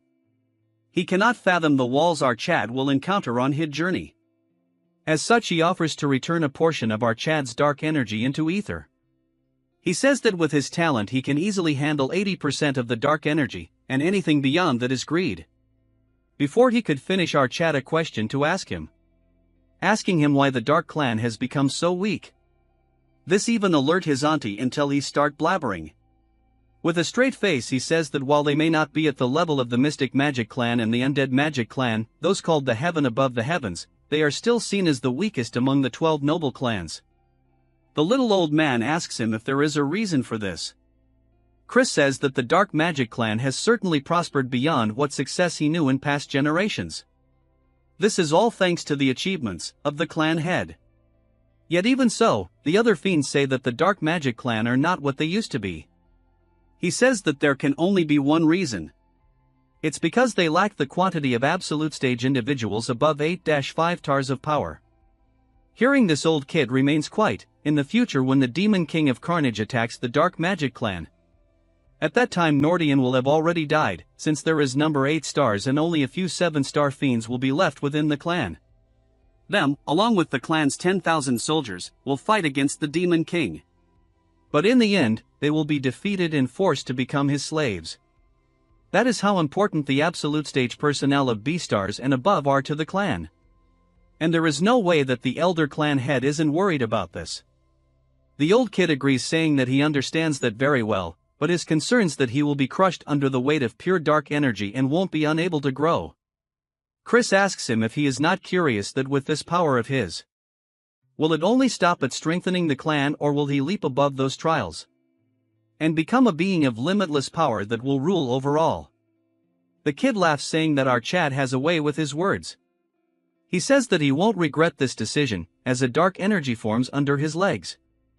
In a matter of seconds he gets engulfed into the pool. Waking up, he sees that he is in a forest. A voice says that his first task is to inherit the pure dark energy. Chris is confused as he tells him to survive. Behind Chris there is a hungry double-headed bear, as Chris notices its presence, telling himself that he is in a lot of danger. Using his fear, he is observing our Chad. Auntie realizes that it is a trial and asks the clan head that throwing a 2-star child into a 4-star magic den. Hearing this, he summons another rock lizard. She apologizes to her nephew because of her words. It got harder. Old kid says that as he continues his struggle to survive, he will come face to face with the true nature of pure dark energy. Understanding comes the fastest and deepest when one is forced onto the brink of death. He hopes that he won't get hurt badly, then sitting on a couch asks Marion if she has prepared them. She is ready with a box full of sweets. He gobbles them up, telling her that he cannot understand why he craves sweets every time he uses dark energy. This crazy guy turns off the lights and says that it is truly best to watch videos in the dark. So he is excited to watch the results of his grandson. Our Chad is facing a twin-headed bear and a rock lizard. Just one hit will end him. The lizard spits something and our Chad dodges it. This poison spit burned melted the tree in a second. But still in the end it's just a training assignment. Chris called the clan head asking him if he is listening. He says that there is no way the clan head would give him an assignment without an answer. Since there is no answer, Chris says that for an answer, he has to defeat a monster that is incredibly stronger than him. His auntie thinks to herself that he just wants to see him get pummeled and thrown about. Chris confidently says that it will be a piece of cake, as he gets ready to one-shot them. Welcome back, guys. This short part starts with the bear attacking our Chad. As the strike was about to land, Chris thinks that the speed and power of the attack is too strong. As he dodges the attack, he thinks to himself that there must be a pay to defeat them. From the orb they are observing our Chad, cosplaying Old Man says that he surely has talent as he elaborates that Chris's movement is different from the others. But Marion says that no matter what he is still a child. But they observe that our Chad has already finished the bear, which shocks them completely. Moving to our Chad, he contacts him asking Chris how he managed to slay it so easily.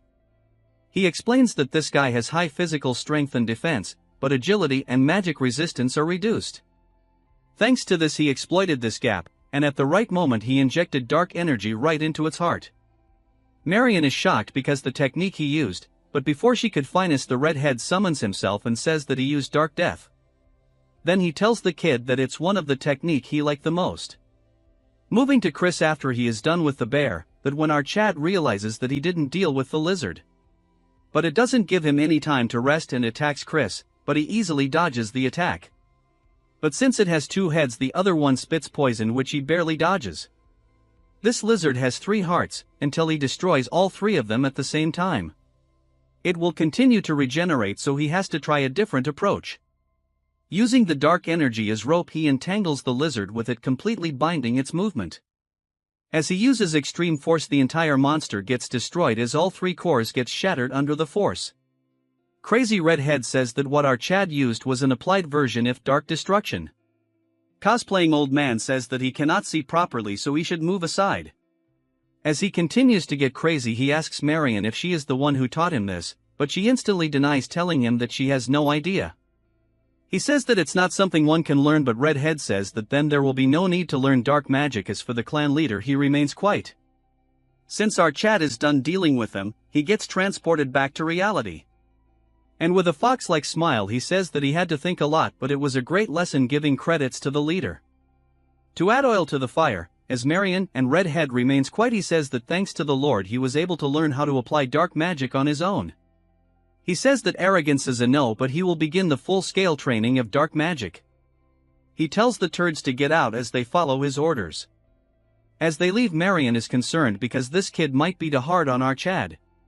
He tells Chris that before the first magic transfer, he gives a question about what he thinks about dark magic. Chris tells him directly if it is to dominate the opponent with perfect dark energy. Hearing this, he asks him what perfect darkness does he mean. But Chris is nervous as he doesn't have an answer for this. He tells Chris to take a good look as he unlocks some kind of lock. The next second the entire place starts shaking. He says that this is the beginning of all darkness as the entire place gets surrounded with dark energy. If he walks down the deep stairs, the 12 abyss awaits him and he should go and devour the Lord shrouded in darkness. In front of his hand a lot of energy accumulates, and a dagger made of pure energy forms. The old kid waves his dagger. Feeling the attack, our Chad thinks that it represents death and a single blow can kill him. It shatters the space behind Chris and he can't breathe properly because he remembers that it clearly cut his neck and passed by. The man explains that it is a sword of ideas that only cuts what it wants to cut. As the sword disappears, he gets ready to leave, saying that he will give our Chad a month. In that time he should sharpen the black sword he just showed. As he leaves without telling him how to do it, our Chad is left confused. I don't get this, why are chapters getting smaller day by day? First thing in the morning Chris runs around the training area, then proceeds to do one-hand push-ups. Because of this intense training he is all sweaty as he takes off his shirt. His back has defined a lot. But it was all a dream since he has a long way to go, as he's still a skinny Barbie. Then he sits into a meditation pose, telling himself that he should go back to training. A pure dark energy form around his hands. It takes shapes into a dagger, but it fails miserably. He is not quite satisfied since he has forgot count of how many times he has failed. Even when he manages to summon it, the most it lasts is 10 seconds. Moreover, it is nothing compared to the family head's black sword. That one was far more powerful and primal in darkness. He had said the following: climb the deep stairs and the 12 abysses will await you. Crow seeking wisdom accept it and praise it. Chris thinks that there must be a secret hidden in that incantation. Exactly 1 month after this scene, the duo Marion and cosplaying old man are coming down. He tells her that by now our Chad should have failed enough to realize his limits. He asks Marion if she is that worried about our boy. She says there must be a faster way, as he knows that there must be about 2 months left until the successor test. This cosplaying old man says that, with the purity of the dark mana he absorbed, rapid growth is impossible anyway. Even if he forces progress, he'll just hit a massive wall. So it's better to firmly build the basics. As they arrive and comes face to face with our Chad, he is extremely surprised. Because Chris had managed to manifest a dagger, as Chris tells him that he figured it was time for him to show up. As they are left shocked, Chris thanks the family head, telling him that it all because of him. That he managed to reach 3 stars faster than expected. Before he could finish, the sword disappears. Chris says that as he can see, faking it is the best he can do for now.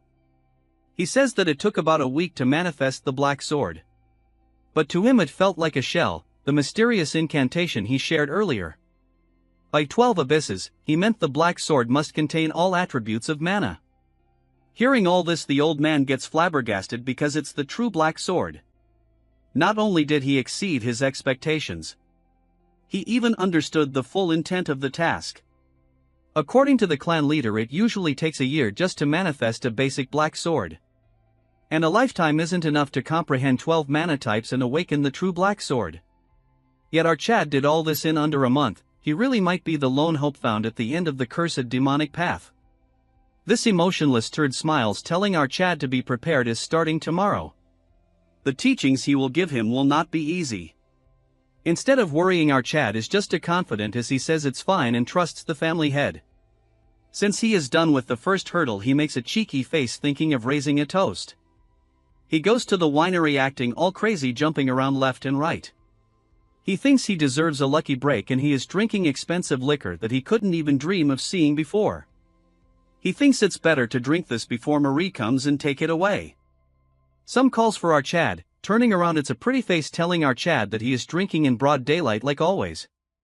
Our Chad wonders who this 3-star demon is. Judging by her eye color, she is not someone from the dark family. With a straight face, he asks her if she knows him. Hearing this, she gets and her attendant gets shocked. She asks him what he means by this, then proceeds to get extremely angry, so much so that she slaps him with mana. Because of this, our Chad falls to the ground, and the attendant tells her to let go, since there is no need to get associated with trash like our boy. As she turns around, the old man from the exam is here taking the wine bottle. Chris is very angry, saying that she is rude all of a sudden, asking him who she is, and he says that she is Princess Marissa of the Venom clan. Hearing this, he turns into a fool because she might really be his fiancée, to be precise, his former fiancée. Chris is in a tough spot after this because he might have caused a problem. Moving to Marissa, as she walks through the corridors, she is extremely pissed to the point that it clearly visible on her face. In a flashback, we see a 8-year-old Marissa seen playing with ants. She thinks to herself that everyone is just going to talk to her brother, so she cannot understand why her father brought her to the dark family. As she was focusing on her ants, the busybodies tells themselves that she is an illegitimate child, saying if the Duke has lost his mind or what. Since his son is useless, they thinks that he is trying to sell his daughter off for a son-in-law. Feeling a presence, Marissa looks up to see Chris. He tells her what a kid is doing here all alone. Seeing him for the first time, she got charmed. Guess our boy got the looks. She says that she is not a kid, but Marissa, hearing this, our Chad calls her by her name. Then he proceeds to introduce himself. Hearing this, she realizes that he is the son of Count Khazar. Chris tells her to not mind what the adults have to say, and suggests her to pay them back when she grows up. At first she is taken aback, then she says that she will become the strongest demon and crush anyone that looks down on her. This even woos the original Chris as he blushes, telling her that she has ambition. as she gets shocked that the spirit of a true dark family demon. He gets up saying that since she is going to be the strongest he better stay on her good side. He puts his hand forward calling her the future strongest demon lady, saying if she will give him the honor of showing him around the dark family state. Hearing this her face turns completely red. Moving to the present she is trying to forget all this, saying that all this in the past. Even if the engagement was arranged for the sake of peace between the two families. The future she once dreamed of that kept her awake at night. That version of her is gone now as rumors of his bad behavior has reached her ears, as tears overflow her eyes. Then a second later she reaches the patriarch's office as he welcomes her. She greets him and he says what is her purpose for coming here. She says that he should be aware that a relic has appeared in the neutral zone between two families. This ugly turd asks her what the Venom clan plans to do about it, since the last time they took the relic. So he asks him if he is planning to concede this time, but she says that won't do. Asking the leader if he would do the same if he were in the same position. With some grace he says that what she is looking for is a fair competition. She says that each family will send a team and whoever finds it first keeps it. But the team should be limited to 10 demons each 3-star or lower to prevent direct conflict between their families. She is smart as she says that if they were to suffer heavy losses only the enemy will benefit. Especially with the current instability in the Four Kings domain. This tapping master taps his table and tells her that he accepts their terms. She is actually smart so she doubts why he is agreeing to this so easily. He adds a condition that if the Venom clan break the agreement then they will claim not only this relic but the one they took last time as well. She wants him to elaborate what he means and he says things like using underhanded tricks or sabotaging their team. Since traps and ambushes are her speciality, with a serious look she tells him that it won't happen and accepts their additional condition. The turd then asks if she is personally going to lead the Venom clan's exploration team. Hearing this she says that is the plan as he says that he is looking forward to see the might of the famed 10,000 Venom. She greets him saying that they will await the Dark Family's team on the day of the expedition. As she leaves this turd remains quiet for a few seconds and then gets up, staring intensely at the chessboard. She takes the Black King and knocks down the White Queen. As the king stands tall this malnourished turd says that for Marissa. A beautiful stage filled with screams set, 2 months have passed and the seasons have changed. And while Chris poured himself into training, many others also began to change their paths. Some grew conflicted over a love that had passed, while those who lost in competition were left behind. Meanwhile, the jealous sharpened their blades, and others began to act for the future to come.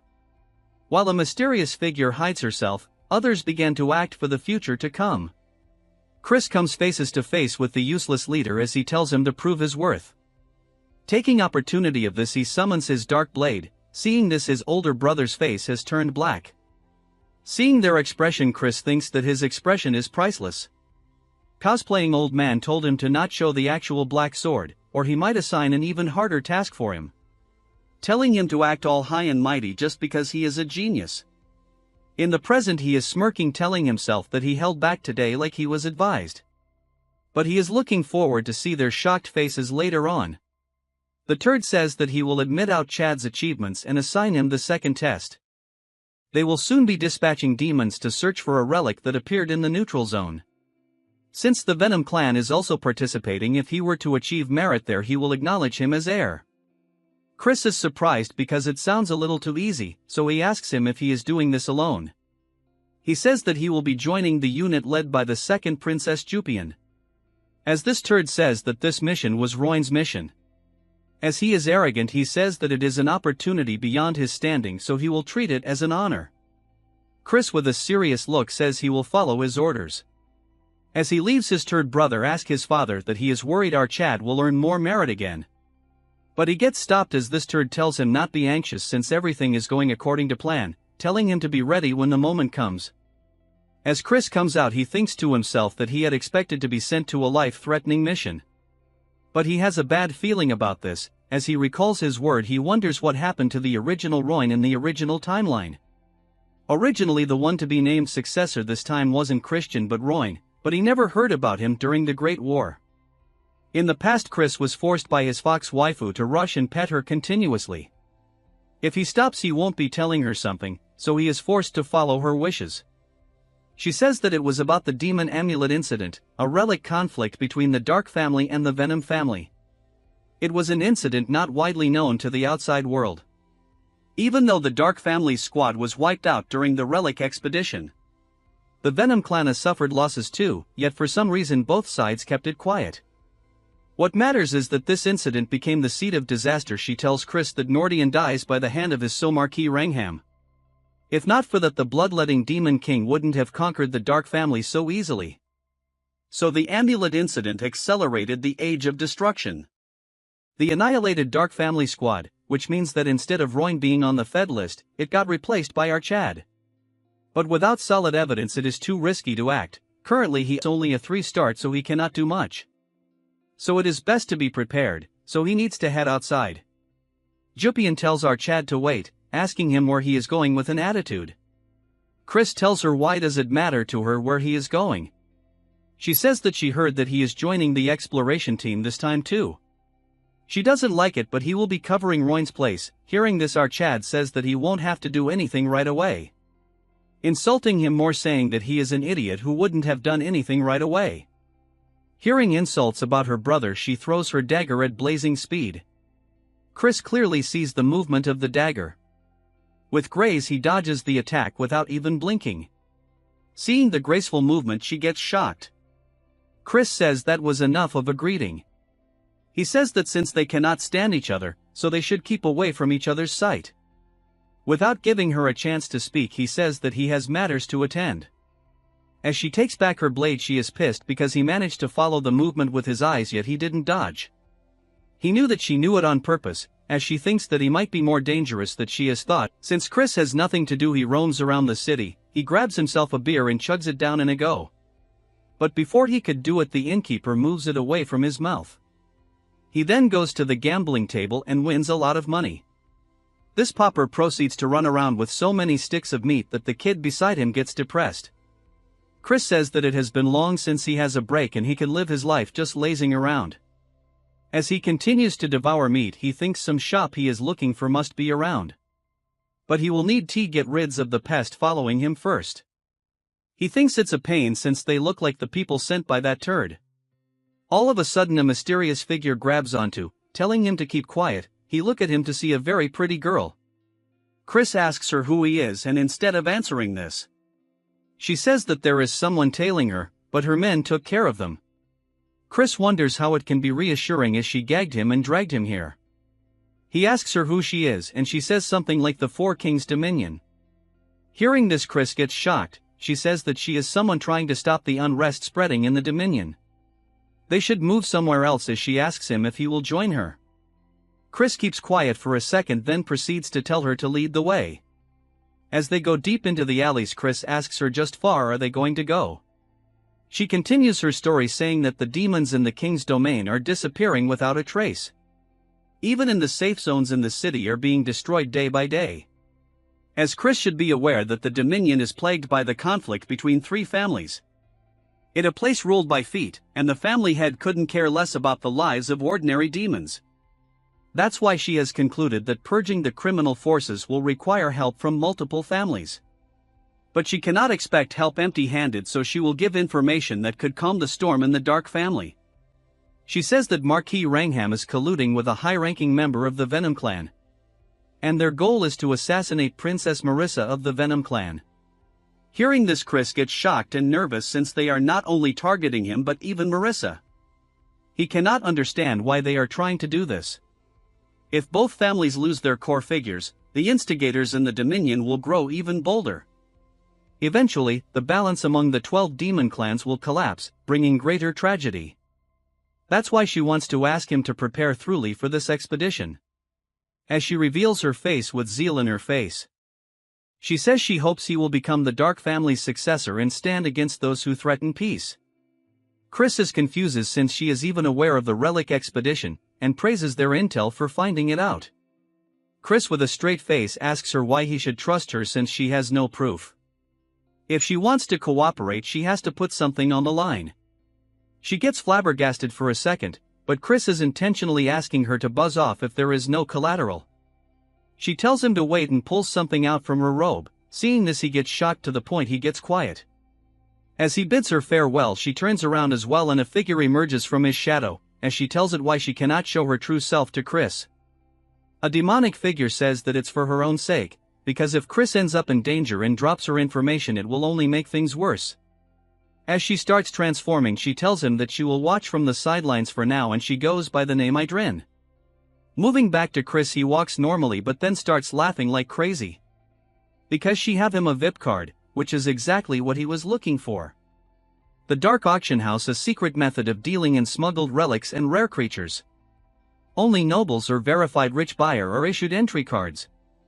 Back then none of the hero party had a card, so it was very hard to enter this place. The card states the name Ria de Wolfman, which is a he never heard before. He remembers about what happened earlier, but it's too early to trust him. So it better for him to prepare a bit more for the expedition. Chris tells a man that he wants to send a carrier pigeon. The man tells him to write him a message and send it. Chris writes something that is unreadable for us as a cute owl flies, while Chris sees it leave. He tells himself that this is done, now he has to pay a visit to some guy, Sue at his Barbie outfit. Our new Chad, after turning into this masked dandy, goes to the black market. But he gets stopped as a nobody says that there isn't a place for someone like him, so he should get lost. Since Chris doesn't want to talk rubbish, he shows his card, saying if he will say this even after showing this. After seeing the card, he gets baffled but gains his composure, saying that he apologizes and he will show him the way. After going inside, the entire place is filled with luxurious items. Amidst this, our Chad is busy collecting aura points. The attendant gets shocked welcoming him, asking if he really is Ria de Wolfman. Chris the retard says that yes, he is Ria de Wolfman for today, and if there is a problem. Even this guy won't believe it since his voice sounds fake. Moreover, it's the voice of a dude, but since he cannot do much, he says never mind. He gets back to reality when Chris asks him if he can escort him to the branch manager. He stands at his place shockingly, but after hearing this, Chris goes around flaunting his card, asking him if H didn't hear him to go and bring the branch manager. After seating him into a luxurious room, the man rushes outside telling him that he will bring him right away. Looking around the room, he says that everything is top-notch, which is expected of the Rudolph Merchant Guild. The Rudolph Guild is a massive guild that even rivals the Union's Deer Guild, so influential that they run entire black markets, controlling all nearby trade routes in the Dark Empire, and there is a saying that if Rudolph can't get it, no one can. As a new femboy wearing flashy clothes enter the scene, he introduces himself as Rubid, the branch manager of this auction house, and the head of the Rudolph Guild. As he takes a seat, he asks Chris if there is something he is looking for. Our Chad takes off his mask, and tells him to bring Rowena to him. Hearing this, he gets surprised. Then asks him what he means. Hearing this, Chris asks him if Ed doesn't know Rowena. Acting like a fool, he says that she is the guild master of the Deer Guild.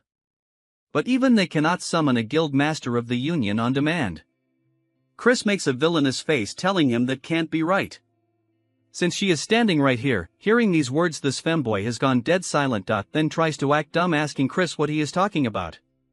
But he gets hit on the spot as Chris says the relic must be working too well.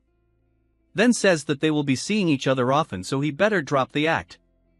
Since he has no other way, he takes of the relic, and instantly his body starts glowing, and this femboy herself is Rowena.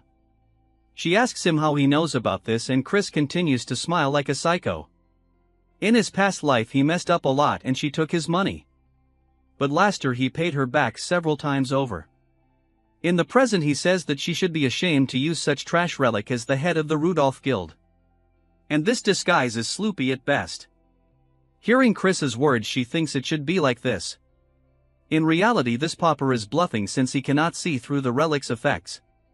Then Chris proceeds to roast her, saying that her face might be too big to cover it properly. This offends her, saying it's not okay, just look at her face. She tells him he is not good either, since he is not Ria de Wolfman either. And he has been getting a bit of a reputation in the Dark Empire lately. There's lots of talk about your refined style and whatnot, but judging by this behavior, you're not quite there yet. Using a stolen identity to enter a members only business. He cannot have complaints if she kick him out. Chris gets pissed, telling her who is threatening who, as he asks her why he should spread rumors about how a Union's rat is doing business in the Dark Empire. Hearing this, she has no choice, so he asks him what is it that he wants from her. After a while this Mario gets out like he has achieved something. In reality he has sucked little Shoddy dry. Chris thinks he has gotten just enough from her. She thinks it was straight up blackmail, but Chris says it will save the world, so Shu should be grateful. Of course this won't drastically boost their power. But among them Random's plan, we might be able to counter a couple them. In some other place some turds are practicing. As Chris was walking away, the busybody stops him saying what he is doing, wandering off too. They are deploying in 2 days, so he should come join training. Chris says he has goofed of all day and now he is tired. And he plans to be as useless as Roin, so why should he bother training? As he bids them farewell the redhead becomes pissed, but since this girl is smart she tell him to leave Chris be. As if he can do anything to our Chad, look at his face. As she tells him he is not worth the opportunity, but in her mind she wonder why he doesn't want to earn merit. It will be his loss, but she cannot understand why he is acting stupid. This part starts with Chris as he is with, and these two are currently staring at some plants. She asks our Chad what he will do with these, and Chris tells her that it is none of his business, all while he stares at the herbs. Then she drops a wooden case and opening it reveals an elegant looking fan, telling Chris he is not really in a position to be picky these days. As Reina was about to take her leave, she tells Chris that she is not aware of what he is plotting, but her identity will stay secret. Chris tells her that he will see her soon. Hearing this he says that she would rather not see him again. With a cold tone he calls Reina by both her names and says that a war might break down. Hearing this she instantly turns around, as Chris says that she is someone who travels between the Union and the Dark Empire. So she should be aware of how unstable the situation is, and if a war was to break out the routes will close. And she will have to cut of either the Union or the Empire, which means her profit will be cut in half. She says what he is saying is a leap of faith and not some children's game. But Chris's words instantly shuts her off, telling her that considering the rumors out of the Dominion lately it's not total nonsense. She thinks to herself that it is true and that the atmosphere hasn't been great lately, and there are a lot of families pushing for war with Union. As she goes through a letter which states that the Dark Clan is planning to start a war with the Union. She moves on to Chris, telling him why he is telling him all this. She tells Chris that he should know that she is a mere merchant and she can stop a war. Chris agrees on her as well, but asks her that she should become his sponsor and he will make sure that the future without war happens. She gets even more confused as she tells him how he will go around this. Chris says that she should know that for the Dominion to wage war, they have to pass through the Southern Magic Nation, where the Dark family resides, but if he were to become the heir this time and prepare for war, they must avoid the worst, and that's her only chance to keep her revenue from being halved. After finishing his sentence Chris lends his hand to her and seeing his eyes she sees that he doesn't have the eyes of a liar. So she thinks that 5 investing on our Chad might be worth it after all. As they shake hands she tells him that if he were to betray her trust even once she is done. Chris tells her that he doesn't speak with 2 tongues.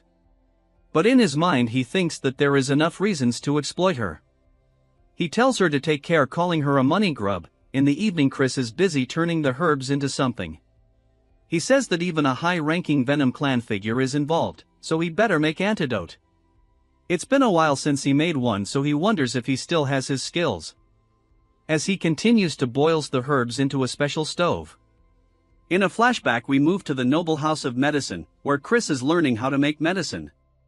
But he is failing at it when a sick person tells her to fan it harder. She goes by the name Ella and she is 26th head of the medicine clan. She tells Chris some herbs only draw out their effects over strong flames. He tells her not to nag him and lie down. The first time he met her was on the battlefield during the First Great War. Though she was young she has no choice but to enter the battlefield, because the bloodletting Demon King had annihilated her clan. As the noble house of medicine was the best among the Union's 7 great houses in healing art, they were an eyesore to the Demon King. And even she couldn't escape the Demon King's blade. Moving to Chris making medicine as she observes him, saying that no matter how she looks at it, he is one strange guy. He managed to recreate the clan's elixir with just a rough explanation. She is sad that she met him this late and at such a time. He mocks her, saying that it is a so-called noble house for being saint, even the head is frail and sickly. She coughs, saying that the only reason she is alive after the Demon King's attack is all thanks to her medicine. As cough led to her bleeding, she says that she can't be lying around like this. In this hellish world there is not end to those writhing in pain. As Chris turns around, she tells him that it is tragic that the house of the medicine ends here. Hearing her words, he looks the other way, telling her to not cling onto the past and focus on recovering. Hearing this, she smiles and then looks through a pile of books, telling Chris that the book contains their clan's secret. Only a portion of it survived the war, but he should accept it. As her coughing intensifies, Chris tells her to get some rest. She grabs onto his hand and tells him Chris to save those who suffer in her place. If he can do that, she can close her eyes in peace. Hearing this, Chris remains quiet, then tells her only if she will allow him to call her master. Hearing this, she smiles and then says that calling someone like her, who can't even teach properly, guess she managed to choose the right disciple after all. As Chris cosplays into a medical saint, he is crowned as the 27th head of the noble medicine clan. He thinks to himself that because the books were damaged, he couldn't master the clan's secret techniques completely. But he roamed around the battlefield to keep her promise, and because of that he was known as the saint of the battlefield. As he manages to make the pellet, he calls for his master, saying that he is probably living well somewhere, and even in this life he will keep the promise he made to her. As an eagle soars into the sky, we move Chris's original house. And his father has gotten a letter from Out Chad, as he is aware that according to her sister he obtained the Dark Core, just like him. As he tries to read the letter. As he reads the letter, he instantly gets serious, telling his attendant that he will need to make some preparation for his son. This part starts at the Baskin Mountain, which is the border ID the Dark Clan and Venom Clan. The so-called team leader tells her team to move in teams of 2 as they all agree to her orders. There is an exception. Our Chad tells her that he will go alone. She says at the pace of a snail. When does she expect them to finish searching this place? The Venom Clan already searched through this place, and they will probably beat them up to it again. She tells Chris that this is a zone where a class 4 or higher demonic beast appears, so he should not expect rescue if he is in trouble. Chris instead tells her to not drag them all down herself, so he takes out an antidote that counters the Venom Clan's poisons. She tells him that she doesn't need it since she has already taken her ones. Chris tells her that compared to those cheap ones, his is far better. So she should take it even if she thinks he is bluffing. As he eats 2 in front of herself, he tells her to suit herself, pissing her. That's when Marissa enters the scene, telling them if an internal strife is already brewing. Seeing her come, this turd call her a slowpoke. With a straight face, she tells her that she has arrived exactly on time, and she is just impatient. Them taunts her, saying that she should praise her for not cheating by scouting ahead. She tells her that she should have received the rules, that there is no setting traps or ambushing others during the exploration. Hearing this, Marja tells her that she should watch her tone. In response, she says they are enemies, so there is no reason for them to speak formally. Marissa gets close to her, saying that there is no need for all this.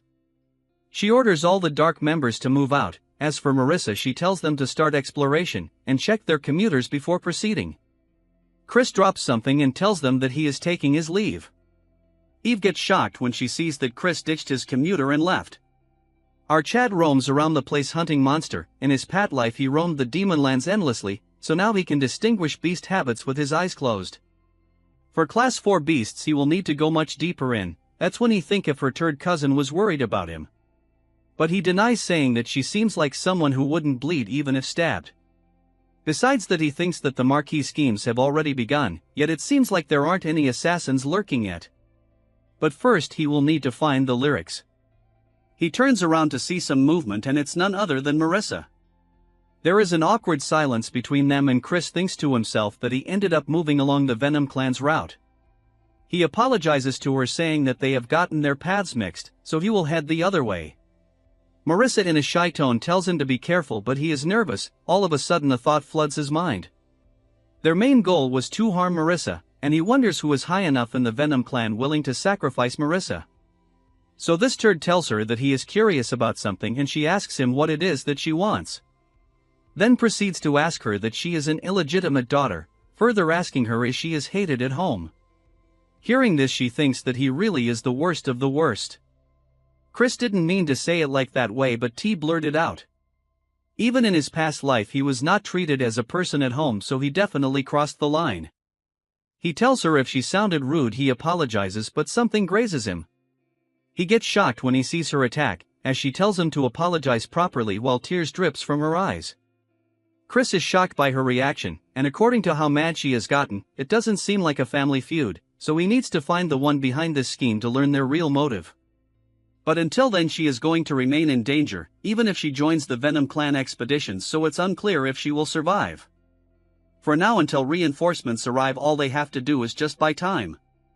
Chris tells her that she is breaking the rules right now. She cannot understand what he means, and Chris says even the tree proves it. She struck first, which means the Dark Clan gets to keep the lyric. She disagrees, saying that for insulting her family and considering the disgrace she has to endure because of the broken engagement. As she takes out more bottles of poison, she says that it is self-defense. She throws multiple bottles towards him, causing Chris to fall to the ground. As the poison floods his entire body, she asks him how her blue bloom is reacting. She says that with one signal she can make it explode and all poison will rush through his veins. So he should apologizes to her right now. She throws in a few more bottles and it becomes foggy, yet a hand summons itself. As our Riz god grabs onto her and looks her right in the eye, saying that he surely cannot do that. As a blue aura radiates from Chris, he grabs onto her and tells Marissa that they don't call her the little Venom witch for nothing. As she is still surprised, he tells her that he heard that it hurts like hell when it's detoxified. As she pulls away her hand, she tells him it is not possible because only she has the antidote for this poison. Chris says that if she has heard of the Divine Healer clan, taking inspiration from them and whip something up himself. As he was trying to name his pill, she asks Chris what she is even saying. Before she could say anything more, she gets knocked out, and as she loses conscious, our Riz Lord grabs onto her and tells her to rest and he will definitely save her. Although she managed to collect aura, our Chad ruined it as he tied her to tree. Then he proceeds to take her communicating amulet and using it he commands her team something. As we shift to them, the message they receive, it's shocking as after reading it they get puzzled. The message orders them to scout the cliffs, which is the opposite side of their current location. Moving to Chris, he is happy, cheering that now he won't have to run into turds from the Venom clan. In the huge terrain a figure is rushing with great speed and it is none other than our Chad. He says that items imbued with the power of demon or constellations either have been hidden for ages, or they have newly fallen fro heavens. It is as they are daring the lowly creatures of earth to make use of them. The relic that was discovered this time was probably the Twilight Amulet. According to his yet-to-appear Fox waifu, this artifact was neglected due to uncertain powers, until the Marquis figured out how to use it after 2 years of research. And because of it, the cosplaying old man got killed. In this life he cannot allow this to even slightly delay the world's destruction. That when he notices something and decides to slow down, dropping from the tree. Then he proceeds to check his surrounding and notice one of the leaves damaged. That is when he notices footprints in the demon zone where no one is supposed to live. Since relic cannot grow legs, it seems that someone got here before our Chad. As he is currently using invisibility, he overhears the 3 people and the one in the center is cursing someone by calling them worms. Chris analyzes that the one in the middle is from the Venom clan, and he is a 4-star at that. As for the women, she is maybe around 5-star. The mysterious man on the other hand doesn't have Venom clan energy, moreover all his core is murky. This new turd curses Marissa, saying that she is behind all this trouble, and it would be better if she just dropped dead. Judging from how he talks, it is probably a direct heir of the Venom clan. And all this is probably about the succession war, as the rogue turd says if he should wipe all the pest, in this case he means all participants. The so-called heir says that it would be better since they agreed to hand over the relic. As one of them wonders what might be in the box, the kid says that it's none of their business since it will go to Marquis Langham. And all they have to do is to take care of Marissa, so he commands them to take her care of the ants and they follow his commands, leaving the scene immediately. Chris realizes that now only the dumbest looking is left, and he could probably take him head on since he is a 4-star, but there is no need to go through trouble. As Chris tries to figure out a way to steal the relic without causing a ruckus. That when he spots some monkey and gives off a wicked smile. As the turd was yawning, a huge load of turd floods his head. That when he realizes that he has been hit by actual turd, and all this is done by the group of monkey. In reality, Chris used his dark energy to influence them, causing them to fight each other. As they both monkeys are busy fighting, Chris takes the opportunity to grab the box, but since he is not normal, he plans out a prank. He takes out a unique pendant and never though he would use it, as it is a summoning stone he got gifted that can store beasts up to grade 4.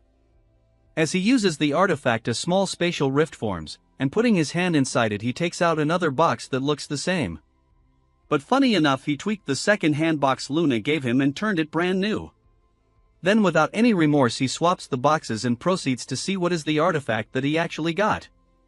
But he gets shocked the second he sees that it is the Twilight Amulet. After some time Marissa gains consciousness, and seeing herself tied she wonders just what is going on. That's when she remembers that she had encountered our Chad. Just remembering about this, she gets mad, then she goes on to acting like a kid. Because not only did he apologize and now he pulls this crap on her. Then she continues to blabber how he could do this and if she is a joke to her. That when a voice grabs her attention, and it was specifically looking for her. It was none other than Melon, asking her if she really is the princess of the Venom clan. Seeing her Marissa ask who she really is, then the scene shifts to another place, where Jupian looks at the antidote she has brought. Seeing her actions one of the guard asks why she gave another pill to Chris. Even she wonders why did she bother trusting him. A member tells her that she has checked this side and it is all clear. She asks her assistant if the far side is still being searched, he agrees saying that they are coming this way, yet he wonders if Chris will be alright, and Jupian starts creating scenarios in her mind. But she is confused since he took off on his own accord, so what can he expect her to do? That's when a voice grabs her attention, saying that they have found the relic. As he hands her the box, she says that it took longer than they had anticipated. Nonetheless they beat the Venom clan to it. Since the mission is complete she orders everyone to regroup at Lunkus Canyon. As the group continues to move the relic first, one of them tell her that they found the relic doesn't mean they beat the Venom clan. She thinks about Chris, wondering if he is dead. So she orders Squad 1 and Squad 2 stay back and search for Chris. The red turd curses our Chad saying why they should bother. She says he might be a pain but he is a blood from the main house, so even if it is his corpse they need to bring it back. As they were about to commence a huge explosion occurs in one of the mountains. Moreover the ones behind them also come down simultaneously. One of them wonders what is happening as all of them have been blocked. Jupian tells everyone to stay alert since they are currently under attack. That's when blue flowers cover their body, from above some cloaked figures keep an eye on them. As they collapse on the ground the figure says that is over, since she used the blue flower which is Marissa's ultimate poison. She stole it from her lab, so no one other than her will be suspected. As she gets down she thinks that although it is risky to do this near the Dark Clan's outpost, she wants to wipe them all, of which is the best option. The next part is to plant the relic in Marissa's lab since she is done here. All of a sudden a dagger flies towards her with immense speed, which she dodges easily. Then she takes out a poison-laced weapon saying that she has no choice but to kill her. And even mocks Jupian that even if she was healthy she was not much of a challenge. Jupian tells herself that this turd is at least a 5-star demon. And she cannot believe that Marissa would stab them in their back like this. The rogue turd says that she will end this fast and charges towards her. But she has to move aside at the last moment because of needles aimed towards her. It's Marissa that stopped her accompanied by Melon. She cannot understand how she got here, since she ordered her mole to guide her to the canyons. Looking at Melon she is nervous because she is the vice-captain of the Black Swamps Knights. Melon praises Marissa saying that she was pretty fast. Hearing this she tells him to keep quiet since they are not close. Then she confronts the veiled woman telling her that she has guts to tray and frame her. She asks her to reveal herself and all she replies is to tell her to know her place. Waving her hand she summons her back up and Melon says that currently they have 2 3-star and 1 5-star, which clearly outnumber the.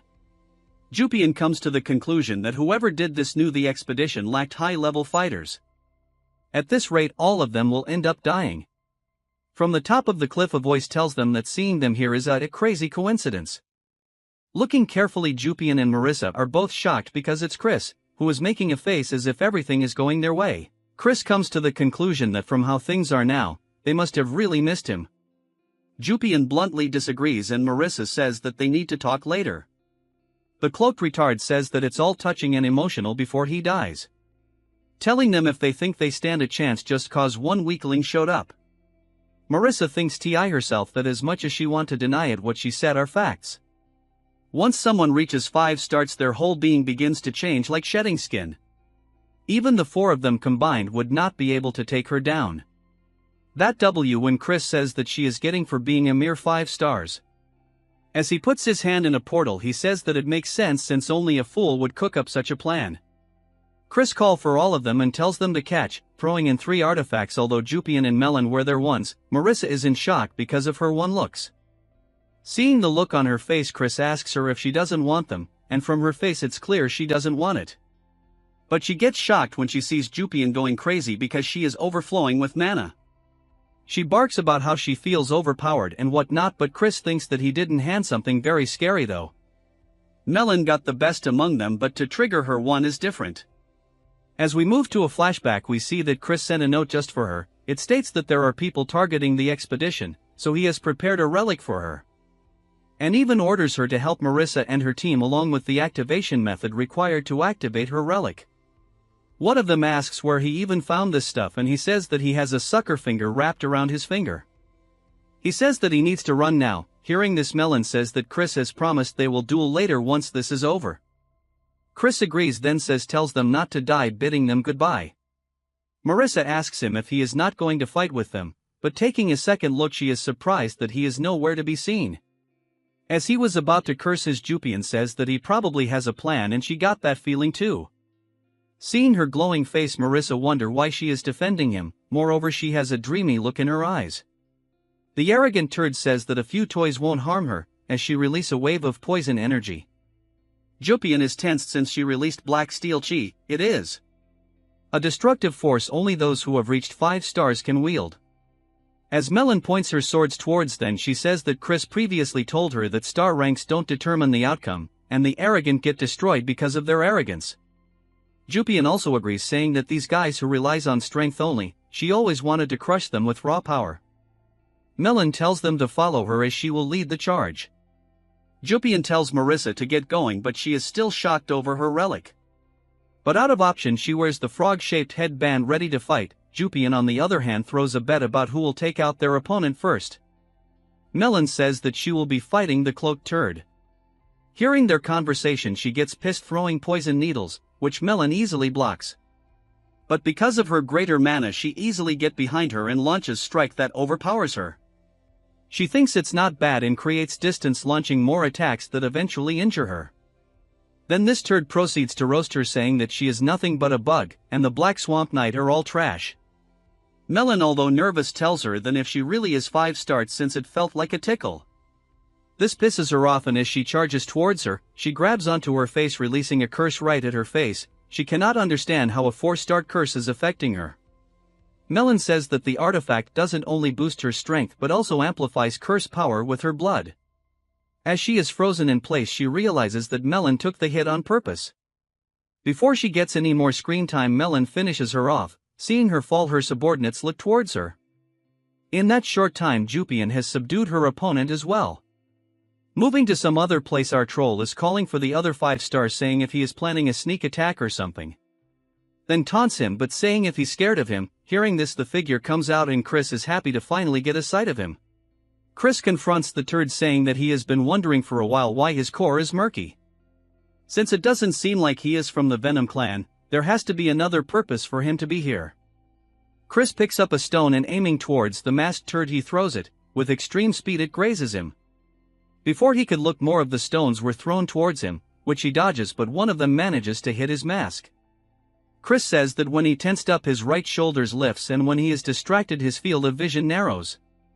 He says that it is not a great habit, so he should fix it, calling him Brother Esht. Since he got caught, he opens his mask and reveals himself.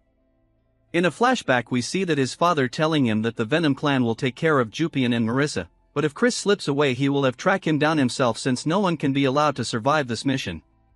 But it didn't go as expected, as Jupian's unit didn't get wiped out and even Melon joined in. Thanks to that, wiping them has become an uncertainty. If he were to kill Chris in this situation, someone might start digging into it. Since he was not at the estate and he won't be able to avoid suspicions, which means even his father will get dragged onto this. Chris asks him why he is quiet and if he is scared on something. But instead of responding, he uses his dark demonic energy to manifest a sword, making Chris break a sweat. As he launches a strike, Chris cut the attack with one of his own. That's when multiple of Esht are attacking him. Chris is surprised he made clones with his demonic energy, praising him that he didn't become a young lord by luck. Chris barely manages to hold them off when Esht is charging towards him. Chris thinks he might be using an illusion to land a sneak attack, and Chris knew something like this would happen. As Chris charged towards him, but as they exchange blows, Chris is baffled that even this was an illusion. Behind his back, the real turd is ready to land a significant strike. As the attack lands, it clouds the entire area because of the rubble. As he cuts our Chad, the entire struck area has been split in half. But hearing our Chad voice, he gets surprised, but looking at our Chad, he is in a loss of words since Chris summoned the true black sword. Using it, Chris launches a simple attack, but it was so strong that Esht used 3 layers of dark energy. Yet it cracked down, seriously injuring him. On the ground, he is pissed by the fact that he is being humiliated by a brat from the Branch family. Chris tells him to accept defeat quietly, and then he will keep all of this to himself. And he will keep the incident to himself, as the Marquis would be troubled, and fighting among families is not the best idea. Hearing this, he gets surprised. Then he realizes that Chris was aware of the entire plan, so he must kill him to prevent this, but it is not possible. So he will have no choice but to try another time. Esht acting thanks Chris for saving his reputation, but as they hold hands, Chris's grip tightens, and he realizes it's a clash of demonic energies. Before he could try anything using his superior demonic energy, he crushes his course, seriously injuring him, telling him that it was fake. Since Chris is done playing with this toy, he runs towards his party, saying he used more time than he had thought. He wonders that they have been fighting for a while. That's when a voice calls for his name. It's our 3 JoJo waifus coming towards him. Just look at their faces. Seeing their reaction, Chris has turned into twerp. Chris tells them to not come any closer since it's overwhelming. Hearing this, Marissa shouts, saying that it's because of the artifact he gave her. Melon says that they have completed his orders. Hearing this, he asks her what they happened to the poison masters. She says that they died and turned into ash shortly after, so there probably is no evidence left behind. Marissa had something to say, but she decides to keep quiet. Jupian speaks, telling Chris where he came from, and Chris says that he was just scouting around. Then lies that a noble like him should not join battles anyway. So Marissa says why she would come back injured then. She asks him if there were more traitors from the Venom clan. Hearing this, he gets taken aback, avoiding the question, telling him to retreat already. Chris thinks to himself that he took care if UT a bit farther on purpose. By now all of them should have come to their sense and run off, or their subordinates came to retrieve them. He really meant it when he said he would keep quiet about this, since making a big deal would only provoke the Marquis. He has the stolen insignia of the constellation along with 3 survivors. Which is more than enough. After a week, Chris is lying on his table full of food, and because of what had happened, the Venom clan was at fault and got into a tight spot. It was settled with mutual agreement. The main reason it ended that way is because they knew he was aware of Ashid and Marquis Langham's involvement. This, however, is still better than his past life where everyone got slaughtered. And Duke Wham didn't have to hand over the demon's amulet to Marquis Langham either. Melon returned to the Dark Clan side as soon as she left the canyon. Marissa promised to stay silent about Melon's involvement and left. Moving to the present, and Marissa is here trying to feed our Chad, yet Chris denies, saying his whole body is aching. She says hearing him in pain hurts her heart. She then daydreams, saying that no matter what happens she will feed him and even dress him up. Just hearing he creeps out, saying that her heart beating a while ago. She goes crazy, saying that it is not possible since whenever he sees him, her heart beats fiercely. And to prove it, she vibrates her whole body. Then she gets a whole spoon trying to feed this adult child, but he wants to eat alone. But she just won't understand anything and shoves it into his face, saying that he needs a balanced diet to remain healthy. Jupian is sitting across not saying a word while Maria says that this food is filled with her love. Since she remains quiet, Chris asks her just how long she plans on visiting, since she herself is into recovered. She says she will leave once she is done monitoring his condition a bit more. She turns red, saying that she is the one that is on charge. Maria says that this will give him indigestion, then goes full Karen, saying she has a lot of guts, flirting with him. Then she tries to scare her away, saying if she should bring him something to drink, offering her some blood juice, but she says that she doesn't like it and prefers if scallops juice. Hearing this, she gets sad because it is not her field of expertise. as she continues to stare at him, and if she has something to do. She says that she hates him and will crush him one day. Hearing this, he makes faces saying that he affirms him get ahead. But she gets all red thanking him for saving her. This shock our Chad. So he tells her to repeat herself since he couldn't hear anything. This pisses her off as she says that it's fine if he didn't, she just acknowledged what he did. With a serious tone she says that his smile will fade, since the Marquis has promised, so he will officially named a noble son soon. Once he becomes one, things will be different. What she means is that he better be prepared. Even Chris knows it, that until now he was not worth trampling, but the moment he becomes the heir they will all come after him. Once Ashid recovers his core he will come back, and so will the first princess who is hiding a secret. The youngest and the third son, the berserker, and even the mad prince will be after him, so it won't be like before. And he also wonders if Jupian would be part of that. Then she asks Chris if she is that pretty. Hearing this, he doesn't know where she got it from out of nowhere. Since he won't reply, she says that she will take her leave. As she leaves, he breathes a sigh of relief, saying that he needs to relax and have bite. When another voice bothers him, but it is none other than our waifu Marissa. As Chris looks towards her with a shocked face, Marissa asks him if he is doing well. He remains quiet and tells her that he is almost healed. As there is an awkward silence, Chris wonders why she is here again, wondering if she is here because he tied her up. He is surprised when she tells him that her father wants to see him. Her father is Duke Wham, the head of the Poison Clan and one of the only 8-star demon lords. Wondering why someone of his stature would like to meet him. As they both walk together, she asks him how he was aware of the plot, and his response is that he has an informant. Hearing this, she remains quiet and a look of saddened. In a flashback we see that Melina introduced herself as the vice-captain of the Black Swap Knight Order of the Dark Clan. She also included that she infiltrated under Chris's orders. Hearing this, Marissa gets angry and says if she is agreeing that Chris broke the expedition rules. She cuts her of saying people targeting her, so she was orders to help her stand against the infiltrators. Moving to the present, she tells him that if he knew he could have just warned her. Chris says that though she might be in danger. Since if the Venom clan is the culprit, she as the heir would be the prime target as the heir. She asks why he didn't suspect her, for that she owes him one. With a shy look on her face, she thanks him for saving her during the expedition. But out autonomous Riz Lord tells him that she is important to him. Hearing this, she turns red, telling herself how he can say this all of a sudden, since they are already over. But he had to burst her bubble as he says that they should become political allies for now. As she is still getting out of the shock, he says it's a decent proposal. Asking her if this is awkward because of their past relationship. In that case she doesn't have to worry.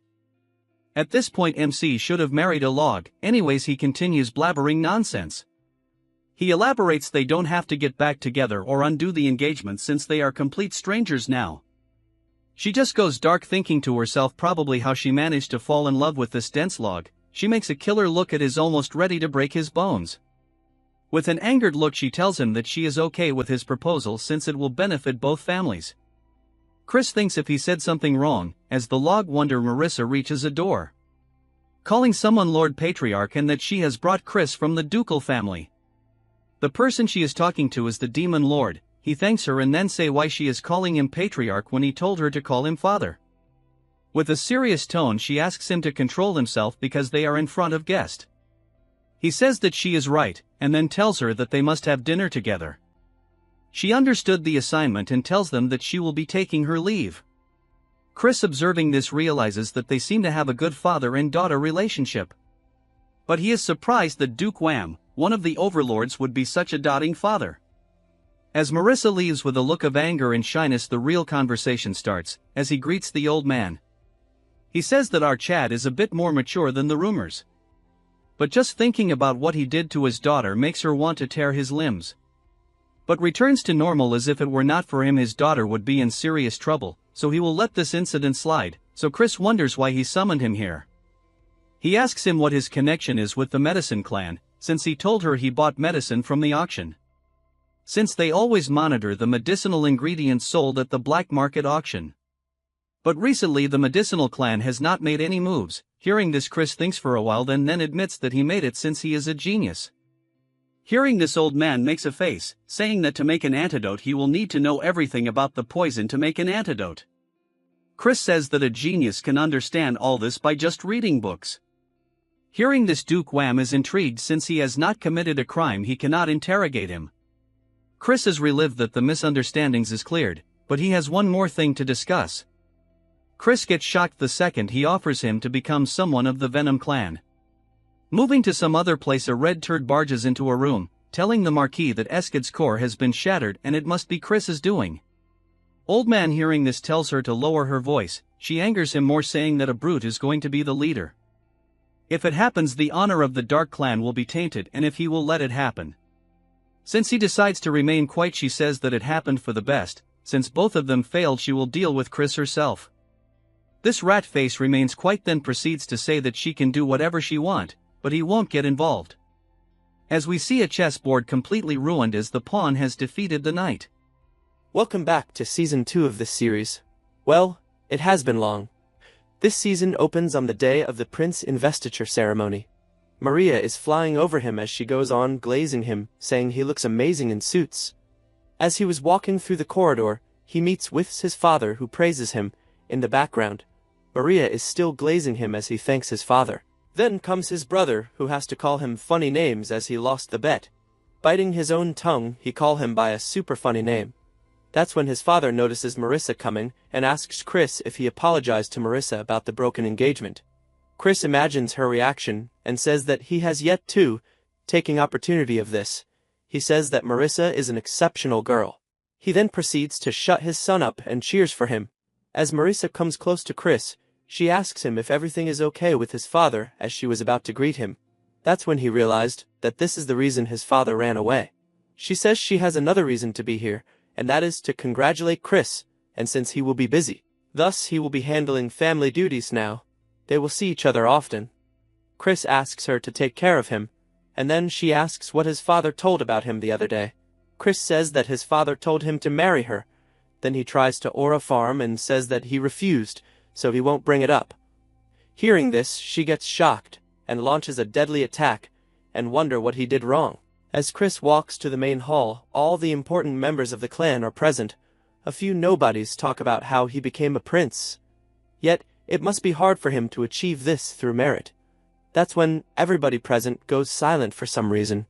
Even the Duchess is shocked as they see that the family head is here. She leaves her seat as she wonders that he didn't even show up when her son became a prince. Seeing her reaction, Aunt says that this is what she expected.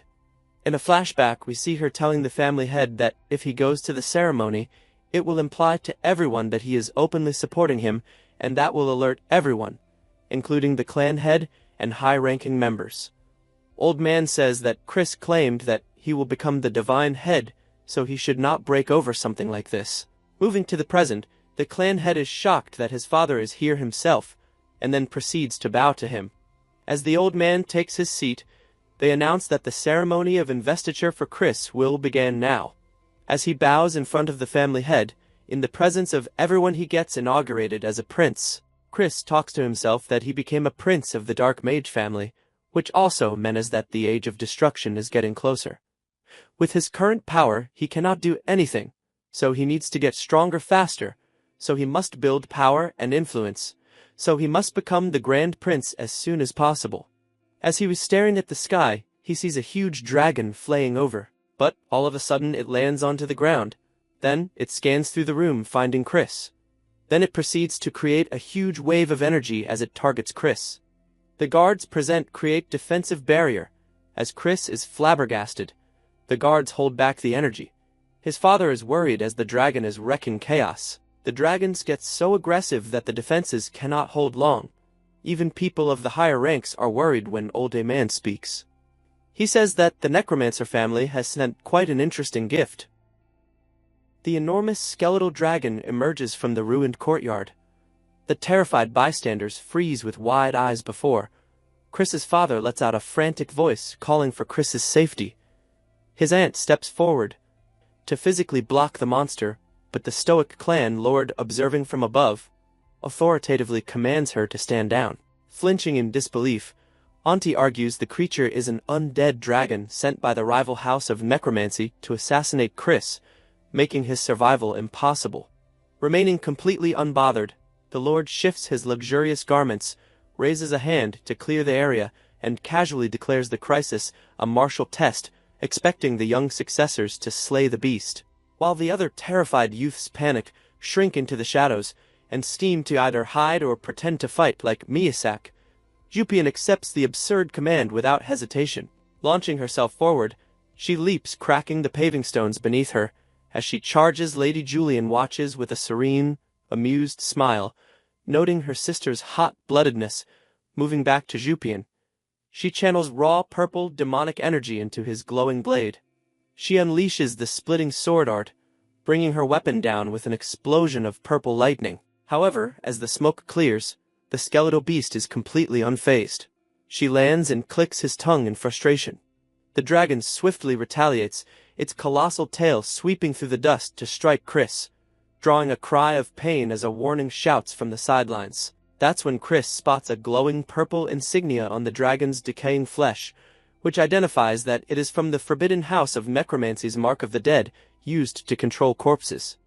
As the pulsing mark pumps reanimating energy into the beast, Chris dreads why the rival house struck now. Ignoring the others, the dragon snaps its jaws and focuses entirely on Chris, who dodges a swipe and wonders if the enemy intentionally disrupted his inauguration. The beast roars, sending a shockwave that forces Chris to dig his heels into the stone, then unfurls its massive tattered wings and launches into the air, raining debris.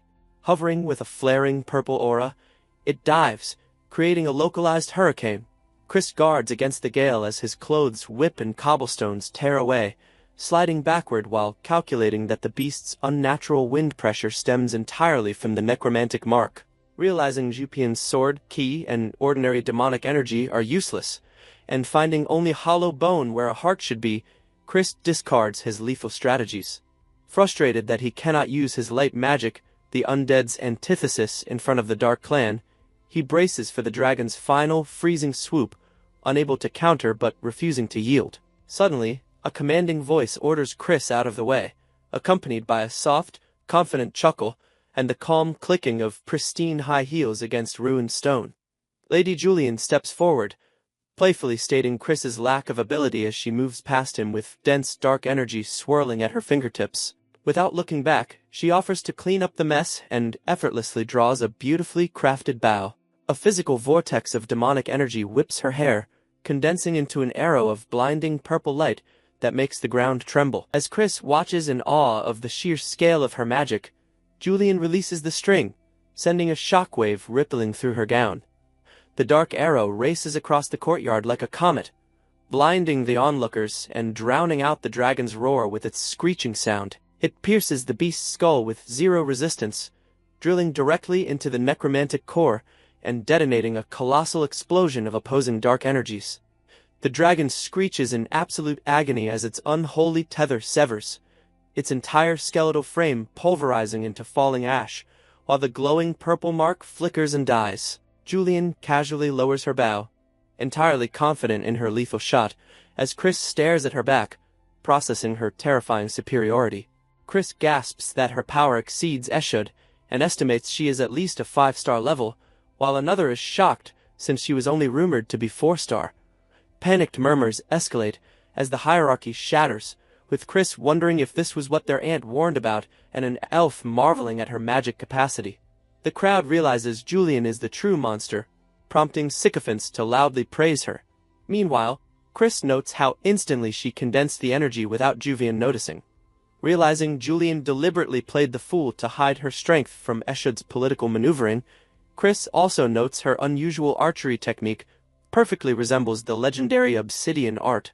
Turning to face Chris, her expression completely cheerful and devoid of killing intent, Julian playfully comments on the rowdy inauguration, contrasting sharply with the devastated surroundings.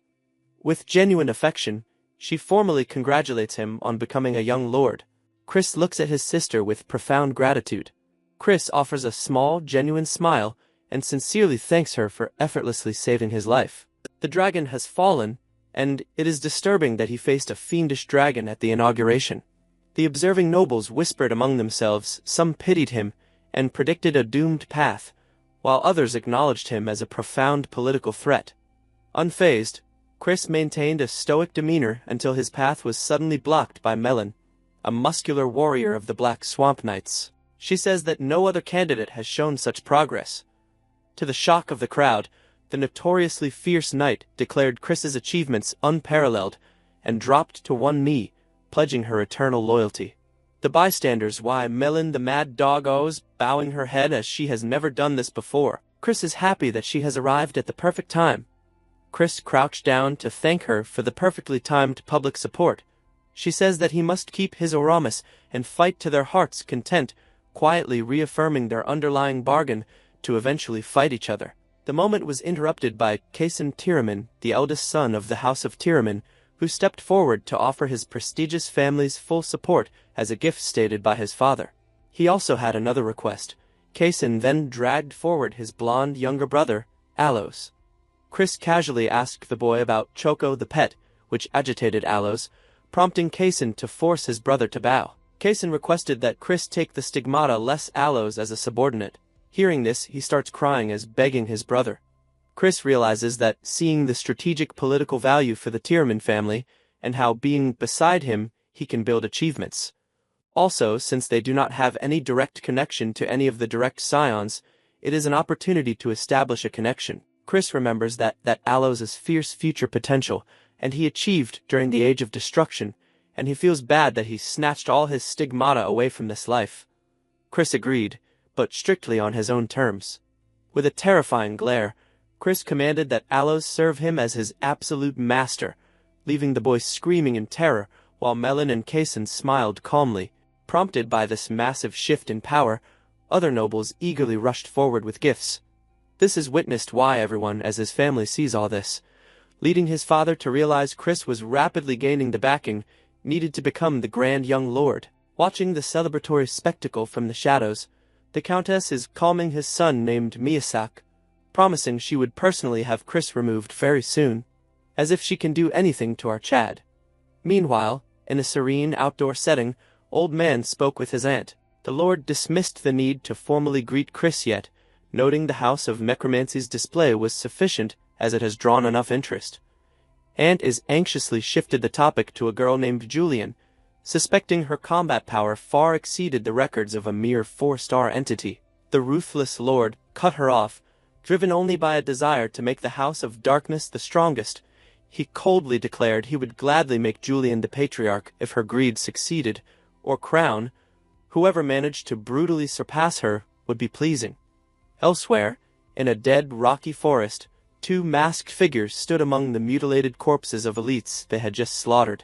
One of them, the white-haired young Master Valley, removed his mask and mentioned an interesting rumor about a younger brother in the House of Baron. When his subordinate mockingly laughed and questioned the enemy's sanity for keeping a crazy bastard like Valley in their ranks, Valley instantly impaled the man through the chest with dark magical energy. The second grunt scrambled back in terror, pleading for his life and calling them comrades.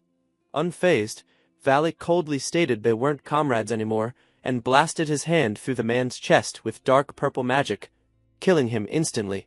Sighing at the boring slaughter, Valley turned his back on the corpses, smiling sadistically, and says that all of this boring, and he will be taking his leave. His subordinates ask him where they are going, and he says that it was finally time to return home and show his face to his family, as it has been very long.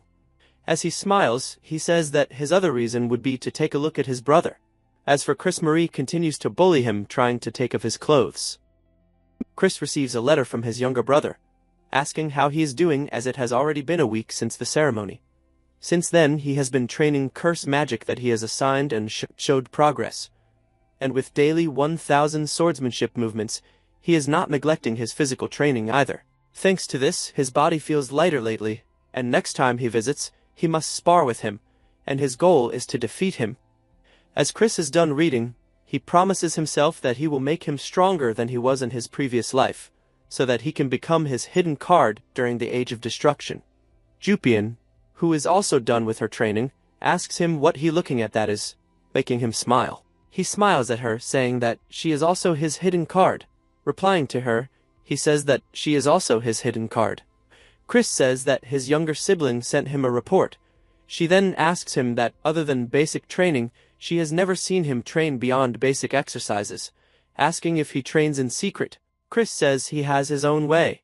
Hearing this they argue, as she says it is not special as he could not land a single hit on the death dragon. Chris mocks her, saying that she could not even inflict a single scratch on the dragon. Chris says that he has a piece of advice for her, but she doesn't want to hear him. But she gets shocked when he tells her to try separating the illusion from herself. Then he continues to yap, saying that if she doesn't, the illusions will not be able to move freely. She says that Chris is quite knowledgeable about illusion magic, and so the turd says that he learned it for about 3 months. Hearing this, she gets flabbergasted, and then says that he is way too arrogant. To piss her off, Chris says that he is a genius, but in reality he learned it from a 9-star archmage, which should have been useful. He learned this from his previous life. That's when a voice taunts Jupian for talking to a branch family insect.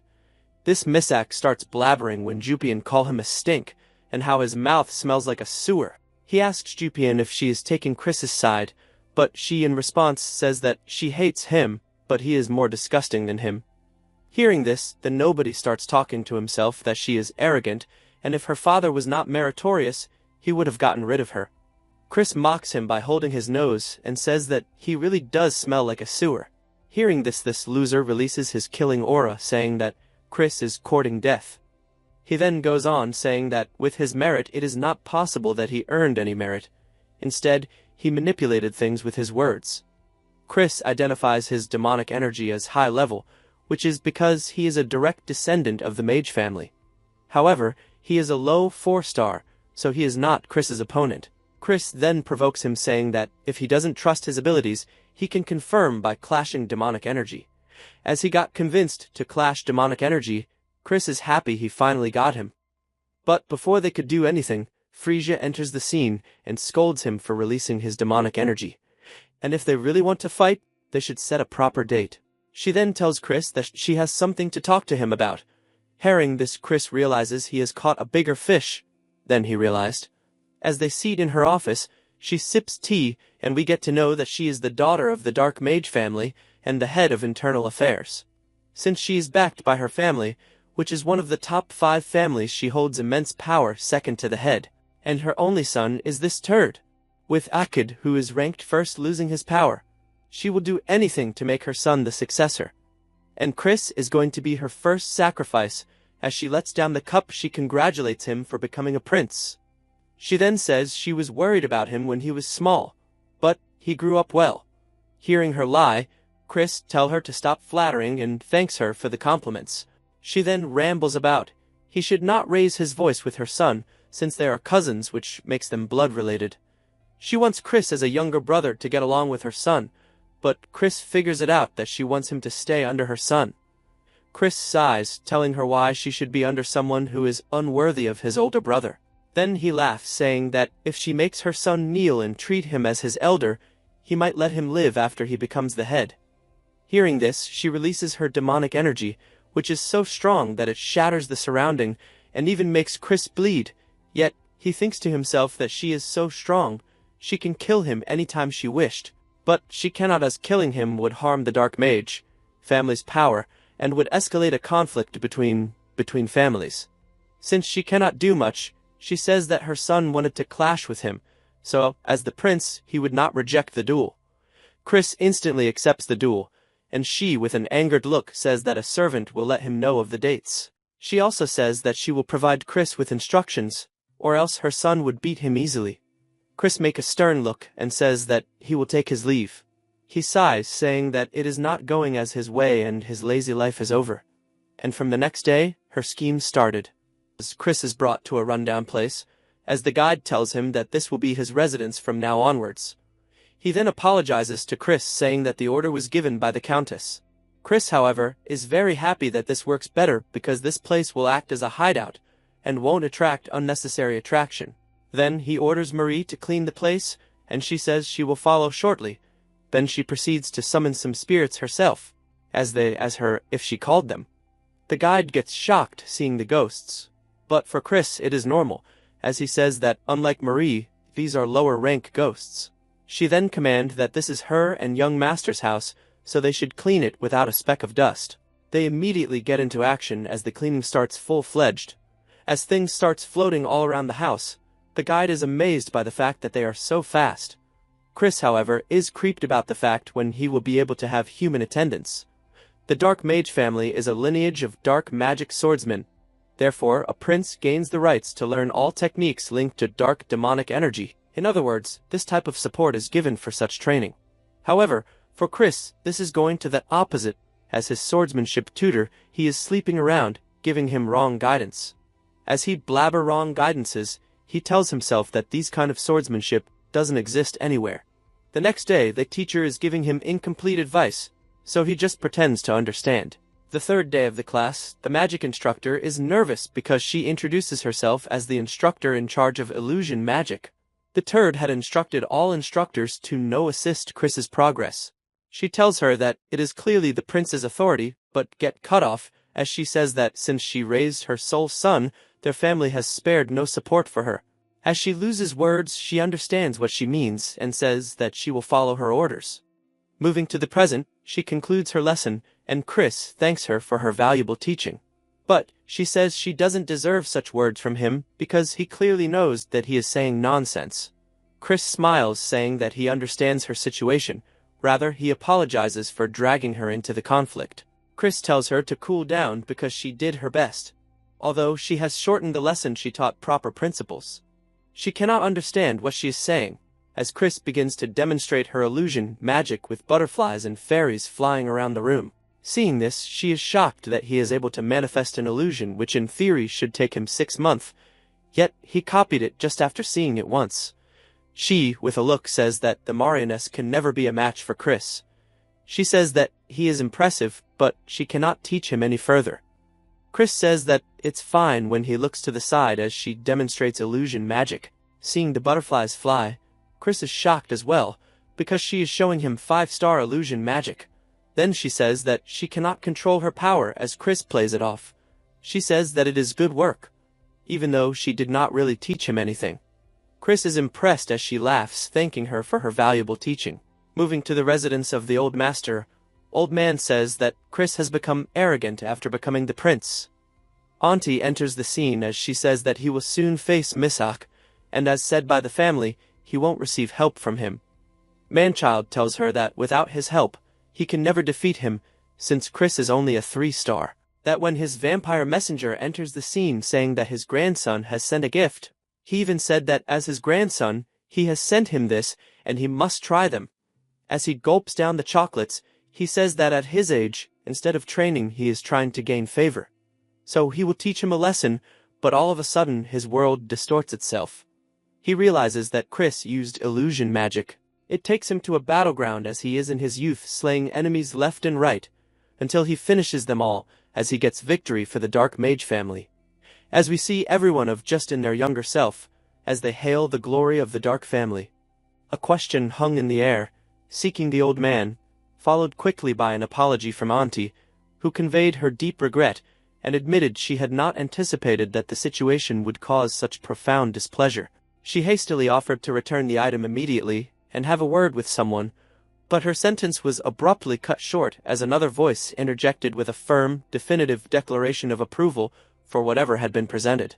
A nearby voice expressed sheer disbelief, questioning if the approval was genuine, which was met with a sharp, singular sound of amusement breaking the tension. The old man reflected on the sheer audacity of a certain brat, specifically noting the boldness of wishing for the prosperity of the Dark Mage family, and continued his internal realization by acknowledging the brat's ability to see right through him and melt away his illusions. He also noted a specific, lingering energy attached to the gift, which was identified as a treasure of immense value, the renowned medical clan's vitality pill, a legendary medicine known to extend a person's lifespan.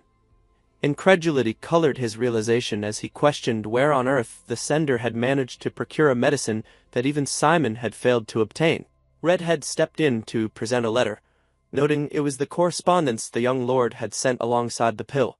The contents of the letter were revealed, where the writer offered apologies if the gift caused any offense, explaining that the item contained their own secret technique and requesting it be viewed favorably, while conveying a deep devotion to meeting the old man's expectations. The letter concluded with a bold promise, as the young lord vowed to please the reader during his upcoming duel with Misak, prompting a booming, unrestrained laughter to echo through the room. A question was posed for clarification to confirm whether Chris had truly sent the gift in his capacity as a grandson, and Redhead confirmed that this was correct. A decision was finalized, as the old man declared that it was only fitting to return the favor in his role as a grandfather, making a vow to personally witness the decisive battle between Chris and Misak. Shock registered in the silence as the gravity of the decision set in, but the old man reaffirmed his intent, stating that as their grandfather, it would be good to observe exactly how much his grandsons had grown. Elsewhere, disbelief shattered the air as Lady Frisia exclaimed in shock over the news that the old man was personally attending the competition. A subordinate confirmed the news to her, reiterating the old man's desire to witness the achievements of his two grandsons firsthand, which led to a tense question as Frisia wondered why he was suddenly engaging in an act he had avoided his entire life. The gravity of the situation settled in, noted as a completely unprecedented event, highlighting that even the necromancer Dark Mage family was now showing keen interest. Deep frustration brewed over the fact that Chris had successfully managed to draw the old man's attention, and a curse was muttered against the obnoxious old man, with Frisia grumbling that he had already obstructed the Count's path and was now actively interfering with Misak's affairs. Her resolve hardened as she decided that the interference did not matter. The new objective was to thoroughly crush Chris right in front of the old man's eyes. A dark promise was made as she swore that the old man would soon realize his eye for talent was completely useless, violently threatening to tear Chris limb from limb with her own two hands when the time arrived. In a different location, a heavy sigh was let out by Chris, who expressed his growing fatigue with the ridiculous classes he was forced to endure, and stated flatly that he simply did not have the time to sit around idly. His thoughts shifted to a recent, ominous event, pondering the fact that an undead dragon had been sent to the inauguration and interpreting the act as a clear, unmistakable warning. He deduced that the culprits orchestrating the war were slowly beginning to take a serious interest in him, leading to a stark realization of his own limitations. He acknowledged that overcoming the absolute gap in power between himself and his enemies was currently impossible, and recognized the immediate, desperate need for a weapon capable of holding them off until his strength could grow. Resignation colored his thoughts as he wondered if the mud sword was his only viable option, evaluating his current capabilities by noting that with his present skills, maintaining his power required all his focus just to last a He admitted that maintaining it in actual combat, where the physical toll was massive, would be exceedingly difficult, and set a clear goal for himself to reach a point where he could wield his power freely, drawing a direct comparison to how Nordione had done in the past. A quiet wish escaped him, hoping there was a way to achieve that level of mastery, before a cheerful, interrupting voice called out to him, noting the rumors that the little young lord was currently being targeted from all sides. Redhead jovially pointed out that the competition was less than a month away, and asked how the solo training was progressing, while Chris internally questioned Redhead's overly frivolous nature, doubting if this individual was truly the top disciple of the necromancer Dark Mage family. Chris bluntly asked if Redhead was there simply to mock him, which Redhead smoothly denied, before revealing his true purpose to inform the young lord that the old man was quite pleased with the gift.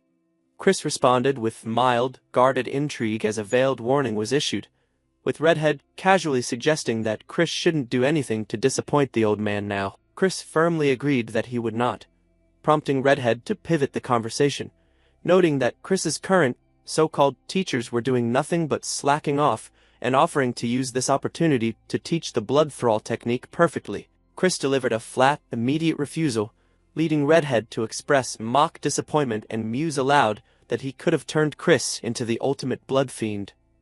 A final piece of information was dropped, as Redhead warned the little young lord that he might be getting a visitor soon, prompting quiet confusion from Chris. Declaring he had taken up enough time, Redhead prepared to leave, letting a final request linger in the air as he asked to be thoroughly entertained at the upcoming competition before departing, leaving Chris alone to curse the bizarre interaction and feel irritated by the nonsense spouted before the abrupt departure.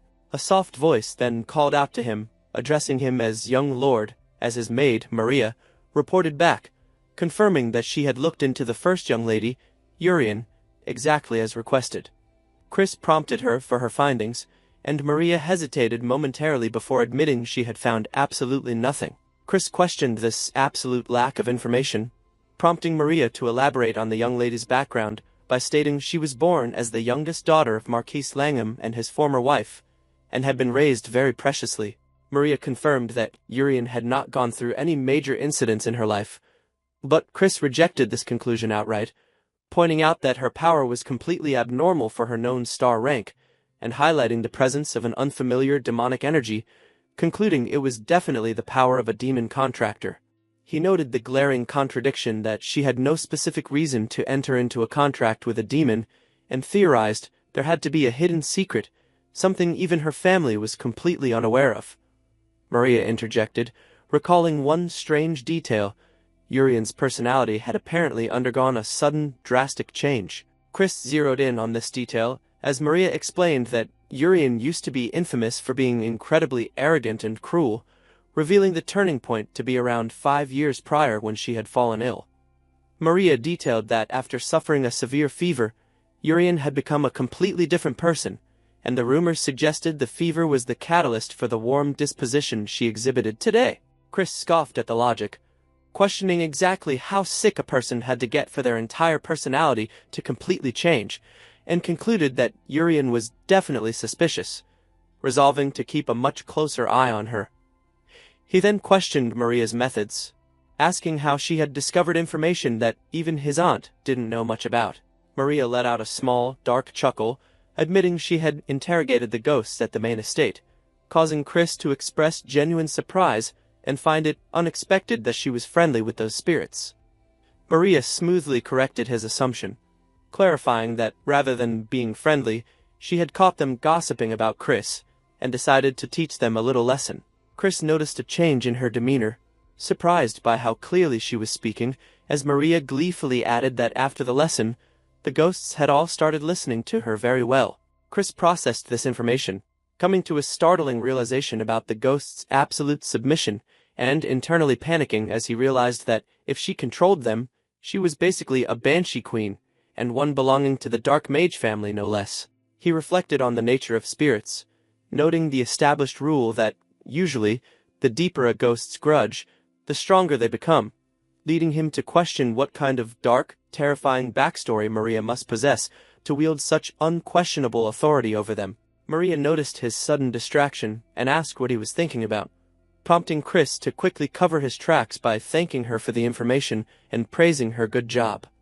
Maria stammered a slightly flustered, embarrassed response before recovering her composure and formally pledging that she would do anything for her lord. A month has passed since the summoning as the focus shifts to Chris, a young man with sharp features and piercing red eyes who prepared for a scheduled match with Misak by glancing sideways with a confident, knowing smirk. Standing before the seated former family head, Chris acknowledges the elder's awareness of his intentions. The confrontation begins when Misak, pointing a defiant finger at Chris, shouts for him to prepare himself before the large crowd of spectators. Misak declares that Chris will be forced to prove he is the worst prince in front of the family head, but Chris responds with cool disdain, telling Misak to shut up and calling him a mama's boy. Chris taunts Misak further, suggesting he should confess to using his mother's help for his tricks, which causes Misak's face to contort with rage as he reminds Chris that all duels in the Dark Mage family are fights to the death. Misak's left eye ignites with a fiery orange energy, as he vows that the only thing Chris will take home is his own severed head. Invoking destruction black magic, Misak calls out the technique compressed explosion, preparing to unleash a devastating strike, while Chris stands centered with white energy swirling around him in a defensive posture as the magical pressure builds. With a crazed grin, Misak lunges forward, screaming his intent to kill as he thrusts a fiery orb of mana toward Chris, resulting in a massive pillar of fire and light that engulfs the center of the arena. As the smoke clears, Chris is seen in mid-motion wreathed in lingering embers, surviving the blast and deducing that Misak's elemental-style magic is infused with the principles of curses. Heavy, glowing red chains suddenly erupt from the ground to bind Chris, who looks up in genuine surprise as he realizes he has been caught in a trap. The chains pin his arms to his sides, causing him to grunt in pain while Misak capitalizes by invoking Execution Pyre, swallowing Chris in a violent pillar of flame that roars toward the ceiling. Through the flames, Misak promises Chris will regret being alive, as Chris's silhouette is seen within the roaring fire, appearing to scream in agony as his face is consumed by blinding white-orange heat. Misak erupts into maniacal laughter, mocking Chris as a reckless brat, and a close-up of his predatory grin and mismatched eyes shows his triumph as he declares the match is over. Suddenly, Chris's calm voice cuts through the celebration, asking Misak if he is enjoying himself. Chris pulls back a fist wreathed in dark, shadowy aura and slams it into Misak's face with bone-shattering force, creating shockwaves and debris. Chris stands over the reeling Misak, calling him an idiot and chiding him for falling for a simple illusion learned in a single day, despite being a 4-star mage. As Misak collapses to his knees, coughing up blood, Chris analyzes that Misak's weakness is a complete focus on destruction, black magic, and a neglect of other fields due to his mother's influence. Chris strikes again with a sweeping kick, noting that Misak's sycophantic teachers never taught him how to prepare for vital close-range attacks. Misak is sent spiraling through the air, and as he lies face down on the floor dripping blood, Chris taunts him by asking if his mother is crying, watching him fail.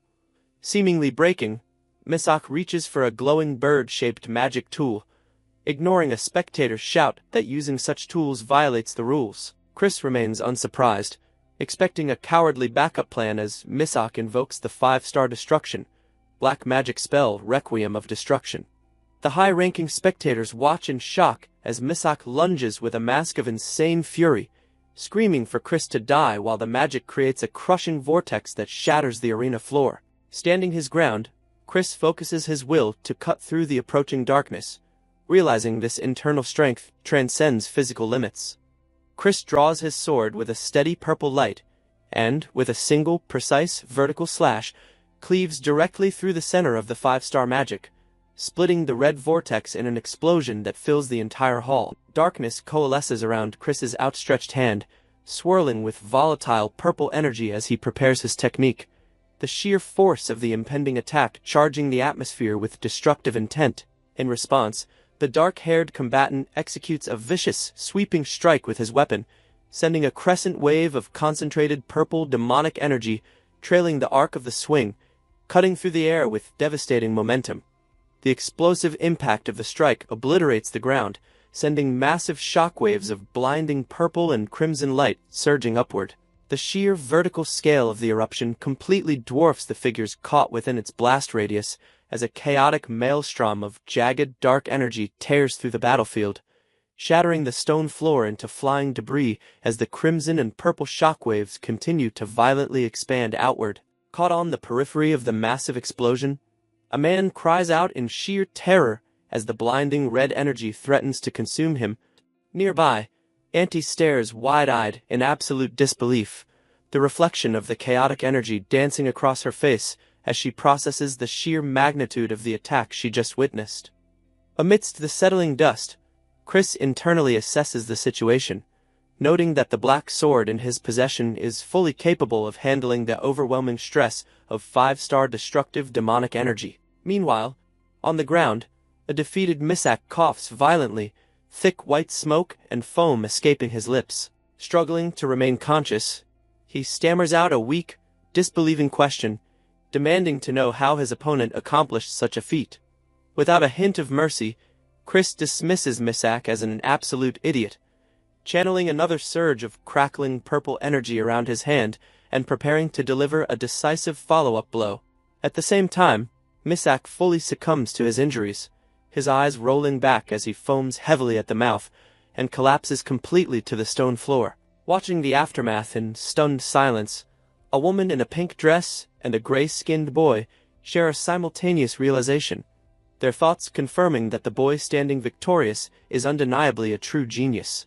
Misak lies motionless on his back, completely unconscious and broken by the overwhelming display of power as the thick dust slowly begins to settle in the grand hall, revealing Chris standing tall in the center of the cratered floor, while the stunned crowd of nobles and combatants watches warily from the periphery. Observing the decisive victory from an elevated balcony, the spectacle is over, and coldly announces his departure, to which his subordinate immediately agrees, addressing him respectfully as the family head. The white-haired family head then glances sharply at the red-haired woman beside him, the Marchioness, sternly advising her that she needs to focus much more closely on Misak's education. The Marchioness trembles with barely contained fury, her hands gripping the fabric of her black dress so tightly it wrinkles, as she internally panics, realizing that if Chris's rapid growth continues at this rate, it would be much better for his future to be sent to lead the Destruction Mage family instead of her own candidate. Chris looks up toward the balcony as the family head calls out his name, maintaining a perfectly respectful facade, and immediately acknowledging the family head's call. Looking down at the boy, the family head expresses a deep sense of satisfaction, noting that traveling here to witness the event in person was entirely worth his time. Putting on a bright, innocent, and eager smile, Chris projects the image of a perfectly loyal son, enthusiastically promising the family head that he will continue to demonstrate feats that will bring him pleasure and pride. Later, walking alone, Chris reflects calmly on the recent battle, acknowledging that his success in manifesting the Black Aura was only a temporary achievement. He focuses his thoughts solely on the concept and feeling of the Black Aura. Chris analyzes the theoretical limits of his power, reasoning that at the 5-star level, the aura will not only strengthen the true Black Sword, but also allow him to project demonic energy to suppress enemies from any distance. His tactical thoughts are suddenly interrupted mid-sentence by an unfamiliar, chilling voice, calling out his name, causing Chris to freeze instantly in his tracks. His eyes widen slightly as his relaxed posture snaps into a rigid, guarded stance.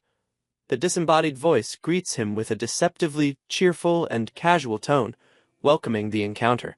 Chris's pupil shrinks in absolute horror as a cold sweat breaks out across his face, realizing with mounting panic that his body refuses to obey his commands, completely paralyzed by the newcomer's oppressive presence. The voice smoothly continues, stating just how much he had wanted to see Chris in person. The man introduces himself warmly as Sarad, casually revealing that he is Chris's eldest brother. A sharp, violent shock pulses through Chris's mind as the name triggers a terrifying wave of recognition.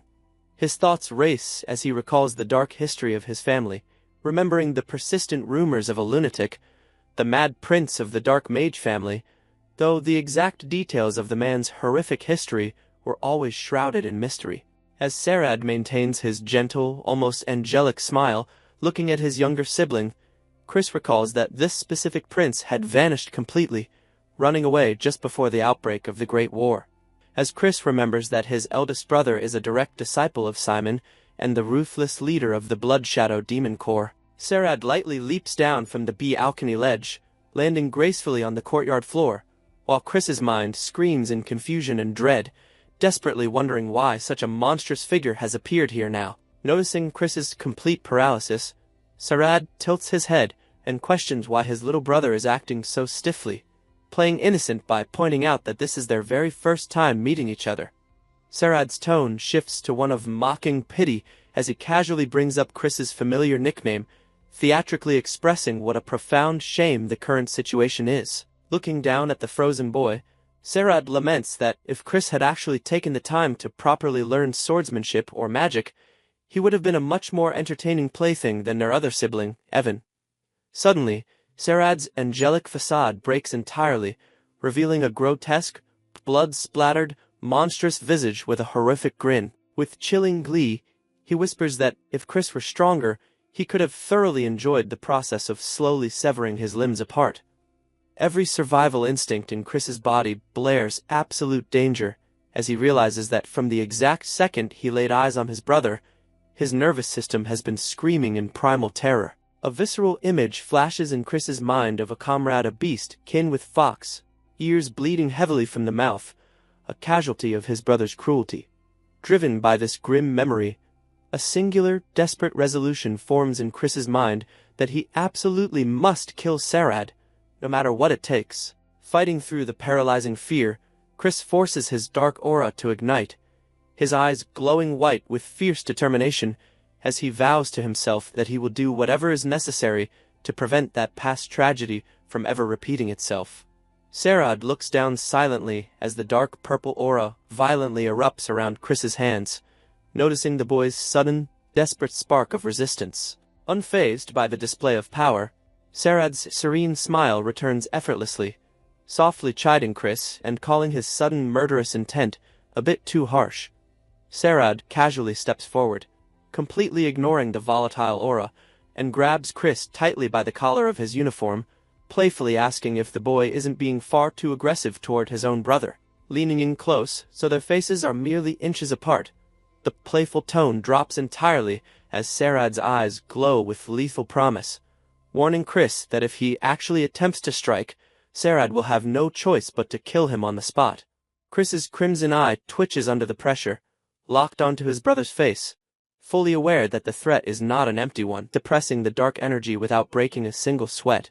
Holding Chris effortlessly, Sarad muses aloud, admitting that the recent rumors surrounding the estate had given him relatively high expectations for his youngest brother's capabilities. With a dismissive tone, Sarad bluntly crushes that illusion, telling Chris to his face that he isn't much to look at and has fallen entirely below his expectations. Refusing to break eye contact, Chris grits his teeth and fires back a venomous retort, sneering that if Sarad finds him below expectations, it is only because the older brother's eyes are completely messed up. Chris continues his verbal assault, calling Sarad pure trash and declaring that the world would be a significantly better place if he simply disappeared, then commands Sarad to wait with absolute conviction, promising that he will eventually be the one to sever his head. Sarad stares blankly at Chris for a long, heavy moment, the absolute silence thick with the tension of impending violence. Suddenly, the tension shatters as Sarad throws his head back and bursts into loud, genuine laughter. Highly amused by the boy's sheer audacity, he cheerfully announces that his plans to kill him are officially cancelled. Sarad releases Chris and crosses his arms, looking down at him with a mix of amusement and disdain, clarifying that, despite the brave words, Chris is currently far too weak to genuinely capture his interest. Biting the tip of his thumb in a twisted display of anticipation, Sarad challenges his little brother to try a bit harder to entertain him, adding a dark caveat that he had better hurry up and grow strong quickly. With a lightning-fast motion, Sarad extends a single finger and sharply flicks Chris right in the center of his forehead, the seemingly playful flick carrying immense, concentrated force and striking the skin with a sharp, resonant crack. A single, distinct drop of blood wells up and drips from the exact spot on Chris's forehead where his brother struck him. Sarad's voice turns cold and definitive as he prepares to leave, reminding Chris one final time that he is a man with very little patience. Chris stands entirely rigid on the balcony, unable to move a muscle as he watches his eldest brother casually stroll away through the grand courtyard. The moment the overwhelming pressure recedes, Chris slams his fist violently against the stone pillar in an outburst of sheer frustration. Clutching his bleeding forehead, Chris curses bitterly at his own utter helplessness, the agonizing reality that he couldn't even twitch a single finger in the presence of the man who slaughtered his comrades, burning through his pride. Attempting to calm his racing heart, Chris rationalizes the situation, noting the absence of any lingering, foul, demonic residue in the air, allowing him to logically deduce that this encounter occurred before Sarad had forged his catastrophic contract with a demon. This realization brings a glimmer of desperate hope as Chris calculates the timeline, realizing that he still has a narrow window of exactly 1 year to change fate.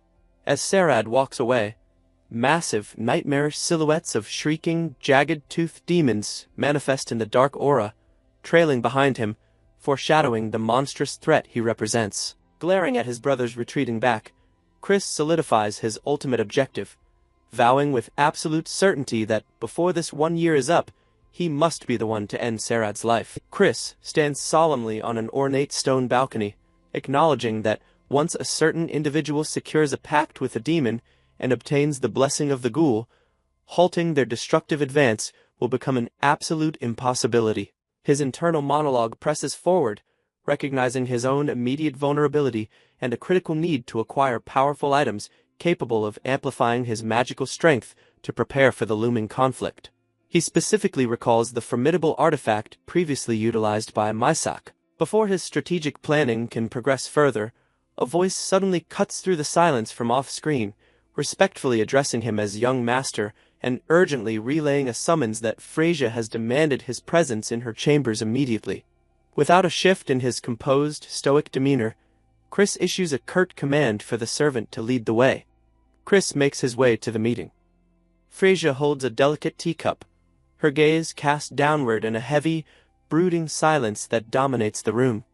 Chris's face is partially obscured by the edge of a table and a decorative teacup in the extreme foreground, but his sharp red eyes peer intently at Freyja, observing subtle visual cues indicating that her grip on the teacup is rigid and she is trembling faintly. Chris easily deduces that Freyja is exerting every ounce of her willpower to suppress a raging, murderous intent directed entirely at him.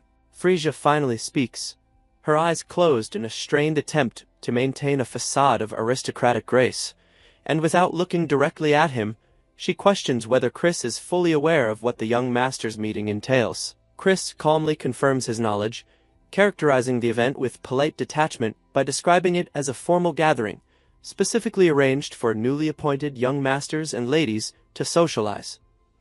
A vivid, ethereal visualization accompanies his explanation, depicting a glowing, intricate magical crest and a cloaked figure casting a powerful spell. As Chris elaborates that this meeting serves as a grand convergence point for the rising stars belonging to the three great families of the Southern Dark Magic Empire, the visualization fades back to reality as Chris clarifies the true nature of the event, noting that the term socializing is merely a thin euphemism.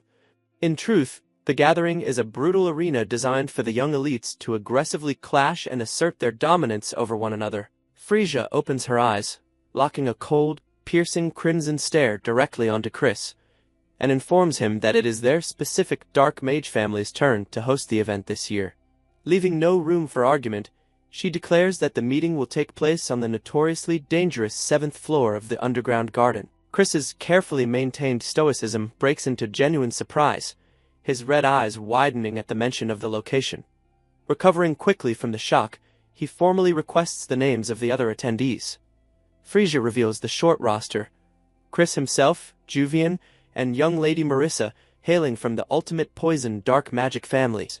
Shadowing his features as Freyja drops one final name onto the list: young Master Kashmir of the Destruction Dark Magic family. Chris's mind races as he silently identifies Kashmir by his notorious future moniker, the Resistor, mentally cataloging his dark destiny as a future 7-star demonic human and a high-ranking executive in the Resistance faction that will eventually oppose the Demon King of Evil Blood. Delving further into his knowledge of the timeline, Chris recalls specific rumors stating that Kashmir suffered the cruel fate of being cast out by his own family during his youth. A jagged, chaotic burst illustrates Chris's sudden, startling epiphany as he pieces the timeline together, coming to the chilling realization that this very meeting is likely the orchestrated event designed to trigger Kashmir's permanent exile. Analyzing the list of participants, Chris deduces a sinister, undeniable pattern.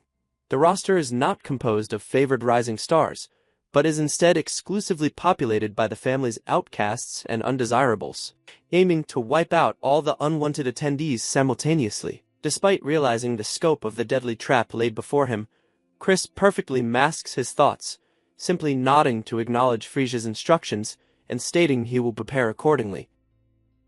Freyja watches his agreeable reaction, her internal thoughts betraying her deep suspicion as she questions his easy compliance, wondering if the young man has already seen completely through the deadly scheme. Dismissing her doubts for the moment, she casually waves a pristine white feather quill in her hand and dismisses Chris from her quarters. Chris halts his departure and turns back, casually mentioning that he has one final matter to address. He complains of lingering, severe exhaustion from beating Maisak half to death during their recent duel. With audacious confidence, Chris demands that Freyja provide him with a substantial amount of seed money, arguing that he needs the funds to live luxuriously and recuperate fully before heading out to the dangerous meeting she just mandated. A decorative banner featuring a feather quill signifies a time skip to the following day, leading into the contents of a formal letter written on parchment. Addressed directly to the cloaked informant, the sender politely inquires about her current well-being before stating that the Rudolph Merchant Group has prepared a highly specific gift they are confident will suit her tastes, formally requesting her presence at their establishment on a scheduled date. Following a blank white panel that emphasizes a transition to a new location within the city, Chris's internal monologue resumes as he arrives at his destination. He considers the timing of the merchant's summons to be absolutely perfect, acknowledging the extensive, costly preparations required to survive the impending death trap in the underground garden, which he views not just as a threat to his life, but as a rare, golden opportunity to secure an incredibly powerful artifact hidden within its depths, that he normally wouldn't be strong or well-positioned enough to attempt acquiring until much further down the timeline.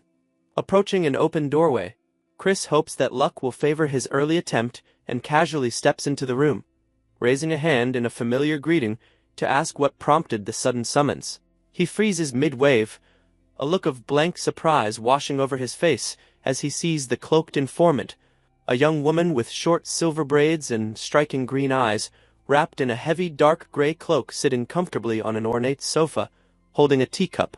Equally startled by the intrusion, widens her eyes and demands to know what he's doing there. Recovering his composure instantly, Chris flatly replies that this is his usual shop, meaning his presence requires no justification. From directly behind Chris, leans closely over his shoulder, sporting a sly, menacing grin, Turd playfully corrects herself to address him with extreme formality as young Master Chris. Chris turns his head slightly, an irk mark throbbing visibly on his temple as he glares at Turd in extreme annoyance, sarcastically questioning if the so-called gift she had prepared was simply orchestrating this awkward encounter. Turd maintains her professional yet cunning demeanor, raising a finger to explain that since they operate exclusively for a single client, it was necessary to bring them both together to clarify their business arrangement. Chris's irritation fades into calculated interest as he realizes the situation works out perfectly, taking absolute control of the room's dynamic by abruptly ordering both women to sit down so they can talk. The cloaked informant looks visibly confused by his sudden authoritative tone and collapses slightly into her seat, prompting Chris to immediately double down, glaring sharply and reiterating his command for them to sit. The cloaked informant nervously shifts her gaze, looking up at Chris with a heavy mix of apprehension and doubt as she hesitantly questions the wisdom of having a highly sensitive conversation out in the open of the shop. Chris reassures her by stating that Turd is just as trustworthy as the cloaked informant herself, showing a towering, eerie fortress bathed in ethereal white light and surrounded entirely by a suffocating, dark purple miasma, as Chris states that the political situation surrounding the castle has severely deteriorated. He explains that disappearances within the territory are continuing unchecked, and that certain noble families have completely severed all ties and communication with the outside world, leading him to suspect a massive conspiracy is brewing, while lamenting the absolute impossibility of infiltrating those isolated, heavily guarded territories to uncover the truth. Turd, who has been listening silently, suddenly stares intensely at the cloaked informant, her playful grin entirely replaced by a sharp, highly analytical glare magnified through her round spectacles as she shifts into a much more serious posture. Turd formally presses the issue, pointing out that access to the Evil King Castle is virtually impossible for outsiders, yet the cloaked informant's reactions and inferred knowledge make it seem as though she has first-hand experience or deep intelligence of the location. Following a tense, blank black transition, the cloaked informant panics, sweating profusely and waving her hands in frantic denial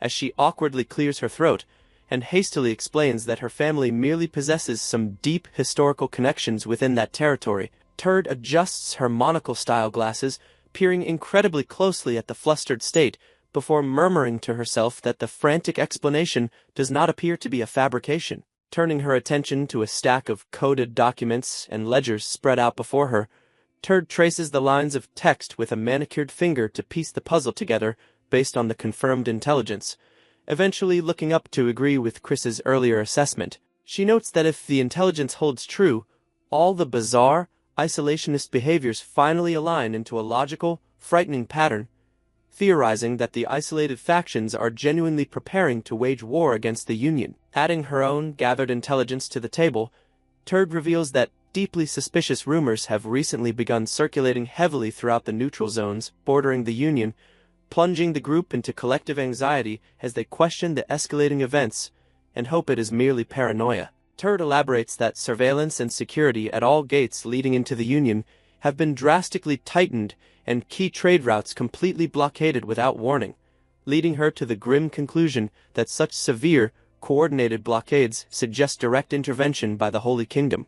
Admitting her own limitations without reliable connections embedded within the Union itself, Turd looks over the elegant glass coffee table set with fine china as Chris sits with his arms crossed in deep thought, and the cloaked informant grips her cloak defensively.